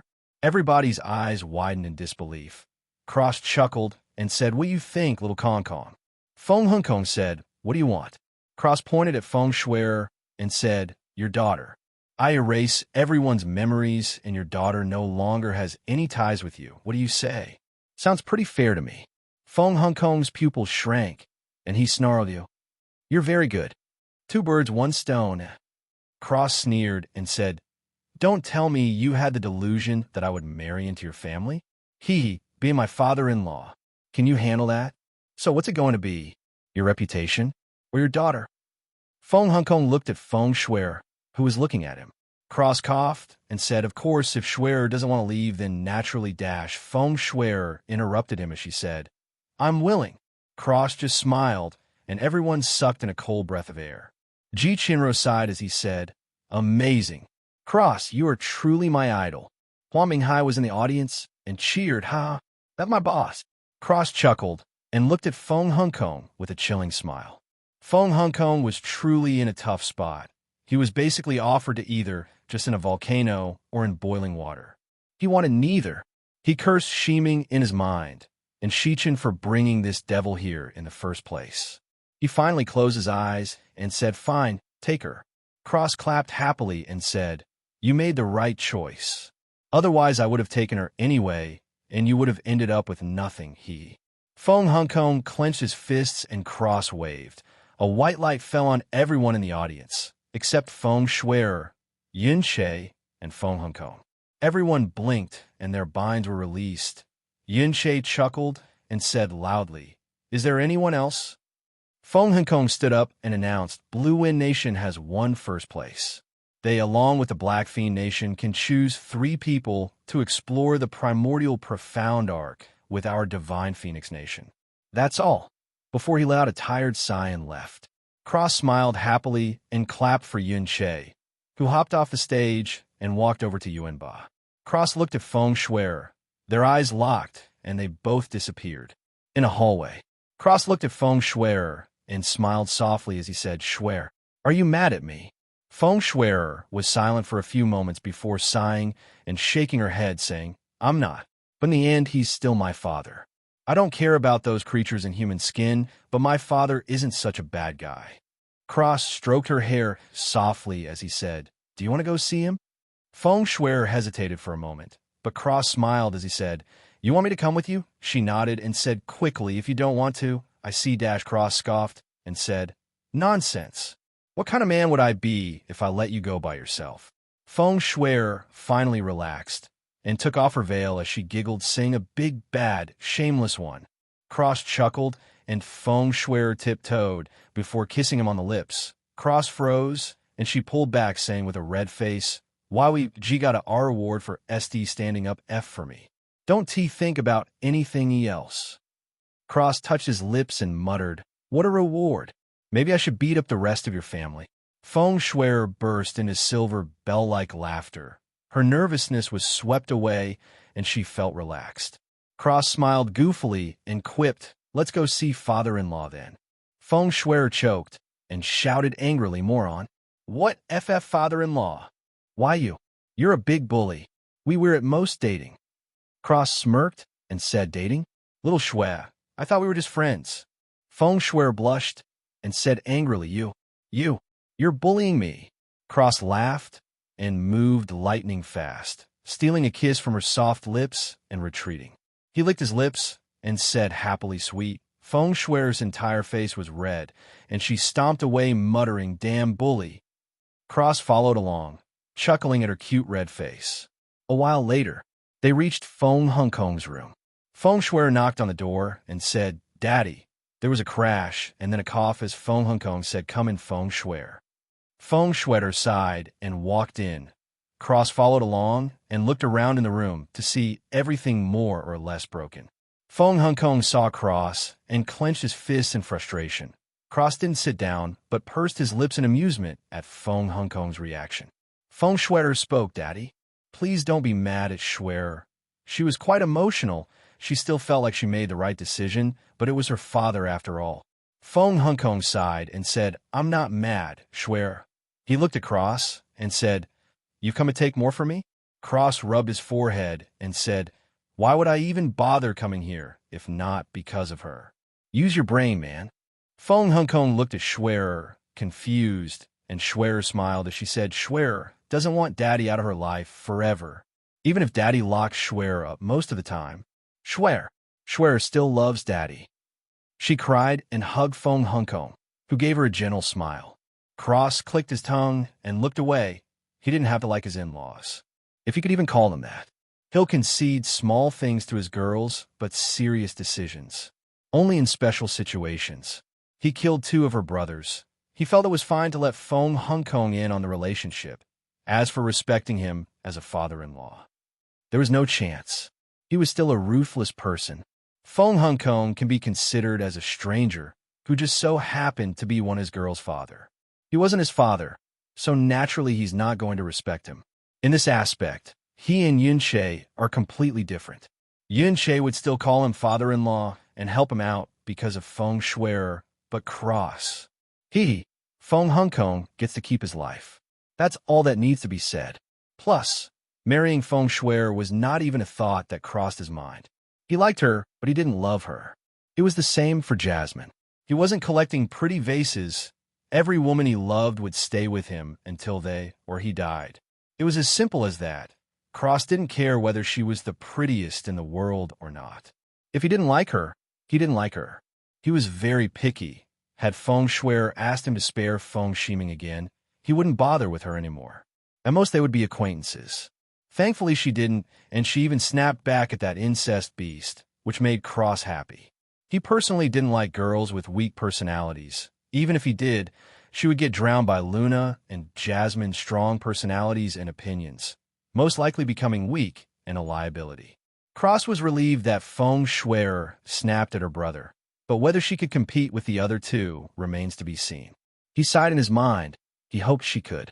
Otherwise, she would slowly be pushed farther behind by the other two and start feeling self-conscious about herself.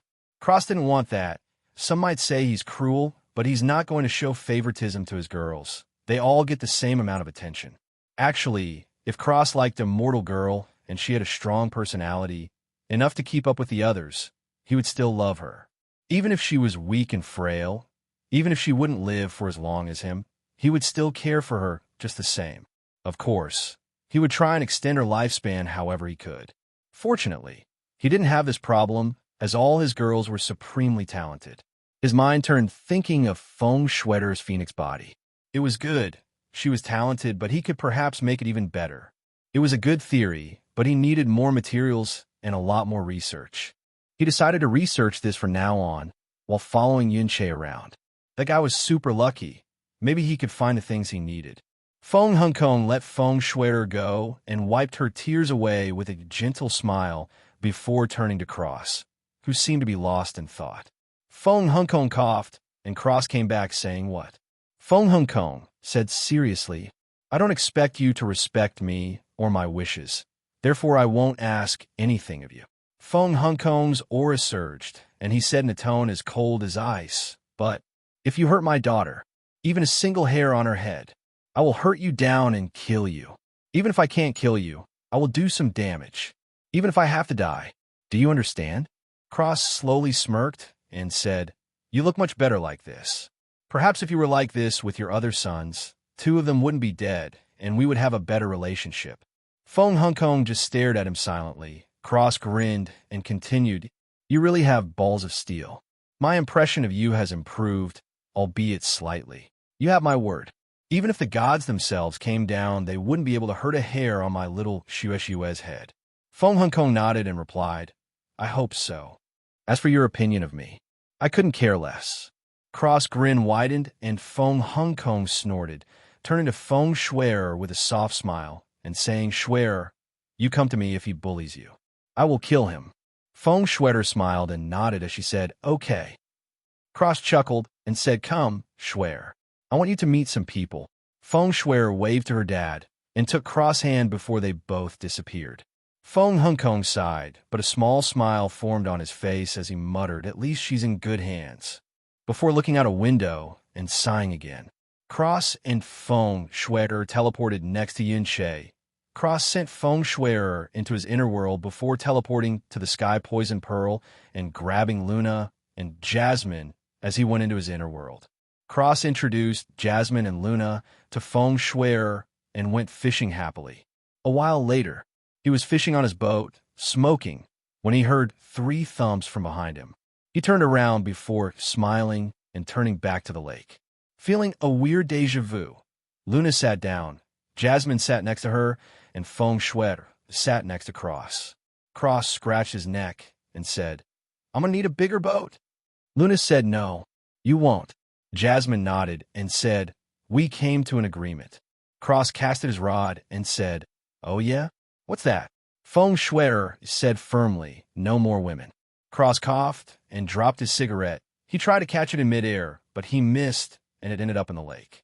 Cross looked at the cigarette and sighed before lighting another one and turning the one in the water to dust and they burning it, so as to not pollute his fresh lake.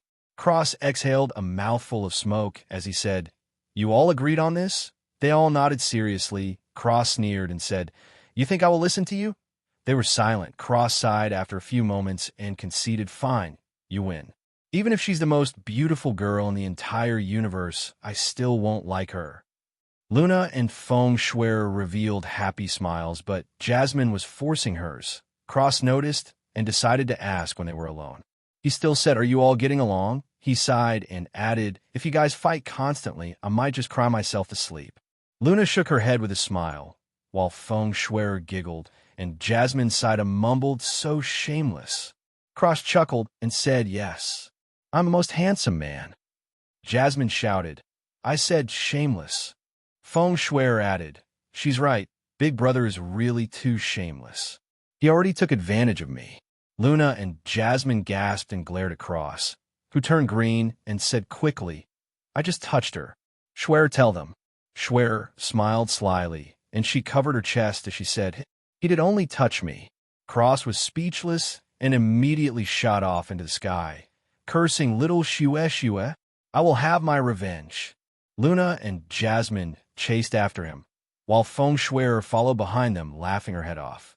A while later, Feng Shui went back to her room in the sect, and Luna went to be with the kids. Cross went to the Pearl with Jasmine, intending to talk to her. He took Jasmine in his arms and laid down on her bed as he softly caressed her hair, getting satisfied purrs in response. Cross smiled warmly and said, "Jasmine, why did you react so harshly when I said most beautiful woman in the universe?" Cross felt Jasmine tremble. He hugged her tightly and said softly, "If you don't want to talk, then th-." Jasmine cut him off and said, "No. It's okay. You should know anyways." Cross fell silent, and Jasmine started, "You remember me talking about my brother, right?" Cross nodded. Naturally, he remembered. Jasmine nodded and said, "There's a woman. She is publicly known as the most beautiful woman in the entire God realm. I've seen her many times. The title is not wrong at all. Any man who laid his eyes on her has fallen in love immediately." Jasmine hesitated before tears fell from her eyes, and she said emotionally, "Including my brother." Cross pulled her close to him and stroked her hair as she continued, "He did everything for her. Naturally, he was in love with her. She could do no wrong in his eyes. He even died for her. He died with a smile, happy that he sacrificed his life for that whore." Jasmine burst into tears and clutched Cross' shirt tightly. He had a thinking expression on his face as he consoled Jasmine with his caresses. Jasmine continued, "It was her who poisoned me. She took my brother from me. I hate her. I want nothing more than to slaughter her and grind her bones to dust before spreading them over my brother's grave. That damned Shin." Cross smiled and said, "Then we'll do it together." Jasmine looked up with her big watery eyes. Cross wiped her tears away as he said, "I'll cripple her, torture her, destroy her face, shackle her mind, and let her be used by everyone in the God realm. She'll be a toy in the hands of others for the rest of her crippled life." Jasmine trembled and shed tears as she kissed him, saying, "Thank you." Cross hugged her waist and said, "Anything for you." Jasmine smiled and slowly fell asleep on his chest. Cross stroked Jasmine's hair, but his face was serious. It seemed like he had a tough enemy already. From what Jasmine said, this woman was most likely in the Divine Master Realm 10th level. Cross chuckled and rubbed his forehead. He rubbed his fingers, feeling sweat. He grinned like a madman.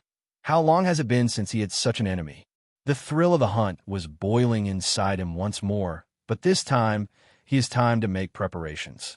Cross chuckled like a psychopath as he muttered, "Shin, I look forward to our game." He licked his lips and started preparing.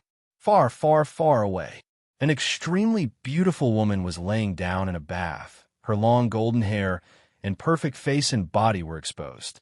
She suddenly felt a chill down her spine and sat up, her perfect chest trembling. She just felt like prey being stared at by a predator, not in a sexual way. Whoever just gave her that sensation wanted her life.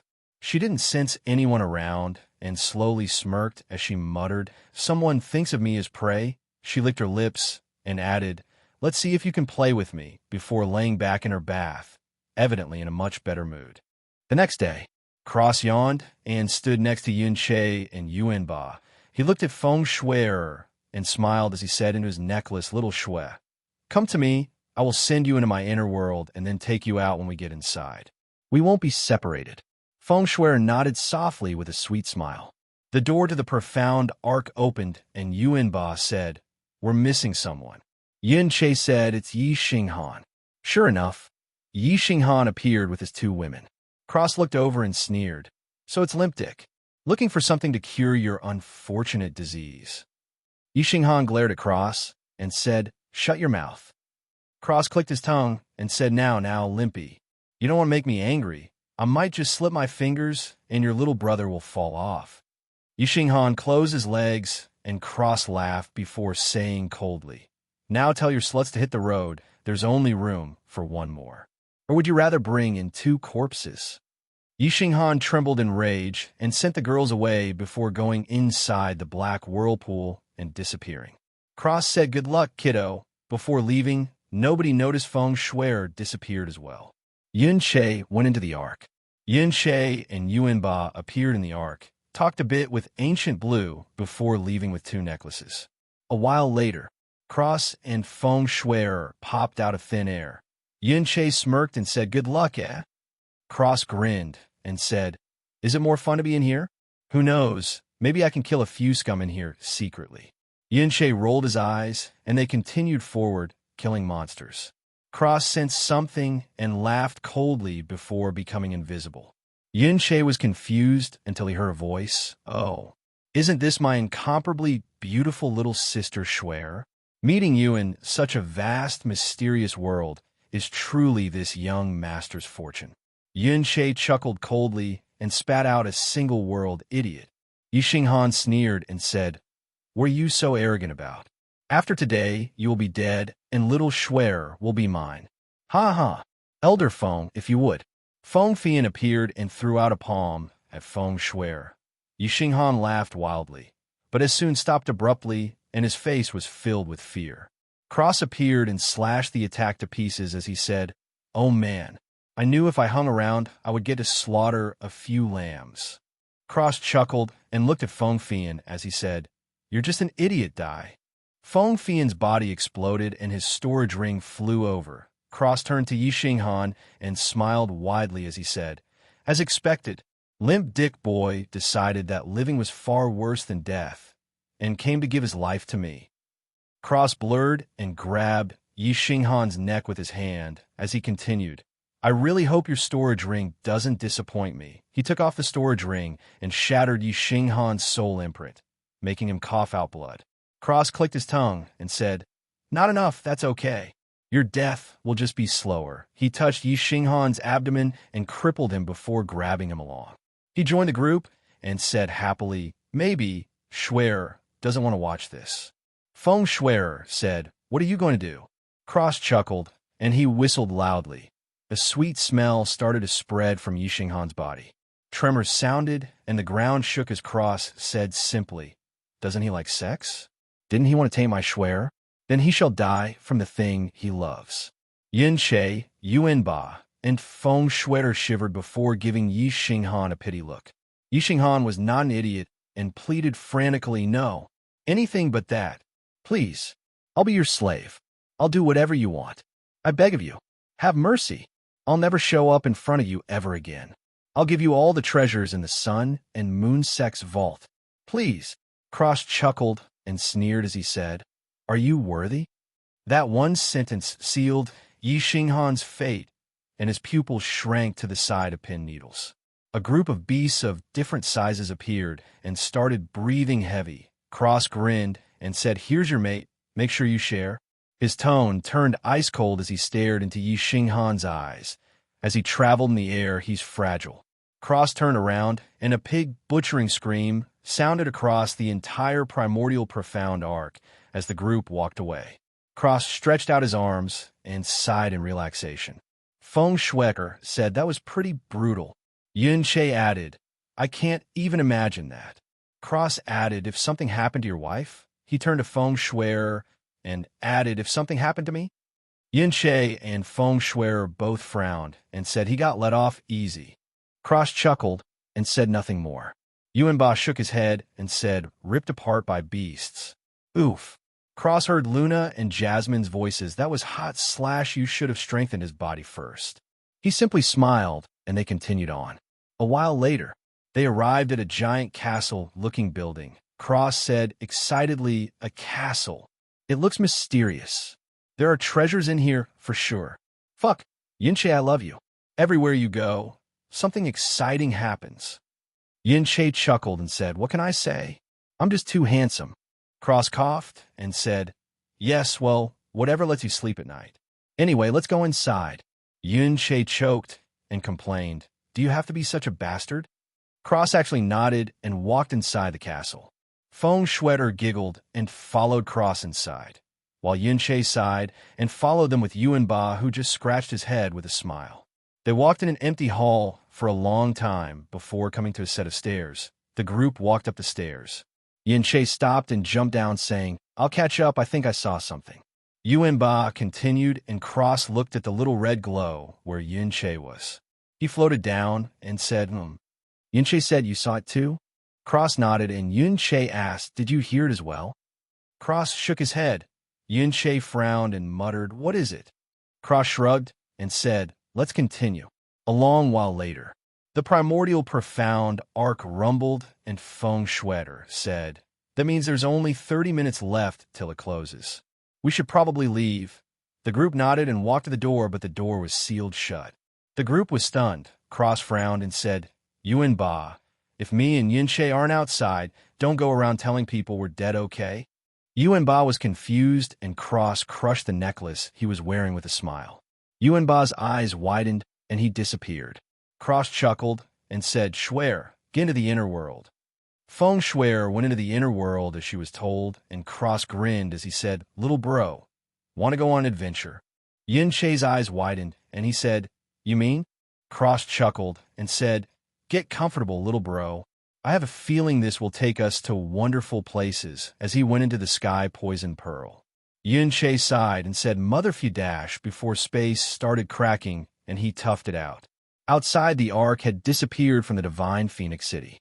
A letter flew down from the sky and straight to Feng Hongkong's hands. He opened it and sighed, damn brat. He's crazy, the note said. Took your daughter on a ride in the ark. See you when I see you. Also, if you attack the Blue Wind Nation, I will kill every single person in the Divine Phoenix Empire.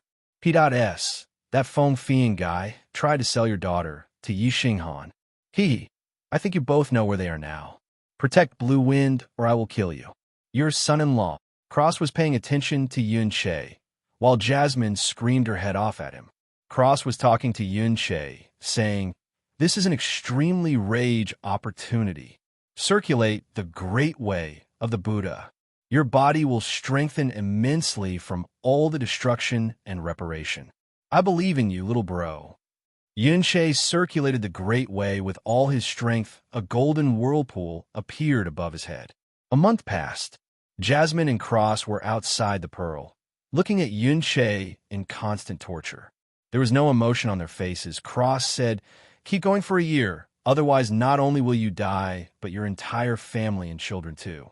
I can't survive out there. Only you. Yunche growled and continued to refine his body. Cross observed the changes and nudged Jasmine, whispering in only a voice she could hear, strengthen the turbulence. Jasmine smirked and nodded as the spatial turbulence got more intense, destroying Yunche's body even faster. Cross continued to push Yunche before looking out into the void and seeing two black beasts. Jasmine looked over as well and said, universe-devouring beasts? Cross asked, they devour universes? Jasmine rolled her eyes and said, barely. Cross chuckled and said excitedly, how strong are they? Jasmine smirked and said, what to try? They'll kill you in a flash. Cross clicked his tongue and donned his armor, and May saying, I don't believe it. The universe-devouring beast said, yummy food. Jasmine pointed her finger and obliterated one of them, while Cross charged at the other. His helmet's slit glowed red, and he swung out his mace crazily. He bonked the universe-devouring beast on the head and smashed it down. Cross said, "Fuck. So hard." Jasmine said, "Did you expect them to be soft?" Cross chuckled and said, "No, but I would like to capture him for training." He turned to Jasmine and gave her a puppy dog face. Jasmine could feel Cross pouting behind the mask and threw her hands up in the air, apparently giving in. She pulled the beast over and Cross grinned as they returned to inside the ark.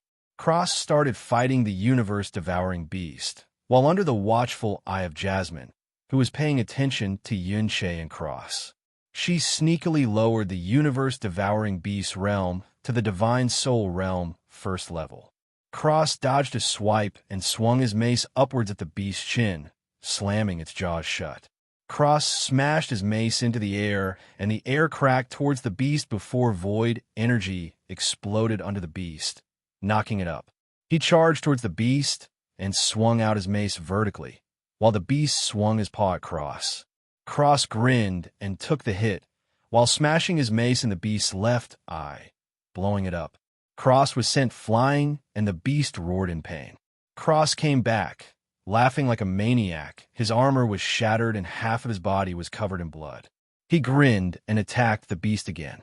This continued for 17 months. During this time, Cross fought all day, every day. At night, Jasmine would suppress the beast, and Cross would rest with the three girls. He went on walks, sometimes chatted, and cuddled them to sleep almost every night. Their relationships blossomed even further. He hadn't gone all the way with either Jasmine or Feng Shui, but they were very happy. Cross had been stealing cheeky kisses from the two, while Luna got something even better almost every night. It was truly a thrilling time for the four. Feng Shui was happy that she stayed instead of going back to Phoenix City. These 18 months were the happiest ones of her life. She even had a little date with Cross in the inner world. They went to a faraway mountain, and Cross made it snow forever there. He even made their own little house with Feng Shui. They kissed for real in the house. Feng Shui really felt bliss when she was with him. She almost never wanted to be apart. He was so kind, caring, and gentle with her. She loved it. She also had the feeling she fell in love with him already, so she had been acting a little nervous around Luna the entire time. Cross took Luna out on dates on the lake, taking to her about his days and how he fought the beast. She would always listen to him and give her own opinion before telling him about her days in the castle. She was really honest and told him that it got quite lonely sometimes. Cross sighed and told her that he had a strong enemy in the god realm now and that he needed to prepare. Luna could see that he was actually strangely excited about the new enemy, and when she asked, the floodgates opened. Cross had a near fanatical look in his eyes as he said, "The feeling of a new player at the table. I can't explain it. It gives me a thrill. It's like the feeling of playing a chess game or gambling, the anticipation of a good opponent, and the constant unknowns." Luna smiled softly, and her heartbeat sped up looking at his happy look. He was too cute. She kissed him, and they got tied up in the boat, which was a new experience that Luna can safely say was interesting, but not too bad. Maybe they should try it again. As for Jasmine, Cross and her spent almost every second together. They were both extremely comfortable with each other. Sometimes Jasmine would give him tips as he fought, while paying attention to Yuan. Cross loved it. He loved her smarts and the way she analyzed everything. She also seemed to fill out even though she didn't really grow. Her chest and ass got bigger, but at the same time, she still looked perfect. It was truly strange. Cross didn't mind. Whenever he looked at her, he was only looking at her eyes anyway. Her body was a bonus, but her brain and personality, that was the real prize. At night, Jasmine wasn't neglected and was also taken out on dates. Usually they went for a stroll to see how big the inner world was. It was massive. While they walked, Cross asked Jasmine more about her and her life, instead of constantly fighting. Jasmine told him pretty much everything. How her dad's an asshole, her mother passed away, she has a sister, and she lives in the Star God realm. Cross also learned that there's countless realms above the one they were currently on. He learned about all the realms Jasmine knew, and then he started asking about Qingyang. For example, he asked what she liked to do, if she had any hobbies, loved ones, what realm she lived in, where she liked to stay, Does she have any servants? What kind of clothes does she wear? Does she use any special cleaning products? A lot of the questions were very strange, and Jasmine didn't know the answers to most of them. She asked, "What kind of cleaning products?"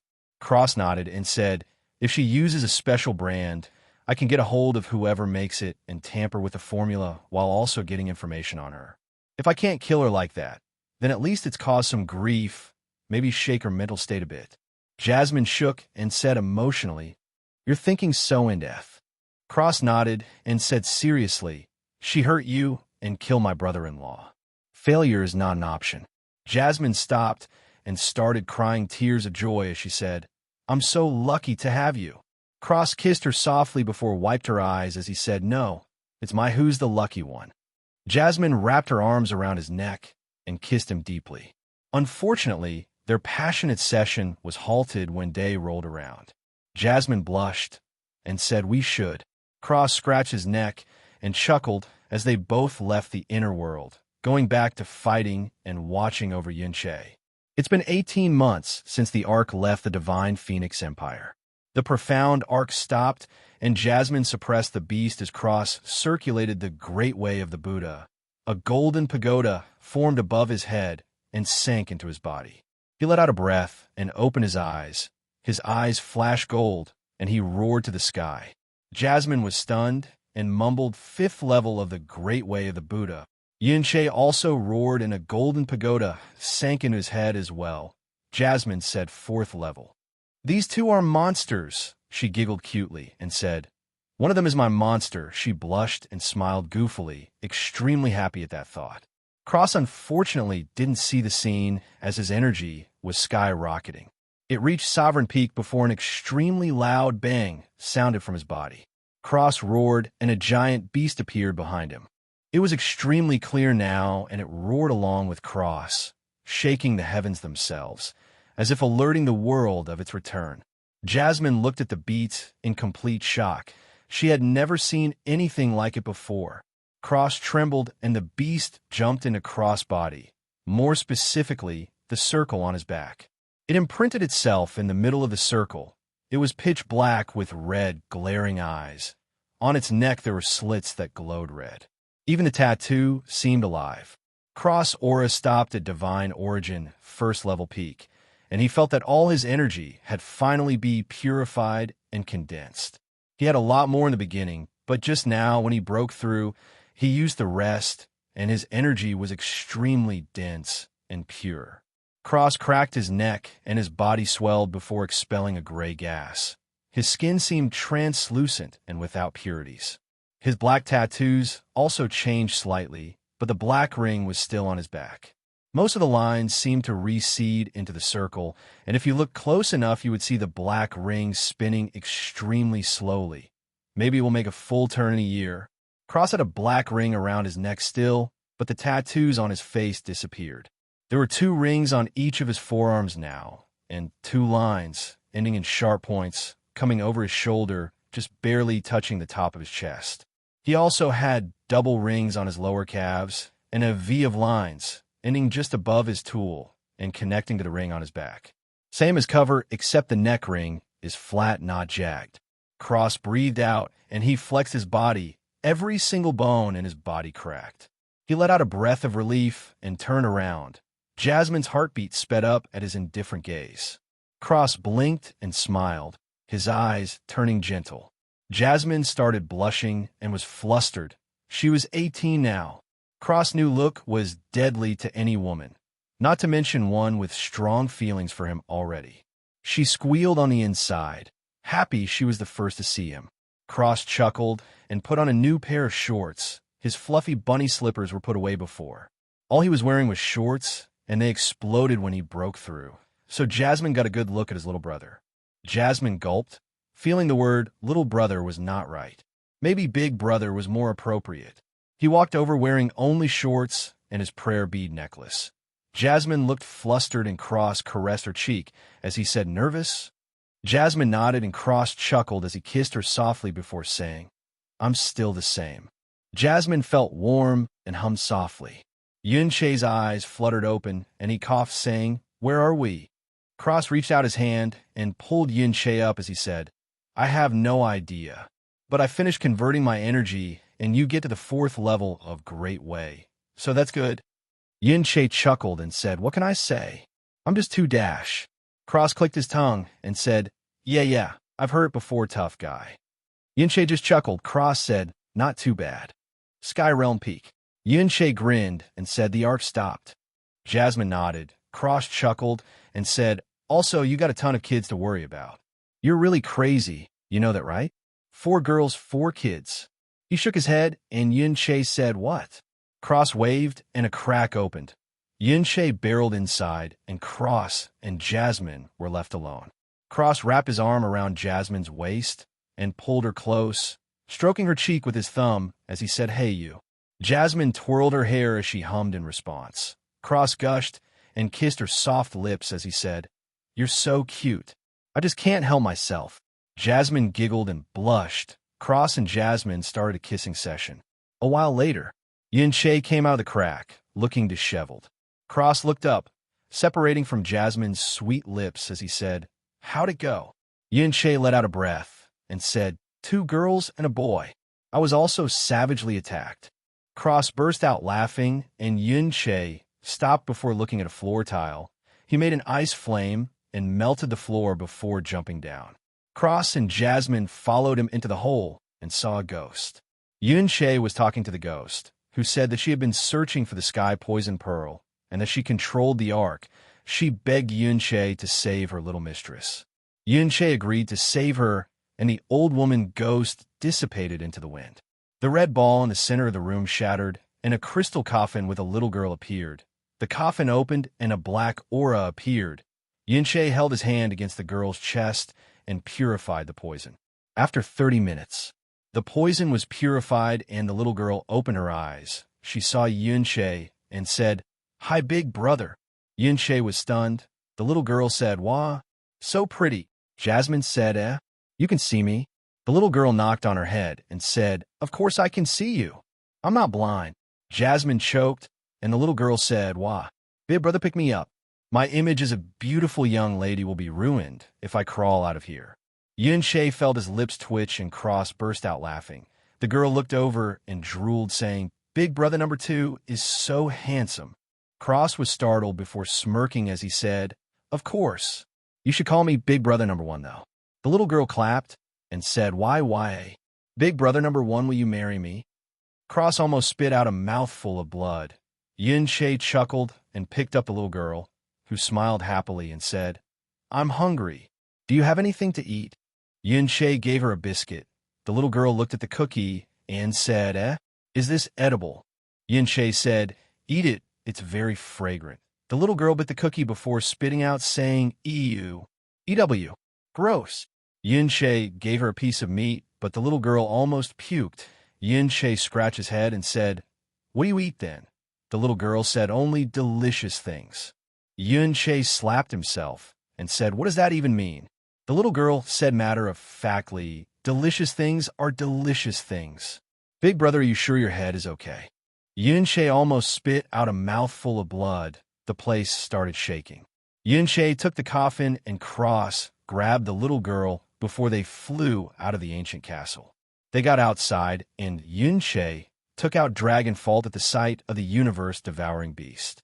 Cross chuckled and said, hey, relax, this is my training partner. The little girl sniffed and shot towards Yin Che extremely fast, latching to Dragon Fault and taking a big bite out of the blade. Yin Che was stunned. The little girl drooled and said, wah, so delicious. Before eating the sword extremely quickly, she sat on the floor and burped with a cute smile. They finally found out what she ate. It was swords. Rest in peace, Dragon Fault. Yin Che shouted, you ate my sword. The little girl shrank her neck and said in disdain, that sword was crap. I'll give you another one. Yin Che was about to spank this little girl's cheeks as he said, that crap was my partner. The little girl's neck once again shrank back. However, her little face revealed an unsatisfied expression. With her nose raised, she said, what I will give you in return is more incredible than the one I ate earlier. She glowed red, and with a poof, she transformed into a heavy sword. It was pure red and 9 feet long. Cross, Yin Che, and Jasmine were stunned. Yin Che picked up the sword and groaned, so heavy, before lifting in the air with difficulty and swinging it around a bunch. His eyes brightened at the weight, and he laughed happily. Jasmine suddenly said, "Drip a drop of blood on the sword now." Yin Che dripped a drop as he was told, and the little girl reverted back, holding a finger to her chin and thinking really hard about something. Yin Che said, "What's your name, little girl?" The little girl said, "I don't remember." Yin Che asked, "Do you want me to give you a name?" The girl nodded happily, and Yin Che said, "What about Hunger?" The little girl repeated the name several times before clapping and saying, "Only call me this in the future." Jasmine said, "Make a contract with her." Now, Yin Che looked troubled and turned to Hunger, who was looking at him. He said, "Hunger, since Dragon Fault has been eaten by you, I no longer have any weapons that I can use. Since you said that you will pay me back, then in the future, when I need to use a weapon, you have to transform into that sword earlier. Is this agreeable?" Hunger is a beautiful young lady, and a beautiful young lady must keep her words. Hunger pushed out 3 fingers and said, "I have 3 conditions. 1. You must play with me often. You can't ignore me. 2. You must find me various tasty food every day. You're not allowed to make me hungry, nor are you allowed to be petty. 3. You can't throw me aside and run away like what happened earlier, nor are you allowed to scold me." Yin Che smiled and nodded before tapping Hunger's forehead. A red light flashed, and on the back of his left hand a red sword appeared. Yin Che threw her another sword he had, and Hunger happily started nibbling on the sword. The space started trembling, and Hunger flew into the sky poison pearl. Cross and Jasmine went inside as well. Cross was playing around with Hunger, dangling a sword in front of her and pulling it away whenever she grabbed at it, while Jasmine was talking to a remnant spirit about some stuff. Hunger pouted, "Handsome big brother is a bully." Cross snickered and threw her the sword. Hunger ate it in 3 bites, and Cross dangled another one in front of her while laughing. The spirit dissipated, and Jasmine looked over, her eyes twitching at the scene of Cross dangling a sword in front of Hunger. She smacked him and said, "Why are you being so mean for?" Hunger held Jasmine's arm and shook it, saying, "Beautiful big sister. He bullied me." Cross shivered at Jasmine's gaze and said, "Fuck. Okay, fine. Have him." He flipped his hand over, and a pile of swords fell on the ground. Jasmine said, "Where did you?" Cross smiled and said, "A bunch of different places, plus I was practicing forging." Hunger dove into the pile of swords and made sword angels. Well, whatever she was doing, Cross chided, "Listen here, you keep playing with your food, and I'll give you a nice spank." Hunger shrank her neck and said, "Don't spank me," before stuffing her face with swords. Cross smiled and patted Hunger's head.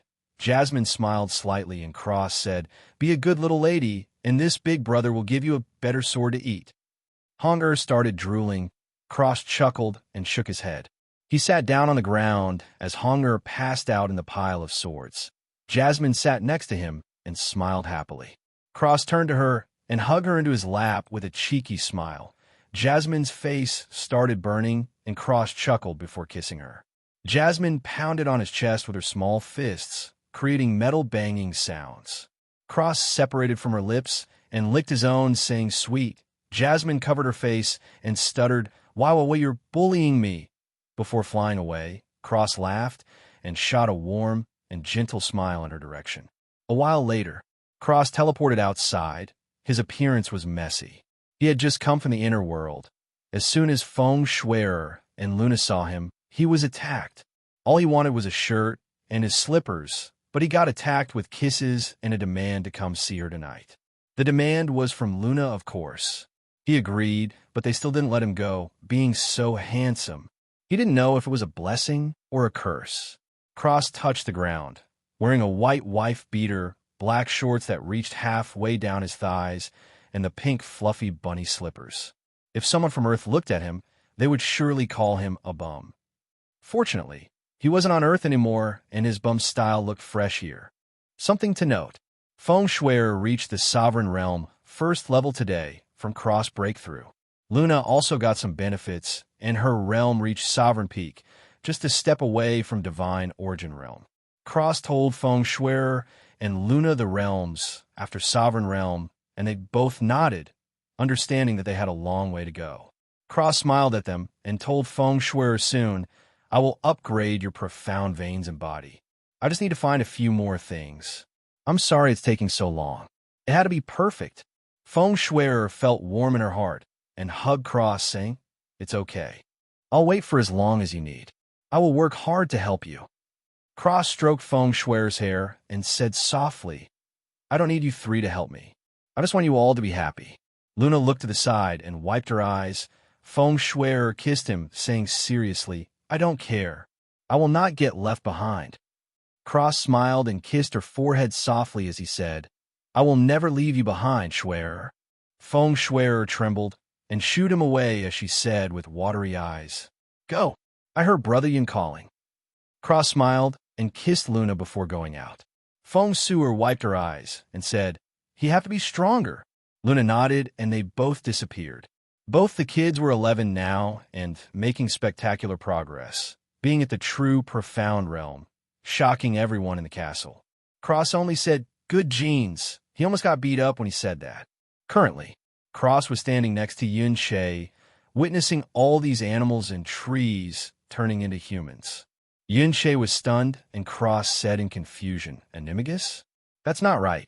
Yuan said, What an animagus? Cross explained, In my world, there's a ritual. You stick a leaf of a plant to the roof of your mouth for a month, and during a storm you chant some words, then you will have the ability to become an animal whenever you want. Yuan eyes widened, and he said, What? Cross nodded and said, It's pretty cool. I never got around to do it. He looked at Yuan and said, Want to become an animal with me? Yuan was startled and said, Okay. Cross was excited and handed him a leaf as he said, Keep it on the roof of your mouth and leave it there for a month. He told Yuan what was to say and said it himself before smiling happily. He didn't really care what he got. Anything would be useful. Also, most strength comes from his elf form, not his animal form, whatever it may be. A young woman sauntered over and looked at Cross hungrily. Cross smiled, and the young woman was in a daze for a moment. He chuckled and caressed her cheeks softly as he said, Little girl, go back to your rooting spot. This king believes you can break your shackles. The young woman started crying, and Cross kissed her forehead before sending her off. She rooted into the ground and transformed into a beautiful apple tree instead of a crabapple tree. Yuan looked at him weirdly, and Cross said, I'm an elf, she's a plant. She was very bold to come over here, so she was rewarded. I blessed her with my mark. Now she'll probably grow to be a giant apple tree one day. He heard Jasmine snort, and he smiled wryly. It was more like the love for a kid than a lover. Yuan shook his head and chuckled as they left. They walked for a while before Jasmine told them to come into the pearl. Yuan and Cross appeared and saw Hunger munching on something. Cross chuckled, and Yuan lamented, My purple, veined heaven crystals. Hunger swallowed them all in one gulp and giggled. Cross picked up a piece of purple jade marrow and put it in his inner world, falling in front of Yuan, who heard from your husband in her mind. She picked it up happily and walked away with her sword. Jasmine said, Hunger, show your master what you got before. Hunger said, Oh yeah. She flipped her palm, and a small dark red arc was floating there. Yuan grabbed it and froze. Cross stood next to Jasmine and said, The inner world? Jasmine replied, Sealed. Cross clicked his tongue. Jasmine gave him a funny look and said, What are you upset about? You have your own, and it might even be bigger than the arcs. Cross sighed and said, Does my body look like a hotel to you, Jazz? Why are so many people living in it? I'm not even charging rent. Jasmine blinked before bursting out in laughter. Her laughter was smooth and beautiful. Cross felt his heartbeat increase looking at her smiling face and listening to her enchanting voice. She calmed down and smiled sweetly. You could just kick them out? Cross sighed and said, Forget it. They're basically family anyway. Jasmine floated next to him and smiled as she said, You're a good person, Cross scoffed and said, I think the underworld empire of Cross haters would disagree with you. He paused for a moment before saying, Truly, they must be thriving down there in the underworld. A man was sitting on a throne, and he had a malevolent expression. Another man walked over and saluted before saying, "Your Majesty." "You've found more." The man snorted and said, "Bring them to me. They will join us as well." The servant nodded and held his fist over his heart as he said, "Kill Cross," before retreating. The man grinded his teeth at the name and slammed on his throne, growling, "When you finally die, I will be waiting for you. This old schemer will play to the end." That's right. It was Dumbledore. He looked a lot younger now and didn't have his giant beard. He had been rounding up all the people who were killed by Cross and forming his own empire. Recently, there had been a massive influx of new citizens. He was happy. Someone else was happy too. In a luxurious palace in the middle of the underworld, a young man with extremely handsome features was laying on a bed, surrounded by beauties. He had fair skin and black hair with red eyes. On his back were massive black wings. He sat up and yawned, rubbing his eyes before smiling happily. "That Cross guy is my idol. He's been sending me so many souls. Maybe I should go meet him one day." He chuckled and said, "Nah, I'll see him when he's dead. Ah ha ha ha," before embracing the little beauties on his bed with a big smile. Back to the sky, Poison Pearl. Cross said, "They must be thriving down there." Jasmine giggled and shook her head, saying, "I could doubt it." Cross and Yuan arrived at a city. Yuan said, "Well, this city is bigger than the Divine Phoenix City." Cross chuckled and said, "By 3 times around." Yuan let out a breath and shook his head. Yuan looked over and gasped. He slapped Cross a bunch and said, "Look, look." Cross looked over and saw a girl with pointy ears. He was startled and said, "Eh." Jasmine said, "Another elf." Cross retorted, "Luna is an elf too." Jasmine said, "She doesn't count. You made her an elf." Her voice stopped for a second before turning cold as she added, "Which I heard was extremely dangerous, and you almost died because of, by the way." Cross coughed and said, "Anyway, another elf. That's rare." Jasmine snorted and said, "Also, I always wondered. Why don't you use a bow? Aren't elves amazing marksmen?" Cross waved and said, "Bows aren't domineering. A mace is much better." Yuan and Jasmine were stunned by the reply, and their faces gained black lines. Cross made a bow with his strings and pulled the bow. One arrow appeared. Cross chuckled and said, "Watch this," as he closed his eyes and spun in a circle before letting the arrow loose. The arrow flew through the air like a bullet and curved, going through each of the 3 hooded figures' heads. Cross cheered and said, "TTT triple kill."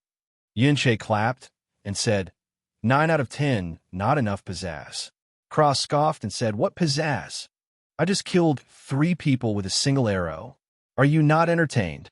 Yuan chuckled and shrugged. The duo of young man and the little elf girl walked over and bowed, saying, "Thank you, Sindash." Cross slapped the guy and said, "Oi, how old do I look to you? Are you cursing me to live a short life?" The young man was stunned, and the girl gasped as she said, why you? You're an elf too." Cross pinched the girl's ears as he spoke in Elven. "You little girl, are you blind? Tell me the truth." The girl said in Elven, "Ah, big brother, ah, it hurts," before gasping and saying normally, "I didn't know I could do that." Cross tilted his head and let her go as he said, "You girl, you can't speak Elven? What kind of elves are these? Let me see your blood." The girl looked to be in a tough position, and the young man said, "Son, sir, my name is Yuan Shao. Thank you for saving me and Seventh Sister." Cross looked at Yuan and said, "Yuan Shao." Yuan shrugged, and Yuan Shao nodded. Cross chuckled and said, "I think your real name is Shao Yun. Oh, look, someone's coming." Yuan eyes widened, and he grabbed Yuan Shao, saying, "Who are you?" and shaking him silly. A man with pointy ears landed and said, "Huh, what are you shaking him for?" Cross slapped his forehead and said, "This is getting chaotic. You there, older elf man, where are the rest of the elves in this realm? Why can't you speak Elven? Where did you come from?" The older elf looked at Cross and said, "Another elf? Who are you? What have you done to my cute little sister?" Cross blood boiled in a nameless rage, and he slapped him, shouting, "Know your place," before coughing and looking confused. Everyone stopped and looked at Cross, who twitched his ears and went silent. Jasmine, Luna, and Feng Shui's voices sounded from his necklace. "Are you okay?" Cross took a deep breath, calming his blood down as he replied, I'm fine. He looked at the older boy and said indifferently, Answer me. Now. His tone was very scary, and the little elf girl pulled at Cross' clothes gently as she said, Oh, Savior, please forgive my brother. Cross rubbed his face and turned around, walking into the city and ignoring them. He might just kill that guy if he stayed any longer. He needed to calm down. Yuan watched him go with a serious face. He heard Jasmine's voice say, I think you should go after him. He's very angry, I can feel it. Yuan replied, angry. Jasmine replied, unsure.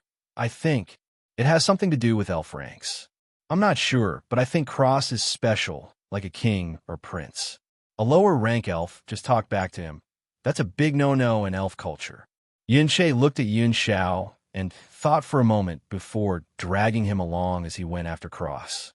The elf girl looked at her brother and said, Why are you so rude? She turned around and shouted, Brother Yuan, wait, before chasing after him. The older elf man was on the ground groaning. He had been abandoned. Yuan caught up with Cross and said, Are you all right? What happened? The elf girl had caught up and looked at Yuan Shao, who was being dragged on the ground like a sack of potatoes, with a wry smile. Then she heard Cross' words and was stunned. Cross said, People in my previous realm call me Elven Prince or Elven King. Usually I don't have a problem with people talking back to me, but this time my blood boiled in rage and I couldn't stop myself. Cross looked up and sighed, so troublesome. Yuan asked in confusion, There are ranks in the elf race. Cross nodded and said, There are different races as well. For example, I'm a blood elf. The last blood elf, if you will. That little girl. I need to see her blood first. The little girl said, Here you go. As she dripped a drop of blood, Cross waved and the blood floated to him. He looked at the light green drop of blood with red tints and said, She is what I could call an impure forest elf. Your ancestor was probably a forest elf and come to this realm, either by accident or was forced. Cross chuckled and said he didn't abandon the tree of life. Yuan asked, How do you know? Cross snickered and said, Because once you betray the tree of life, you don't live long enough to talk about it. There has only been one person to betray the tree and survive. The little girl asked who.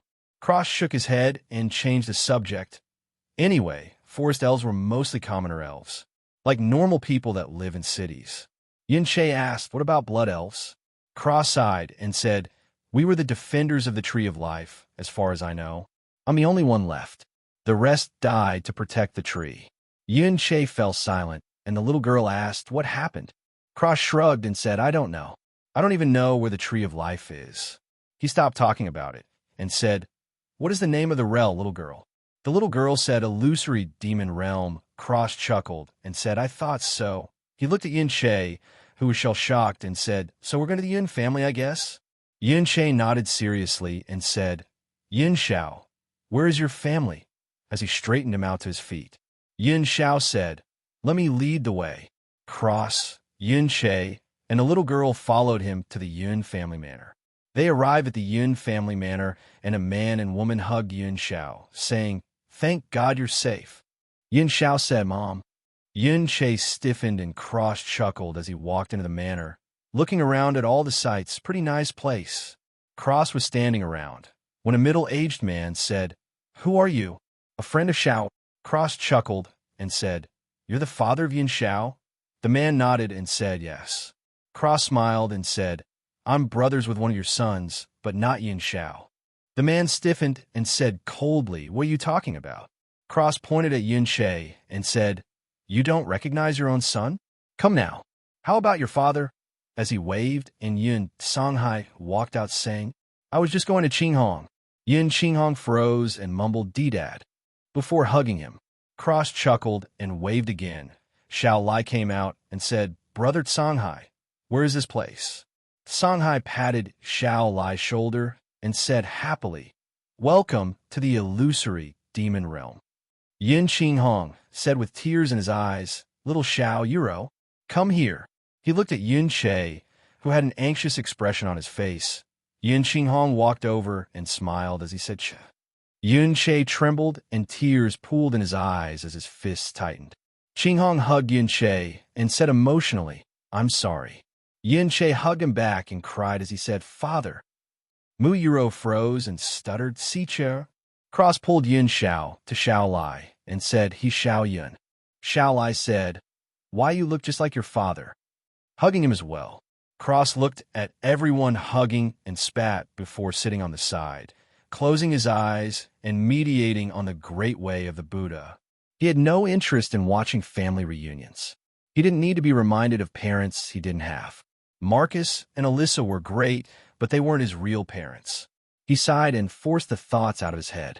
Jasmine watched him from the pearl with a sad expression. Luna and Feng Shui were the same.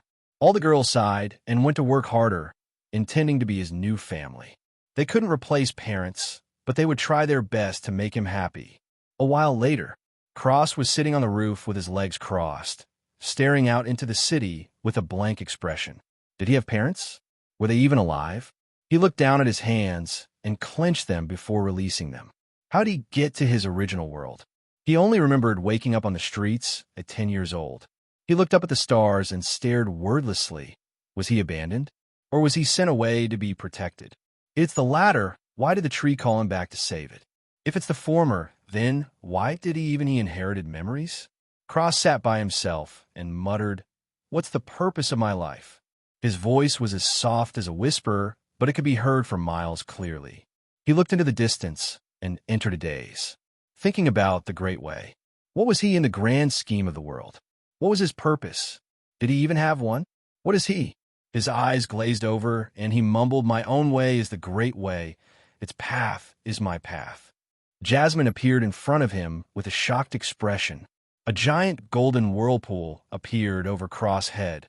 A golden pagoda appeared, and it got brighter and brighter until it was as bright and blinding as the sun. The pagoda sank back down, going into the eye of the whirlpool. The whirlpool shrank and encased the pagoda before sinking inside it, turning the pagoda slowly as it entered Cross' body again. Cross muttered, "Nothing matters, my path is my path. Anyone who attempts to stop my path will fall at my feet." His body lit up with a golden light before dimming.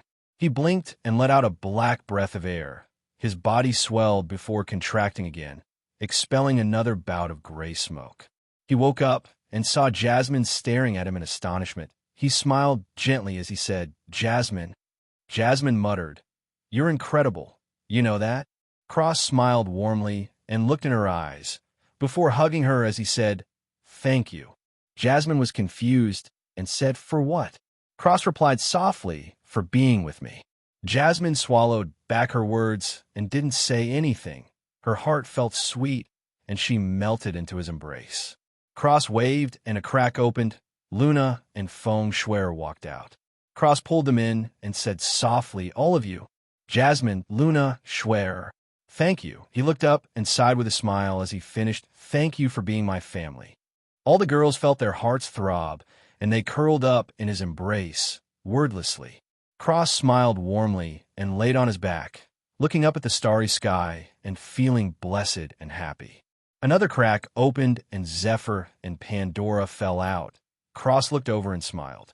Zephyr scratched his neck and said, So. Cross clicked his tongue and said, "Shut up. Come here." Pandora and Zephyr jumped on the floor and giggled. Pandora said, "Wah, now we'll never have cookies."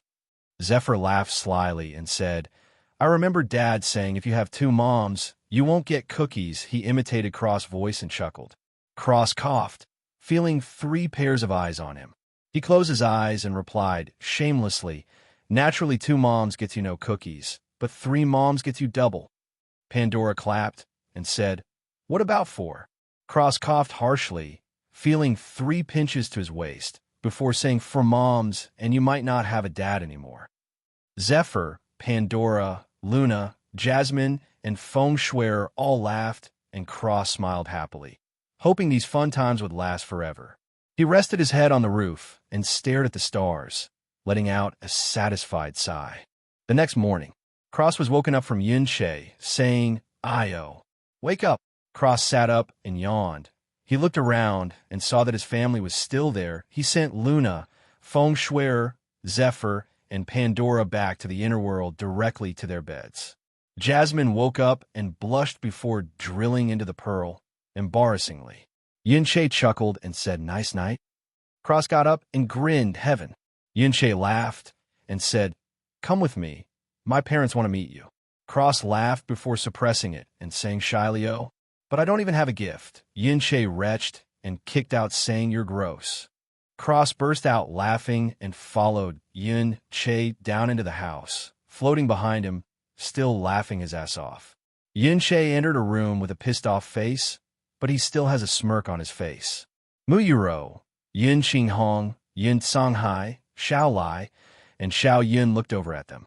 Cross stifled his laughter and said, "Hello, I'm Yuan big brother. You can say that I'm a protector, I guess? I don't know. Maybe one day I'll kill him." Yuan almost spit out blood, and Cross chuckled, saying, "Just kidding. Nice to meet you, I'm Cross." Mu Yuro smiled happily and said, "Such a handsome son." Her eyes were shining, and she grabbed him, hugging him tightly. The problem was her arms were around Cross' neck. He wasn't going to use any strength, but he was choking.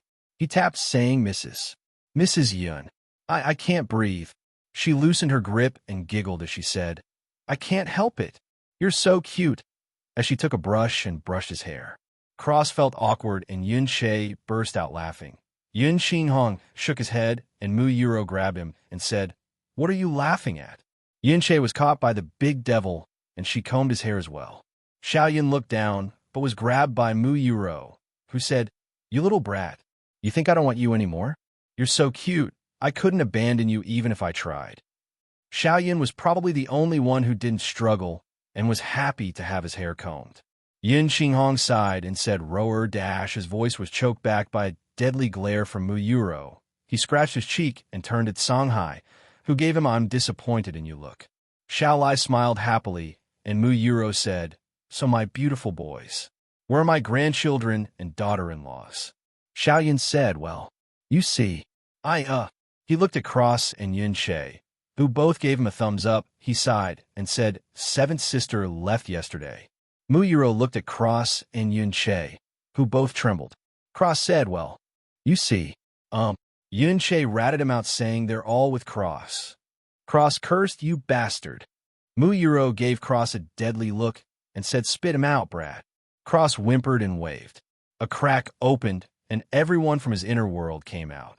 Cross gulped and said, "Good luck, ladies."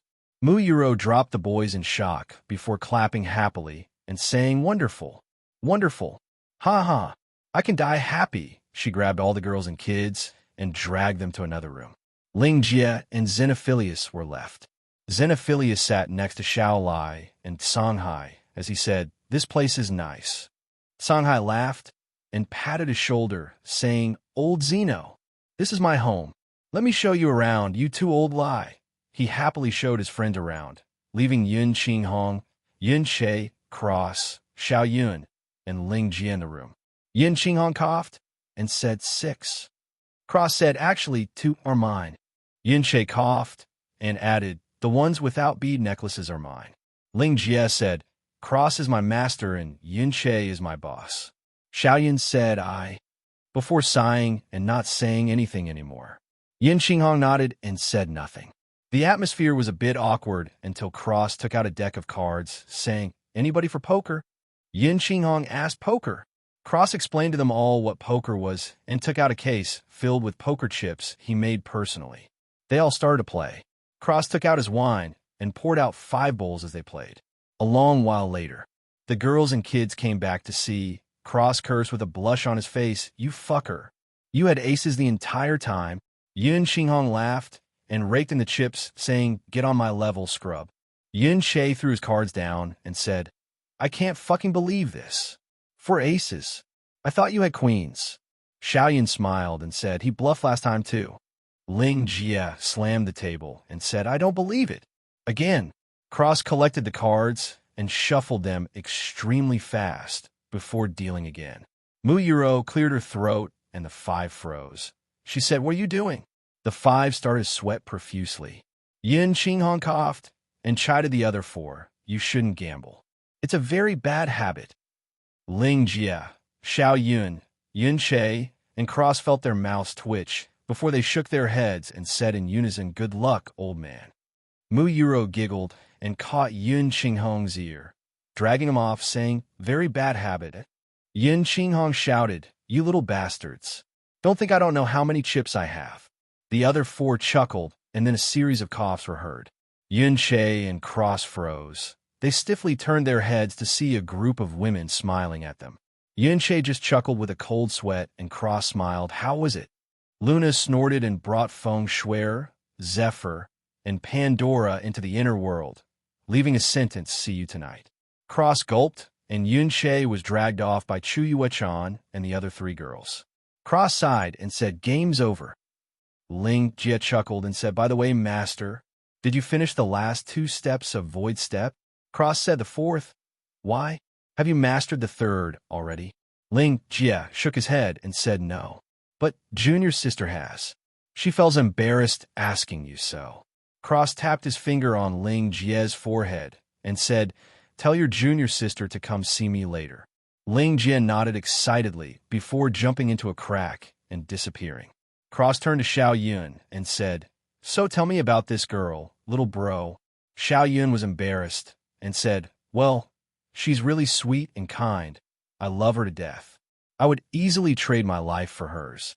Cross looked at Xiao Yun silently as he went on and on about the girl.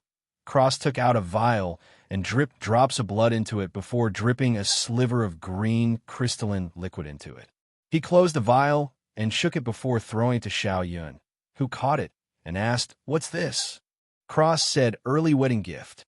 Xiao Yun was stunned and opened his mouth to refuse, but Cross said, "The things I give do not come back. Understand?" Xiao Yun sighed before smiling, saying, "Thank you, big bro." Cross smiled and said, "No problem," as he took another drink from his gourd. A while later, Cross was sitting at the table with Yun Che, Mu Yuro, Yun Qinghong, and Xiao Yun. All the girls went back to the inner world. Cross pointed at Mu Yuro and Yun Qinghong.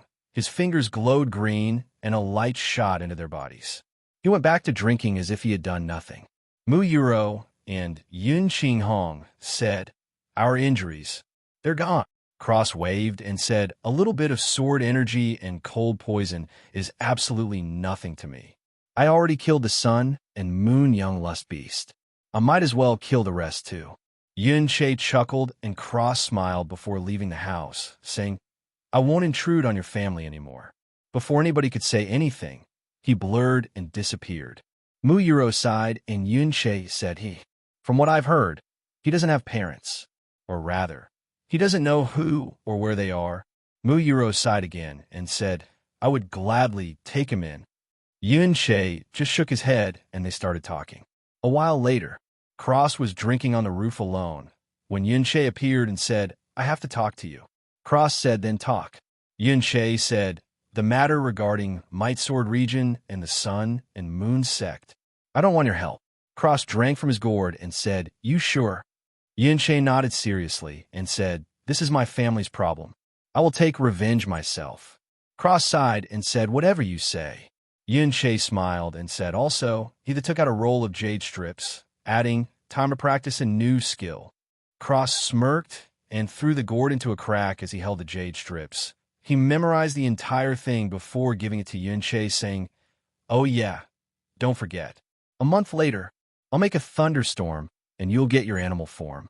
Yun Che nodded and grinned as he sat down and read the jade slips.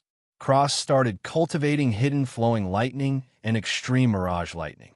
A month later, Cross, Yun Che, Feng Shui, and Luna were sitting outside in a thunderstorm Cross had made.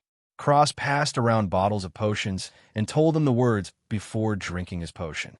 The rest did as they were told and started transforming. Luna turned into a pure white rabbit with red eyes. She was big for a rabbit, but extremely slender. Absolutely beautiful.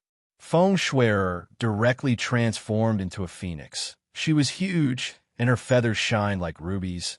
She was stunning beautiful.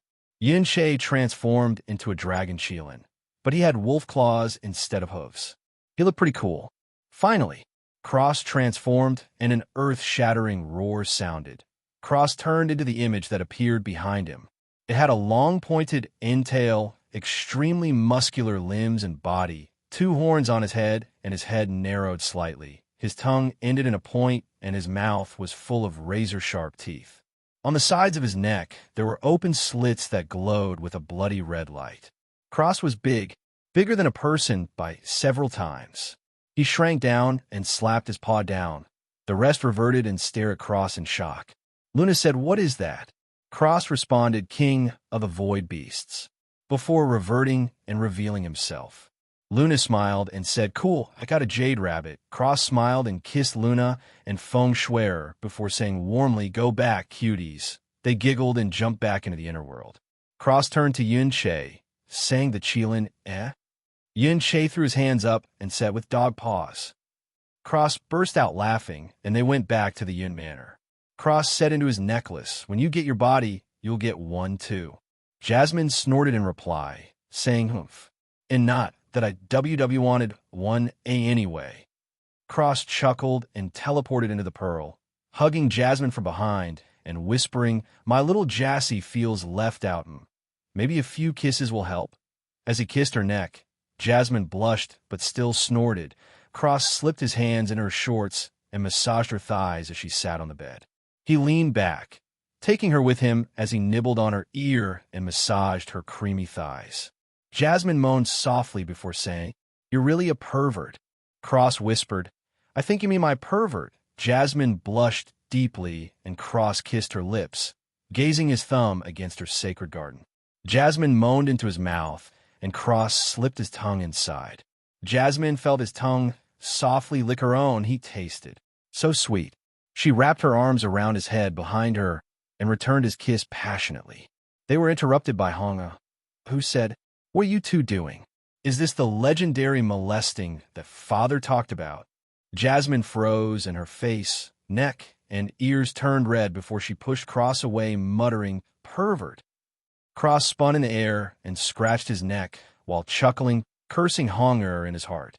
"This little girl, can you go eat a sword and sleep somewhere else?" He grumbled and kissed Jasmine, whispering in her ear, "When you get your body, I will eat you for sure." Steam came out of Jasmine's head, and she pushed him away, saying, "Go. Out. Leave. Pervert. Go, go, go, go, go."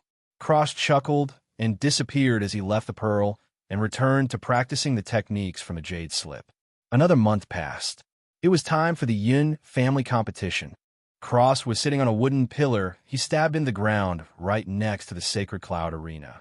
He was watching the fights going on with a bored expression. These kids were honestly trash. That was his professional opinion, though Cross requirements were pretty strict. His kids were okay in his eyes, but they were exceptional in others. First of all, Pandora and Zephyr haven't faced any hardships for their entire lives. They've been living in peace the entire time. Cross wanted to let them loose, but Luna was reluctant to let them leave. They were her little babies. She didn't want them to run around. If they pissed someone off, she would never see them again.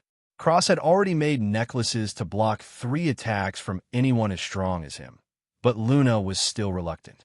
Cross had also made them weapons. Zephyr chose twin hammers, and Pandora surprisingly chose a massive battle axe. He made them both their weapons and a set of battle skills for them. Zephyr's hammers were special as they could come together and form a giant 2-handed hammer.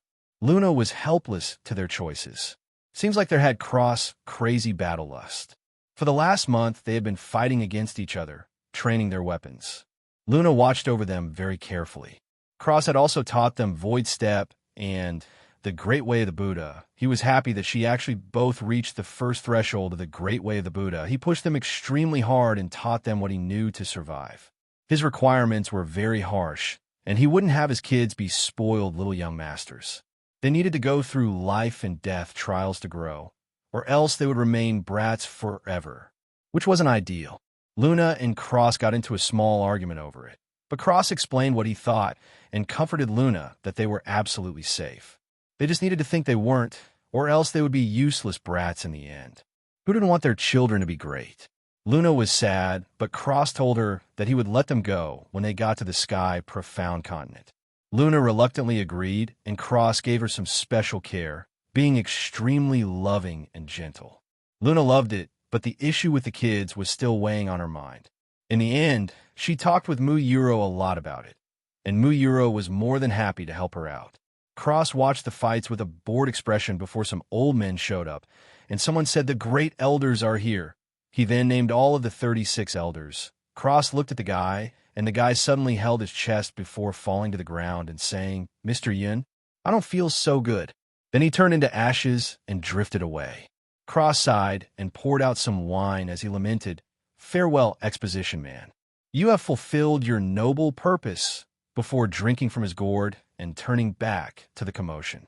The Mu family showed up right after the elders, and only Mu Yuro's brother came, sitting next to her. Mu Yuro was still talking to Luna about the kids and didn't even greet Mu Yubai.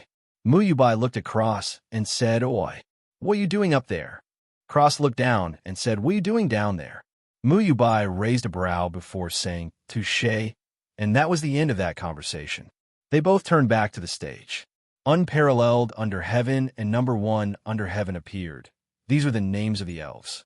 Number 1 Under Heaven was the name of the guy Cross slapped. Funnily enough, the little elf girl's name was Number 7 Under Heaven, and her father's name was Greatest Ambition Under Heaven. Unparalleled Under Heaven was Greatest Ambition Under Heaven's brother. Make sense? No. Well, anyway, Yin Weitian, the guy who would be slapped out of existence soon, flew up to the air and greeted them kindly, almost fawning over them. Cross heard this guy was trying to become the patriarch because Yin Che's dad was injured. Well, maybe his ambition will be useful in the underworld empire. A shrill voice sounded, "Oh my." Cross retched and said out loud, "What the fuck was that?" It was completely silent, and a loud "you" was heard before a palm was shot at Cross, who looked up and swatted the palm away, saying, "You filthy creature dared to attack me."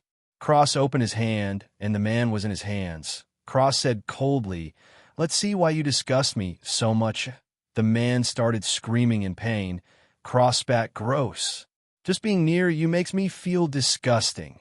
He shook his hand, and the man exploded in a blood mist. Strangely, none of it got on him. Cross sneered, and the blood caught fire and disappeared. Cross looked at Yunche and said, Yeah, I know. I'll fix it." He snapped his fingers, and everyone, except Yunche and Luna, forgot about the man and the incident completely. Cross went back to drinking as normal, and Yunche chuckled. The fights went on, and Yun Xinyue showed off a cyan profound handle. Cross looked curious and whispered, "Lil bro, you have one of these too?" Yunche nodded, and Cross added, "Suffice to say, only Yun bloodlines have this?" Yunche was the only one who could hear him and nodded again. Cross then said, "This Shinya, he is very annoying. His face makes me want to punch him. As I recall, second brother doesn't have a profound handle." Yunche's eyes opened wide, and he looked at Cross incredibly. Cross looked down and winked while chuckling. Yunche grinned and stayed silent. A while later, the 3 Grand Elders showed up, and 1 Duke Yi. They all talked, but to Cross, they might as well be spewing shit. He couldn't care less. All problems could be solved with a slap. That was the ultimate meaning behind the divine slapping arts. To cultivate such a method, you had to be as arrogant as the sky was high. If not, then it just would be worthless. Only the true blue young masters could use this. The ones who fear nothing. Cross still hadn't found a suitable successor to his divine slapping arts. He was even improving on it every day. Cross decided to name it 1,000 Hands of God. It sounded much better like this. Plus, maybe he could leave his own inheritance. Cross rubbed his chin. That actually wasn't too bad an idea. Maybe before he left the Blue Pole Star, he would leave his inheritance in some dangerous place. Maybe he would see his inheritor in this life. That sounded like a really fun idea. He imagined a youth who had lost everything. His wife canceled their marriage because he was crippled and he was desperate for strength. So he went to a dangerous place and stumbled upon his inheritance and became a top expert, a hero of his generation, rising above all others and meeting him in the higher realms. As Cross was drooling over his perfect inheritor, the clan competition kept going on. Yunche was questioning Xinyue and said, "Tell me, who are those that attempted to assassinate Yin Xiao, and who is the owner of yours?" Cross came back and looked the stage, startled. Had he been daydreaming for so long? Yin Xinyue said, "The ones who attacked Yun Xiao and number 7 under heaven is from the Hellion family. Master is Duke Huai Palaces." Cross chuckled and waved. A barrier appeared round Duke Huiyi and Venerable Stone Dragon. Yun Xinyue finished Duke Huiyi. Boom! Venerable Stone Dragon blew himself and Duke Huiyi up. Cross chuckled and his aura pressured everyone down as he said, "Let's play nice, folks. This is getting juicy." Yun Che chuckled and sneered at Duke Huiyi as he said, "Getting antsy?" Yun Qinghong shouted, "Scram out of my Yun residence. On account of your 100 years of serving the Demon Emperor, I will spare your ant life today." Duke Huiyi snorted and left. Cross said, "Oi, why don't just kill him and slaughter this Duke, whatever place?" Yin Che made a gesture, and Cross rolled his eyes, muttering, "So boring. These ants aren't even fun to play with."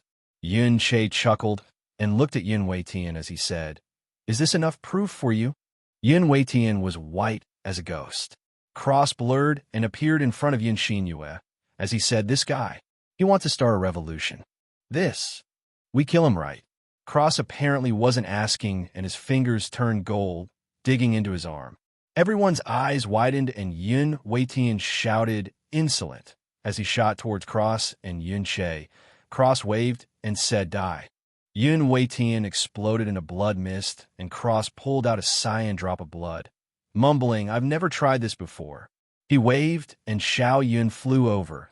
Cross bit his finger and merged his blood with the cyan one before pushing it into Xiao Yun's arm. Xiao Yun growled in pain for a while before a blue profound handle came out. Cross clapped and said, "Great, great. As expected, I'm a genius." Yun Che rolled his eyes and said, "Little bro, you okay?" Xiao Yun nodded and played with his blue profound handle happily before hugging Cross, saying, "Big brother, thank you." Cross patted his head and said simply it was nothing. Cross looked at the elders and said, "Seems like this was worth it? Losing a moron and a cripple for a genius?" The elders nodded frantically. Yun Qinghong and Mu Yuro smiled happily. Cross smiled and said, "Unfortunately, you will not remember my involvement." Suri, before snapping his fingers. Only Yun Che, Luna, and Xiao Yun remembered. Cross said seriously, "Second bro, you can't tell anyone it was me, okay? Just say it awakened just now or something. That's what they think." Before flickering back to the wooden pillar, Luna smiled gently at Cross, who winked at her and mouthed, "You're not sleeping tonight." Luna's cheeks turned pink, and she cursed bastard. Cross chuckled and turned back to Yun Che, breezing through the rest of the competition. Xinyue was put to death for attempting revolt, and Yun Weitian was said to have killed himself in grief. A few days later, Cross was following Yun Che. They were both using the extreme mirage lightning. Suddenly, they came across a small lake. Jasmine said, "A lake? Go take a look." Yun Che went down, and Cross floated by him, completely invisible. Yun Che hid behind a bush and peeped at the little girl in ugly gray clothes. Cross was floating above Yun Che, not cautious in the least. There was none in this world who could see him if he didn't want them to. The girl landed in the middle of the pond and submerged her calves in the lake. She spread open her hands and burst into flames. Yun Che and Cross' eyes widened as they looked at the girl. The fire didn't affect her hair, but her clothes. Not chance. Her stark naked body was on display for anybody who dared to take a look in this direction. The girl's body was very delicate, and it could even be described as rather petite.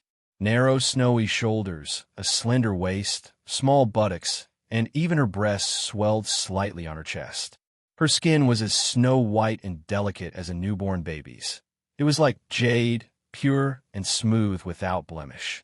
It was to the extent that it even began to resemble the sparkling, translucent, and limpid qualities of white jade.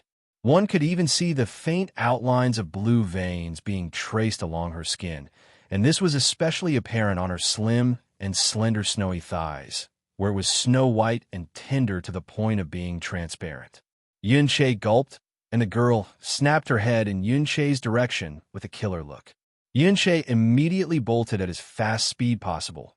Cross watched as the girl blurred and gray clothes appeared before she shot after him. Cross held back his laugh and flew after the two. He wasn't enchanted in the least. All of his girls were much better than her. At least that's what Cross thought anyway.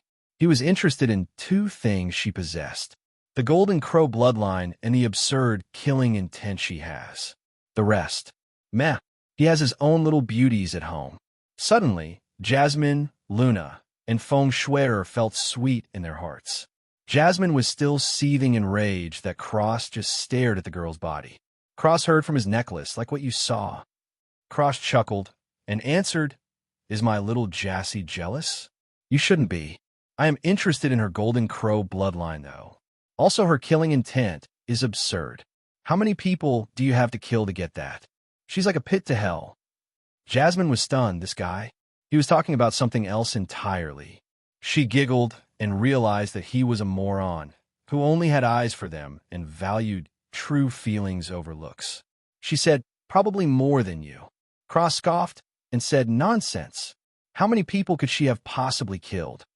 Jasmine just laughed, and a huge boom was heard. Cross floated over and looked at the giant fire.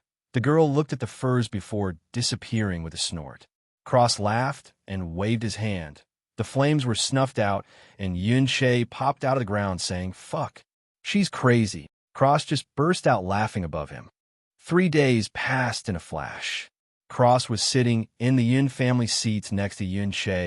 A ton of eyes were on him because, firstly, he was an elf, and, secondly, he wasn't wearing a shirt. This place was even hotter than the divine Phoenix City. How could these people feel comfortable? All he was wearing was black shorts that ended at the middle of his thighs, his prayer bead necklace, and his trademark pink fluffy bunny slippers. All the women were feasting their eyes on his perfectly built body, licking their lips hungrily. Even one girl, who Xiao Yun didn't put any man in her eyes, was staring at him in a hungry daze. Cross didn't look at any of them and said, "Can't this little demon vixen hurry up? Doesn't she know this king's time is precious?" Yin Hong smacked his head and said, "Enough." Yuan chuckled and Cross grumbled, "Damn old man. Next time see if you can bluff me." Yuan laughed and got a swift smack to his head courtesy of Hong. Cross chuckled, and at that moment, a reverberating, ear-splitting voice filled the Demon Imperial Hall, and the originally noisy Grand Hall immediately fell into a hush. It was so quiet that one could hear the sound of pin dropping. Every single person raised their head to the skies and gazed at the sky above the Grand Hall. The little demon empress has arrived. A curtain of flame parted and revealed the little demon empress. Yuan pupils shrank and Cross burst out laughing, but Yuan clamped his hand over his mouth, glaring at him. Cross was shaking from laughter. The little demon empress. She was the girl from the small lake. The girl who showed both of them her entire body. It was too funny. Yuan really has this sort of luck. Cross calmed down and took Yuan hand off as he said, she looked better without that terrible robe on." Yuan almost slapped him to death. Luckily, Cross said that only to Yuan or else the entire place would have went up in flames. But this little girl, Cross had to give it to her. She was more arrogant than him. She stood up from her throne, made a toast, drained her wine cup, and said, "Who made the seating arrangements today?" Cross almost clapped. She must have heard him before and decided not to waste a single moment. Duke Huai stood up and said, "It was this Duke, Your Highness." Little Demon Empress snorted and said, "The seating arrangements haven't changed for 100,000 years. Why did you change them today?" Duke Huai replied, "This Duke asked the various families, and they said they wanted to be in the East Wing, so I changed it." The little demon empress nodded and said, "Oh, I see. So you somehow got the power to change seats? It seemed to me that only I had the power to do this. I must have been mistaken. Perhaps next time my own seat will be changed as well." Duke Huai grinded his teeth and bowed, saying, "This Duke doesn't dare." The little demon empress snorted and said, "Naturally you do not." She turned to the Hellion family and said, "Do you wish to sit in the East Wing?" Cross rolled his eyes. Was she going to go through them all? I thought she was pro-ending things quickly. Seems like he misjudged this little vixen. Cross said, "Oh my God. Are you going to go through them all? Everyone was dead silent, and the little demon empress looked at Cross. Her gaze shifted to Yun Che, and she narrowed her eyes for a second before turning back to Cross and saying, "Perhaps you have a better idea?" Cross chuckled and said, "Wrap it up as soon as possible. Only a moron wouldn't see what's going on. I say, is there a need to play out this play? It's really boring." Cross sighed and said, "Let me tell you what's going to happen. The East Wing people are going to say, 'Oh no, we don't dare.' Then you're going to get angry and say, 'Then why have you sat there?' Then the Duke is going to say, 'I thought they did.' Then you're going to be stuck. This endless cycle of cat and mouse. Isn't it better to just kill them all? If I'm wrong, just treat my words as fart and continue." Everybody was stunned. This was equivalent to ripping off Duke Huai's face in one go. Yun Che sighed, and the little demon empress was silent. Cross looked at Yun Che and said, "Did I fuck it up?" Yun Che face-palmed and said, "Pretty much the whole thing." Cross rolled his eyes and said, "So stupid. This moron is obviously trying to revolt, but nobody's saying anything. It's really annoying to see his smiling face all the time. Whatever, continue with the show." Everybody was confused, and Cross said, "Just wrap it up, will you? Not everyone has time to sit here and listen to you spout nonsense for no reason." He chuckled and added, "You look better naked," before snapping his fingers. Yun Che burst out laughing, and everybody gasped. The little demon empress was enraged before everyone, except Yun Che, blinked and forgot about what just happened. Yun Che gave Cross and thumbs up before returning to his normal, listening appearance. As expected, never a dull moment with this big brother of his. The rest of the meeting went on just as Cross had said, and the little demon empress got a report from each family. But then the dukes in the East Wing said that they wanted the Yuan family to be kicked out of the 12 guardian families. Yun Che naturally wouldn't allow this to happen and spoke out against them, saying that they would leave, and it was up to the little demon empress anyway. Duke Huai responded with some garbage, then said that they should compete in strength because that's what mattered. Yun Che had no problems with this and said that they should have something to lose too, so he requested 2.5 kilograms of purple vein divine crystal from each of the guardian families on the East Wing, with the exception of Duke Huai, who needed to give 10 kilograms to be given to the Yuan family should they win. The Duke laughed for a while, and Yun Che called him a chicken. Then he agreed in rage. The little demon empress personally said that she would make sure whoever lost would carry out their bets and agreed to be a witness to the fight. And that was your Cross Super Wrap-Up. Tune in next time for another. Yun Che went up after a terrible display from the others in the West Wing. He bet everyone easily. It wasn't even a competition. He only used hunger once. Duke Huai got up and shouted after he lost, "This wild kid isn't even a part of the Yuan F-dash." Yun Che rolled his eyes and released his profound handle, shutting Duke Huai up. Cross clapped and said, "Excellent move. You didn't even wait for him to finish." Ha ha ha. Everybody turned to Cross, who flashed to the stage and floated in the air with a demonic smile. He chuckled and said, "Here comes my favorite part." He looked at Yun Che and said, "Surely I don't have to restrain myself now?" Yun Che chuckled and shook his head. Cross grinned and said, "Listen very carefully. Let me wrap things up so we can go home. You're all going to mention the Demon Emperor seal is lost, and the Mirror of Samsara is as well. Let's brush past this as it's not important." A patriarch shouted, "How is this not important?" Cross chuckled grimly, and the patriarch exploded in a blood mist as Cross said, "Because I have the bigger fist. If any of you clowns want to continue with this charade, I will annihilate your entire family." I couldn't care less about the so-called 12 guardian families. As far as I'm concerned, you're all trash anyways, blatantly revolting against your emperor because some moron says so. Cross tone turned cold and commanding as he said, "You will pay your wagers, or you, your wife, your parents, your kids, even the chickens and dogs of your families will not survive." He shouted with an ice-cold, killing intent. "Not even a speck of blood will be left. Do you understand? I'm not as dumb as your empress. I don't let any root survive when I take out weeds. Even the earth around the weeds isn't spared." His eyes glowed red, and he had a crazy look in them as he eyed the patriarchs and Duke Huai. Cross sneered and said, "I've seen the show for long enough. The little demon empress was glaring at him, and he glanced at her with killing intent, far more chilling than her own, and spat something to say. The little demon empress said coldly, "Did you call me dumb?" Cross sneered and said, "If you're not dumb, what are you? A moron? A retard? An idiot? Which do you prefer?" The little demon empress was trembling in rage, and Cross continued, "Tremble. Tremble in rage at your own stupidity. You're unsuitable for the throne." Everyone gasped, and Cross continued, "You're weak and useless. Had you even had a bit of brains, you would have uprooted all the growing problems when you became the empress. Now what do? You ignore the problem, just like everyone else, dancing around it like you couldn't be bothered to take care of it. All this, everything that happened today, it's all because of you. What ruthless? What's scary? You're just a stupid little girl." Cross pointed at Du Kuai and said, "This rat is blatantly challenging your authority right under your nose, as if he's the king of the realm, and you snort, as if he could never imagine going against you, as if you are invincible. Do you realize that you are a single step away from death at every turn?" Cross sneered and said, "Stupid little girl, whatever plans you have, whoever you're waiting for, they're not coming. You might as well have handed your little empty skull to him on a silver platter.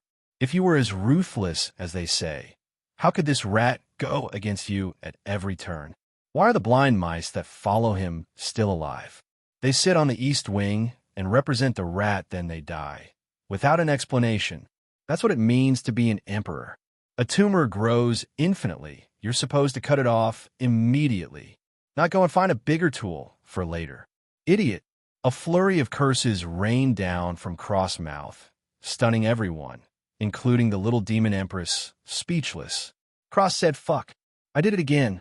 Yin Che sighed and said, "This isn't a good chapter for you." Cross sighed and replied, "I know, right?" as he snapped his fingers and returned to his seat. What he did was, he removed the memories of himself and him shouting at the little demon empress from the patriarchs and Duke Huai's mind, only leaving a threat from a powerful senior and having them believe it's the Golden Crow. For the little demon empress, he just wiped the whole speech from her. He really couldn't be bothered anymore, so he went to the Sky Poison Pearl in a huff. Jasmine saw him and giggled as she said, "Nice speech." Cross crossed his arms and sat down, pouting, "I hate this place." Jasmine laughed and flew over, saying, "Want me to make it better?" Cross caught her and pulled her into his lap, holding her waist with one hand, and caressed her cheek with the other, as he said cheekily, "How are you going to do that?" Jasmine giggled and kissed him.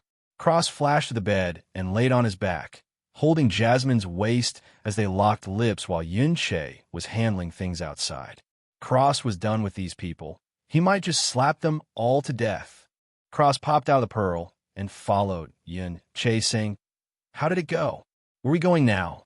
Yin Che said, "That Duke guy is pissed. We're going to save the dumb little empress." Cross sighed and said, "One day you will die for a woman. You know that, right? Then what will happen? I'm not taking them in, that's for sure. Forget about Luna and Feng Shuer. Just Jasmine will kill me, and then them. Maybe even together." Jasmine said, "He's right." Cross said, "See. God, that's so hot." He turned to the side and spat. Yin Che chuckled and Jasmine blushed. Yin Che said, "Maybe, but I know you will bring them to a safe place." Cross sighed and said, "You're really just crazy. You also know me too well." He pinched the bridge of his nose and sighed again. Yin Che flashed a cheeky grin, and Cross added, "Let's try and not court death then, yeah? She's a real cunt, and she's really ugly. It's best to stay away from her." Jasmine burst out laughing. He sounded like he was trying to convince a child to stop eating candy. Yin Che felt his mouth twitch as he said, "I'll try my best." Cross almost slapped him and said, "Going to save that little moron is effectively running up and sticking your tongue in death's mouth." Yin Che chuckled and said, "I have to save her. She's my empress." Cross sneered and said, "Bullshit. More like she's got good curves." Yin Che coughed, and Cross immediately said, "Not as good as my 3 girls, though." "Huh, not even close. If she's a star, then they're the moon. If she's the moon, then they're the sun. In short, she's not worth it." Yin Che looked at him and said, "Do you have something pent up? Have you not released in a while? Are you feeling stuffy?" Cross coughed and whispered, I'm getting played around by these women, little bro. I'm getting blue-balled left and right. Yuan burst out laughing, and they continued to the Golden Crow's lightning flame valley. They reached the entrance, and Yuan charged at Hui Ran. Cross said, "Honestly, you think I have time for a 3-chapter showdown?" He slapped Hui Ran out of existence and took his storage ring as Yuan passed the barrier and headed for the central zone. The group came across Duke Ming and Duke Huai. Well, it didn't really matter what their names were, to be perfectly honest. Yuan saw the little demon empress on the ground and shouted, "Little demon empress." Duke Ming and Duke Huai turned around. Duke Ming had the demon emperor seal in his hands and laughed. "You're too late. I have the seal now. I am the demon EMP dash." Cross slapped him into his new life as an underworld empire resident as he said, "So noisy." He flicked and obliterated Duke Huai as he said, "I feel much better." Jasmine was laughing hysterically in the sky poison pearl, and Yuan laughed before shaking his head and going a little dummy empress side and saying, "Are you okay?" She slapped his palm away and said, "Don't touch me." Yuche ignored her and picked her up before leaving, ignoring her small fists pounding on him. Cross was holding on to the demon emperor seal and said, "I found a golden crow. Let's go." Yuan nodded, and they both disappeared, along with Little Beauty Empress. Cross didn't talk along the way, but Yuan did. Cross stopped over a pit of lava and narrowed his eyes as he said, "I can't go in there." Yuan said, Cross said, "You must go through the lava or she will die," before teleporting to the pearl. Yuan sighed and jumped into the lava, protecting the Empress in his arms as he walked on the bottom. Cross was watching from inside the pearl, and Jasmine asked, "You can't." Cross said, "I was just saying that. This could potentially be a good cultivation spot for him." Jasmine said, "Oh, you're so smart." Cross chuckled and kissed her, saying, "Ah, you forgot handsome." Jasmine slapped his chest and giggled with a blush. An entire month later, Yuan finally got out of the lava and woke up saying, "How long has it been?" Cross said, "A month." Yuan jumped and said, "A month?" Cross nodded and said, "You broke through the Emperor realm." Yuan was stunned and said, "That's good." Cross came out and said, "All right, let's go." The little dummy Empress could die any second. A rock suddenly shouted, "Her name is Huan Cai." Cross saw the rock give him a thumbs up before sinking into the lava. Huan Cai said, "What did you call me?" Cross spat, "You heard me. Now show." Yuan chuckled and talked to her. She was much more mild to Yuan. She was absolutely venomous to Cross, though. They continued and heard a booming voice, "So you've come." Cross almost fell down and muttered so fucking loud. Eyes opened up, and Huan Cai said, "Please dash." The crow cut her off, saying, "I know someone likes to cut it short, so I will be brief. The only way for you to survive is to get vital Euang from a man who possessed the bloodline of the Phoenix, which coincidentally is the man carrying you right now." Yuan, Cross, and Huan Cai were stunned. The crow said, "Yes, well, although that chicken is very useless, your blood is useful today. Congratulations." Without further ado, Yuan and Huan Cai's clothes exploded. The crow shouted, "What is it? You have such strong will for revenge and the sense of giving your all, yet you don't have the courage to face a man's ugly body. Only by getting his Phoenix vital Euang can you receive the power of half-step divine profound for 3 years. Otherwise, you would only perish instantly. Also, not only does he possess the Phoenix's bloodline, he also possesses the extremely rich Dragon God's bloodline. The Dragon God sent in his vital Euang could not only refine your body, it could allow your broken lifeline to be restored within a short amount of time. What reason do you have to be afraid?" Cross said, "Io, who are you calling ugly?" The crow looked at him and trembled before turning back to the other two and saying, "You must take his Euang 500 times. I will give you 2 months." Cross pointed at them, and a green light entered both their bodies. Huan Cai looked over, and Cross said, "I've already seen you naked. Also, you wish to have kids, yes? You're extremely fertile now.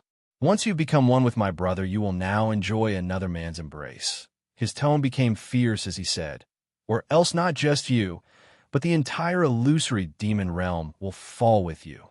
A barrier closed over Yuan and Huan Sai, who pushed Yuan down with a resolute expression. Cross saw her, and his expression shattered as he burst out laughing, saying, "Ha, he got pushed down? I never thought I'd see the day." Yuan was embarrassed, and the barrier closed. Cross wiped his eyes and turned to the crow as he said, "You're not too bad. Much better than that chicken." The crow regained some of her arrogance and said, "Yeah? Then why do you have a chicken's bloodline and heart fire?" Cross face turned black. This crow. Why was she acting like a jealous wife? He said, "If you must know, jealous wife. The chicken forced her bloodline on me. Her heart fire as well." The crow snapped, "Who's a jealous wife?"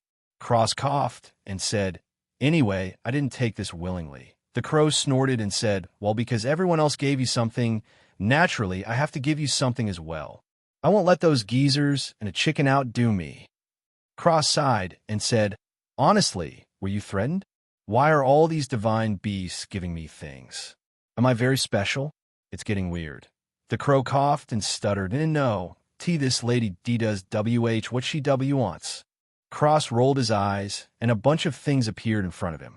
A big ball of shimmering golden blood, a smaller ball of normal dark gold blood, 6 golden feathers, a dark golden flame, and a glowing orb. The smaller ball of blood, the dark golden flame, a single feather, and the glowing orb shot into Cross' body. Cross felt his organs were all on fire, but his eyes were unfocused. The dark gold fire nestled into his heart, next to the gold fire. On his back, 2 golden wing tattoos appeared, connecting to the space between the turtle tattoo and the dragon tattoo, as well as on the other side of the turtle tattoo. The wings were extremely lifelike, as if they would come off and fly away. The blood merged in a Cross' own, and a dark gold speck appeared along with the gold, azure, and black specks. The rest of his blood was light golden red. This was because of the great way of the Buddha. The golden tint was very minuscule, barely noticeable unless you were to study the blood carefully. The shimmering dark gold blood was sucked into a bottle and disappeared into a crack with the 5 feathers that were left. The crow let out a breath of relief and looked at the barrier, secretly wiping the sweat of her imaginary forehead. 2 months quietly passed. Cross had already finished the Golden Crow's record of the burning world and had it memorized. He was meditating on his void step while adding the 2 arts from the jade slips. It was incredibly difficult, but he was slowly making progress. He had also gone into his inner world and stowed away the blood and feathers with the rest of the divine beast items he got. So far, he has 4 bottles of blood, 5 feathers, and turtle spikes. He didn't know what he was going to do with them, but he was sure they could be used for something. Yuan woke up from heaven, and the crow bestowed him her blood, the Golden Crow's record of the burning world, and the lightning seed. Yuan ate the lightning seed and merged with the blood, while learning the divine art all during a bout of unconsciousness. What a man! Another month passed. Yuan digested everything and got a jade of 9 suns from the crow before he left with Huan Sai, who was cold as ice still. Cross returned to the pearl as they went back, tossing the demon emperor's seal to her, like it was garbage. They still didn't like each other, both snorting as Cross disappeared, muttering moron, and Sai muttered back asshole. Yuan smiled happily and walked side by side with Huan Sai, trying to talk to her, but he only received cold responses. He was stunned, this girl. She took advantage of him, and now she's trying to play it off? No can do, sis. I'm the king of pissing people off. He started being annoying, asking her questions that had nothing to do with anything. Huan Sai just flew away. Yuan chased after her and laughed, making Huan Sai speed up. They returned to the imperial city, and Huan Sai called everyone to the palace immediately. A while later, everyone was in the meeting place, and Yuan was standing next to Huan Sai, who was sitting on her throne. Cross fed Yuan the names of everyone who wanted to rebel, and he told Huan Sai. She did her job spectacularly and killed them all, burning their bodies outside the city and hanging their corpses on the gates. Truly a strange little girl. Were they Christmas ornaments? Speaking of Christmas, was there even a Christmas in this world? Definitely not. Well, that's going to change. Cross started writing his new book, the record of St. Nicholas, he embellished the tale and described Christmas in great detail. With his fame as a writer, it could easily catch on. Perhaps Christmas could be born in this world too? Time passed, months flew by. Cross was sitting next to Yuan in the palace for an event that concerns the future of the illusory demon realm. Huan Sai showed up with a bump on her stomach. Not too big, not too small, just right. She directly stood up and said, "I will be marrying Yuan in 7 days. Start preparing." Yuan spit out his tea, and Cross was floored as he said, Is this the legendary forced marriage?" Yuan Hong was frozen. Xiao Yun fell over to the floor with tea dripping from his face, while Mu Yuro clapped happily, saying something about another daughter-in-law. Then Huan Sai left. Just like that. She didn't even look at Yuan she just left. Yuan cursed, "Am I invisible?" Cross nodded and said, "Seems to be so." Yuan cursed a ton before everybody left, leaving only Yuan Cross, and Huan Sai, who returned. Cross chuckled and drank from his gourd, looking in another direction. This would be the third, no fifth, marriage he's been to in this world. Strangely enough, they all had Yuan as the groom. Yuan and Huan Sai talked for a while before Yuan left in an angry huff because Huan Sai wanted him to marry into her family instead of the other way around. Cross stayed, and Huan Sai said coldly, "What are you still doing here?" Cross shrugged and said, "I like to see you struggle in normal situations. It's fun for me. Plus, I can go wherever I want. I don't need permission from a little lowly with no brains like you." Huan Sai was trembling in rage and attacked him. Cross chuckled and used a finger to block her attack as he said, "I-O. There's a big difference from half-divine origin realm and the real thing." Huan Sai's eyes widened, and she said, "Why you're?" Cross chuckled and said, "Is your skull actually empty? You can't feel my cultivation even at the half step. Naturally, I'm stronger than you know. What else could I be?" Cross leaned in and said, "What if I told you, out of my 3 wives, I'm actually not the strongest?" Huan Sai trembled in awe, and Cross flicked her forehead, saying, "It's good that you have been taking the heavenly jade, dude. Your chest has gotten much bigger." Huan Sai returned to an enraged state and attacked him. Cross dodged and said, "Honestly, little lowly, are your brains shit? I just told you, you can never beat me. Why must you force it? I might even spank you." Huan Sai ignored him, and Cross flashed her back, giving her cheeks a nice spank, as he said, "Hopefully, little bro doesn't get mad." Huan Sai's face turned red from embarrassment, and she shouted, "I hate you. I hate you. You're a big bully." Before running away, Cross chuckled and strolled out of the palace. 7 days later, the wedding ceremony went beautifully, and Yuan went to the bridal chamber right after. A month after that, Huan Sai gave birth to a boy. What a spectacular thing. The boy's name was Huan Songhai. The entire realm celebrated, and Yuan announced that he was leaving. The reason was that he still had business to do in the profound sky continent. There was a particular glint in his eyes, definitely going back for revenge. It had been 3 years since he left. Yuan was worried that something might have happened to the Blue Wind Nation. Huan Sai was a very gentle mother and would naturally not leave the illusory demon realm. Cross asked the rest of the girls if they wanted to stay here with their mother-in-law, to which there was some different opinions. Lingxi stayed because of Xiao Lai. Qinghua stayed because she wanted to talk to her mother-in-law more. Songyu stayed because she was pregnant yet again. Mu Yuro said that it was definitely her wide hips that made her very fertile. Chui Wechan didn't stay and took Wu Xin with her, staying in the castle with Luna, Feng Shuer, Zephyr, Pandora, and Ling Jia. Songhai and Xiao Lai convinced Xenophilius to stay, and everyone who stayed took all their stuff with them. Cross even brought out all of Xiao Lai's wine-making stuff, setting it up in a small shop near the Yuan Manor. He kicked the scum that was occupying this place before out and redid the entire shop. When he was done, he put up a sign above the entrance that said, "Old Lai's Wine House." The building was very nice and eye-catching. Cross modeled it based on the shops he saw in his previous world. Nice tables, chairs, glass shelves, a counter, everything. Then he casted a protection barrier on everything. They were basically indestructible now. Xiao Lai hugged Cross and cried from happiness when he saw it. Cross told him that he could even live inside because there was another floor with bedrooms. Xiao Lai brought Xenophilius and Songhai inside to brag over his things. Cross was talking with everyone else when Xenophilius walked over saying, "Oi, I'm your father-in-law and I don't get anything." Cross said, "I have you 2 grandkids. What more do you want?" Everybody choked, and Xenophilius throttled Cross, saying, "I'll definitely kill you." Cross sighed and said, "What do you want, father-in-law?" "Anything you want. This son of yours will give it to you." Xenophilius nodded and said, "Good. What a great son-in-law. I wasn't wrong to agree." Cross deadpanned and said, "You didn't really have a choice. She was already pregnant." Xenophilius coughed and said, "Yes, well, anyway. I was thinking perhaps we can make a newspaper here as well, like the Quibbler." Cross gave him a funny look and said with a smile, "Sure. It can also be a bookstore." Xenophilius' eyes lit up, and he laughed, "Yes. Very good."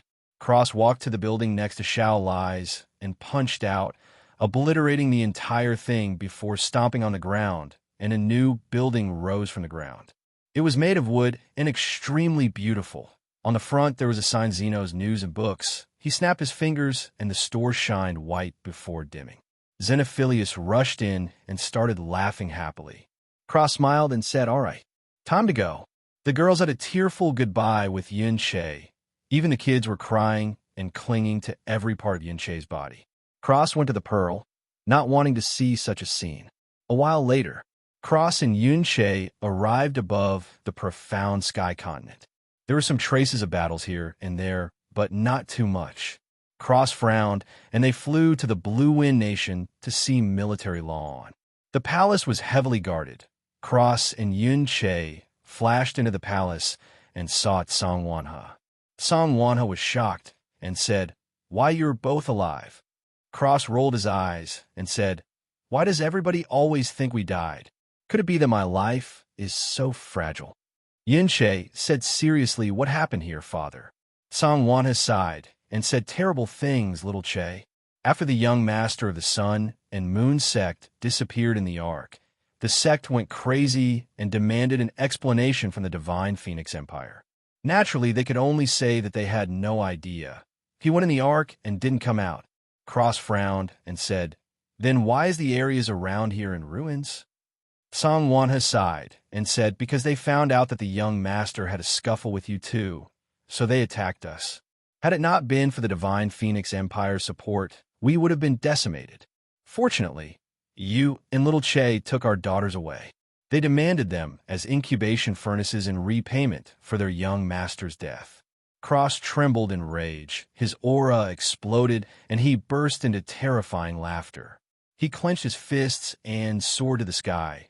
He took a deep breath and roared into the sky. "All of you ants at the Sun and Moon sect, have your eyes on my woman. If I see one of you, I will kill one of you. If I find your sect, not even the land it stands on will be left." His voice exploded outwards, covering the entire profound sky continent. Feng Hunkong was sitting on his throne when the palace shook, and he heard Cross' voice. He let out a breath of relief and said, "Finally, these 3 years weren't in vain." The Sun and Moon sect trembled, and Yi Meishia heard the roar. His face got serious, and then he heard the second shout, and his face turned pale. "Anybody who tells me where the Sun and Moon sect is will get a gift from me, the Reaper, personally." Yi Meishia shouted, "Get everyone who went out and bring them back." Immediately, a man nodded and disappeared. Cross was seething with rage. He immediately disappeared, and very soon people finally remembered why he was called the Reaper. Cross covered every square inch of the Blue Wind Empire, slaughtering anybody he saw from the Sun and Moon sect. He even found a coffin with a dead guy who tried to come back to life, spouting some nonsense about an Eternal Night clan.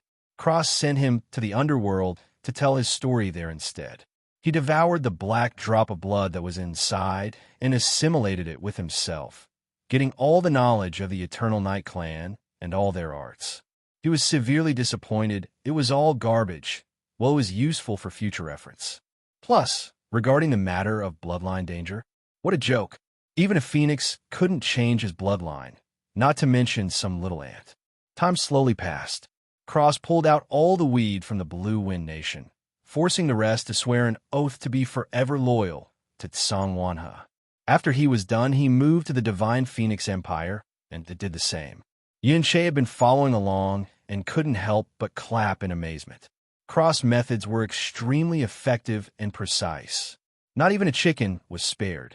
He separated from him, going to CZG in the Divine Phoenix City to get some details about some of the things they had heard.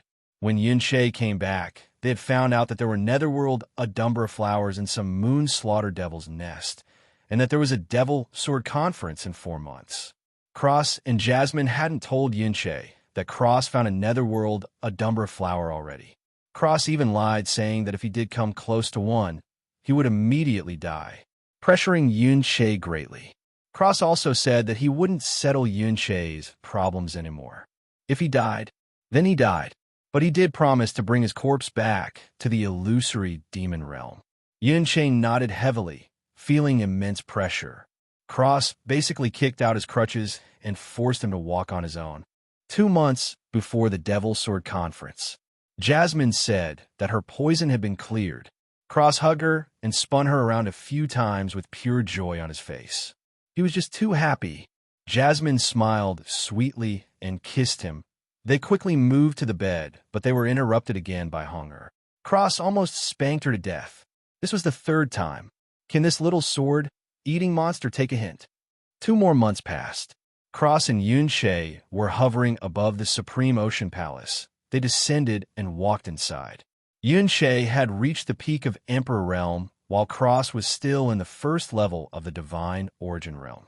Jasmine was confused as to why he wasn't advancing when he could have advanced by now. Cross told her that he was waiting for something.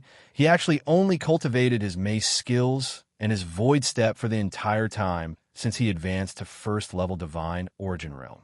Feng Shuier had advanced to the peak of the Sovereign Realm, so had Luna. They were only a step away from each other now. Cross told them to consolidate their cultivations, especially Feng Shuier. He had a plan for her, based on the research he had done and the countless hours of studying. His plan would work amazingly.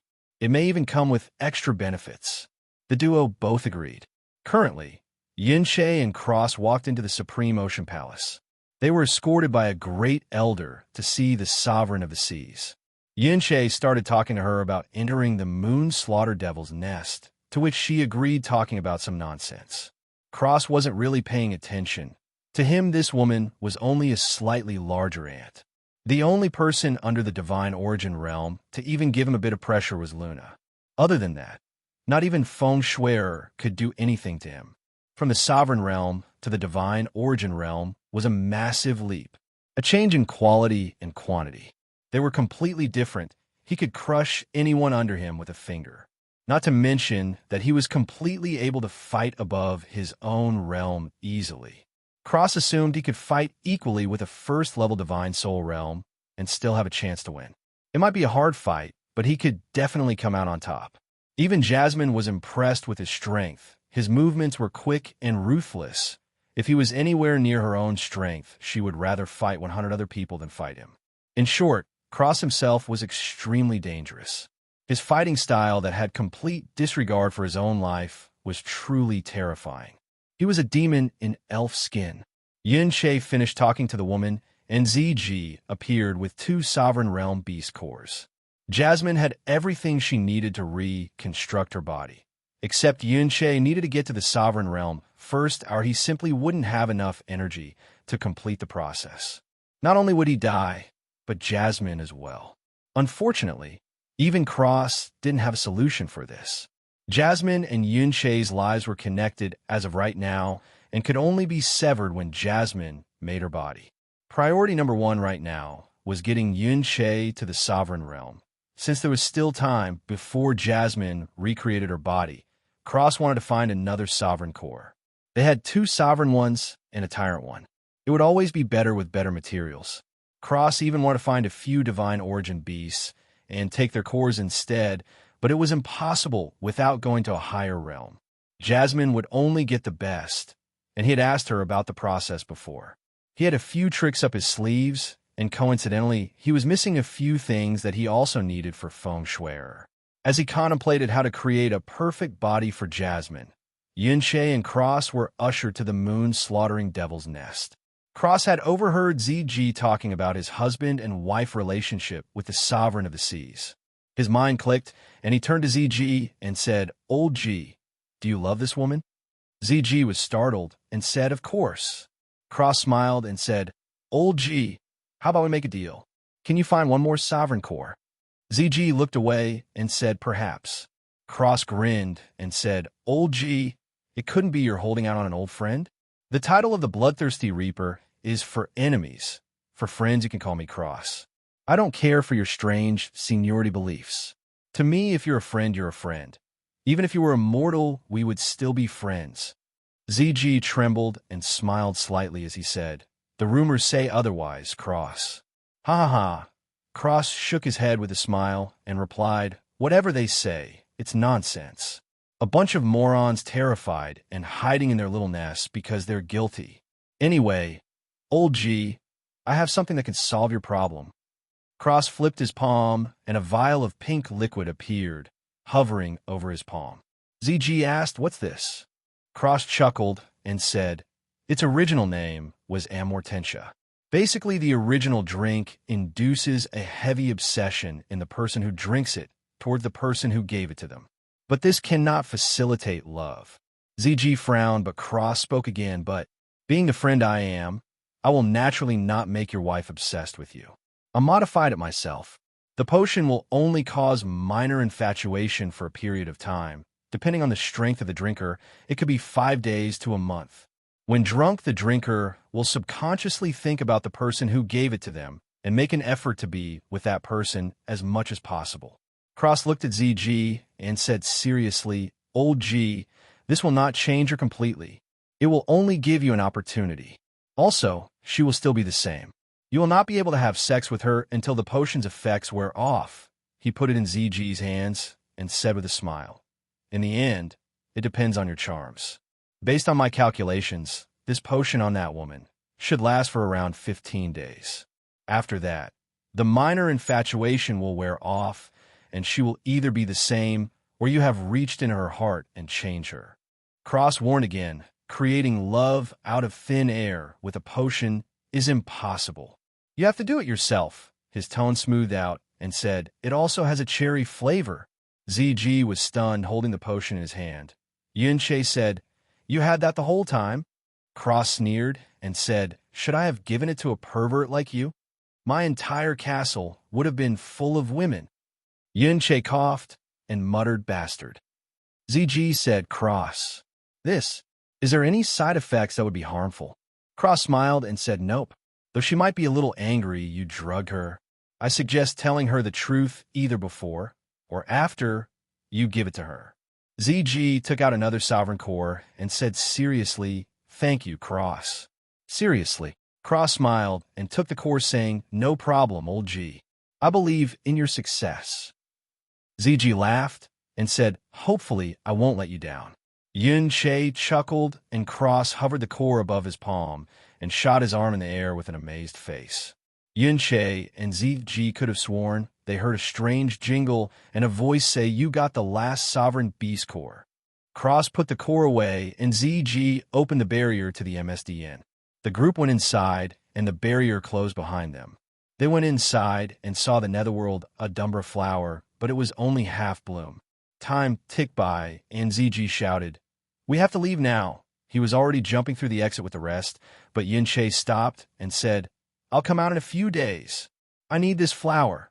The rest faces paled and the barrier shut completely. Cross said, "Hey, the kid's got guts," but he was looking around the nest. His palm turned and a black flame appeared on his palm. This was the darkness and death flame from both his elements. Cross chuckled weirdly, and the flame started sucking in the darkness around it, becoming more and more black and more pure. Jasmine shouted through the necklace, "What are you doing?" Cross said, "Purifying my darkness and death elements." "Am I ruining the flower?" I'll stop for now." Jasmine sighed and said, "Not that. I was scared if you got devoured by the darkness here." Her voice choked up. Cross smiled softly and said, "Don't worry your pretty little face. If something like this wanted to devour me, it's simply impossible. Jasmine giggled and didn't reply. Naturally, her man was amazing. Yuan returned to the netherworld, a dumber of flour, and said, "Sorry for disturbing you, Moon Slaughter, Devil Sovereign." Cross ignored him and spat, "Don't bother me, and I won't kill you. It's very simple." He looked at Yuan and said, "Little bro, I'm going to look around. I'll be right back." Before he walked away, looking around the Moon Slaughter Devil's nest. He was absorbing the darkness element with his flames, purifying them and mixing it with his own darkness element. His darkness element was getting purer by the second as he walked around. Cross walked around, sucking in the darkness before coming to a bunch of stones and hearing a sound. He punched the rocks away and heard the sound of dozens of babies crying. Cross clicked his tongue and looked at the bladed wheel with a baby's face on it. Cross sneered and said, "You're extremely annoying. Just your sound makes me want to destroy you." The sound stopped, and the wheel spoke, "Who are you?" Cross said, "Shouldn't I be asking you?" The wheel said, "Naturally, I am the evil infant wheel of myriad tribulations, one of the 7 heavenly profound treasures." Cross said, "Oh," before his tone had interest in it as he continued, "like the sky poisoned pearl?" The wheel snorted and said the very same. Cross rubbed his chin and said, "Seems like you're extremely weak right now." Cross grinned hungrily and full of greed as he said, "Perfect." He disappeared before reappearing with Luna, Feng Shui, and Jasmine's necklaces. He took off his own and hovered them together. The wheel trembled and said, "What are you, DD, doing?" Cross chuckled grimly and said, "Isn't it obvious? Devouring you to strengthen my own treasure. Your entire existence annoys me, whether it's your appearance or the sound you make. Fear not, little wheel." His cackled, "You won't have to suffer for much longer." The wheel screeched in pain as Cross slammed his black flame into the wheel's face and devoured all the darkness inside. Ear-piercing screams of pain were heard throughout the nest, and Cross laughed, obediently be devoured. "Ha ha ha ha ha." The wheel hovered in the air, and Cross used his void, forging with a sadistic grin, breaking down the wheel piece by piece, slowly melting it down into a liquid. He spat a sliver of green crystalline liquid and his own blood into the mixture. As soon as his blood and the green liquid touched the wheel, it let out a pig slaughtering yell, pleading in, "Oh, please, I'll be your slave. You can be my master and be invincible." Cross laughed. "Are you even worthy?" The wheel screamed in pain, and slowly its cries died out before becoming completely silent. Cross checked the liquid and sneered. He spit out a void flame and burned all the impurities away, along with the sliver of consciousness that was hiding. With a final scream, the evil wheel of whatever was no more. Cross happily upgraded his prayer bead necklaces with the molten wheel's remains. They merged perfectly, and lightning fell from the sky, landing right on the necklaces. Black gas came out of them, and after 9 strikes, the 4 necklaces looked to be even more beautiful. Cross smiled and wore his necklace once more, feeling a connection even deeper than before. The necklace was longer, and the black beads were so black they devoured the light around him. It had advanced to a true, heavenly, profound treasure. The other 3 bead necklaces got longer and bigger as well. They shine like beautiful treasures, their colors extremely vibrant and bright. If he had to classify the necklaces, he would say that they were pseudo-heavenly, profound treasures. Or rather, all 4 necklaces were one treasure. Cross decided to name it Prayer Beads of the Elven God. After he named it, the 4 necklaces glowed before dimming. Cross was amazed and heard a tender voice, "Master, I'm alive." Cross jumped and said, "You, an artifact spirit?" The voice said cheerfully, "Yes, Master. You did it." Cross was happy and said, "The others." The prayer bead necklace said, "They're all sister spirits. They have spirits too. Yay. Master is the best." Cross chuckled and held onto the necklaces. He wanted to give them back to the girls when they were all together. Cross said, "I should give you a name. How about Aurora?" Aurora said happily, "I love it, Master." Cross smiled and walked back as Aurora talked to Cross about what she could do now. He was stunned by the uses. Hello, everyone. As we wrap up this video, I want to share a quick note. I have a Patreon account. If you'd like to support me and enjoy on-demand audiobooks, you can become a Patreon member. Alternatively, you can check out my Google Drive link, which has 500-plus novel audiobooks available through my Ko-fi or Patreon shop. I appreciate your support.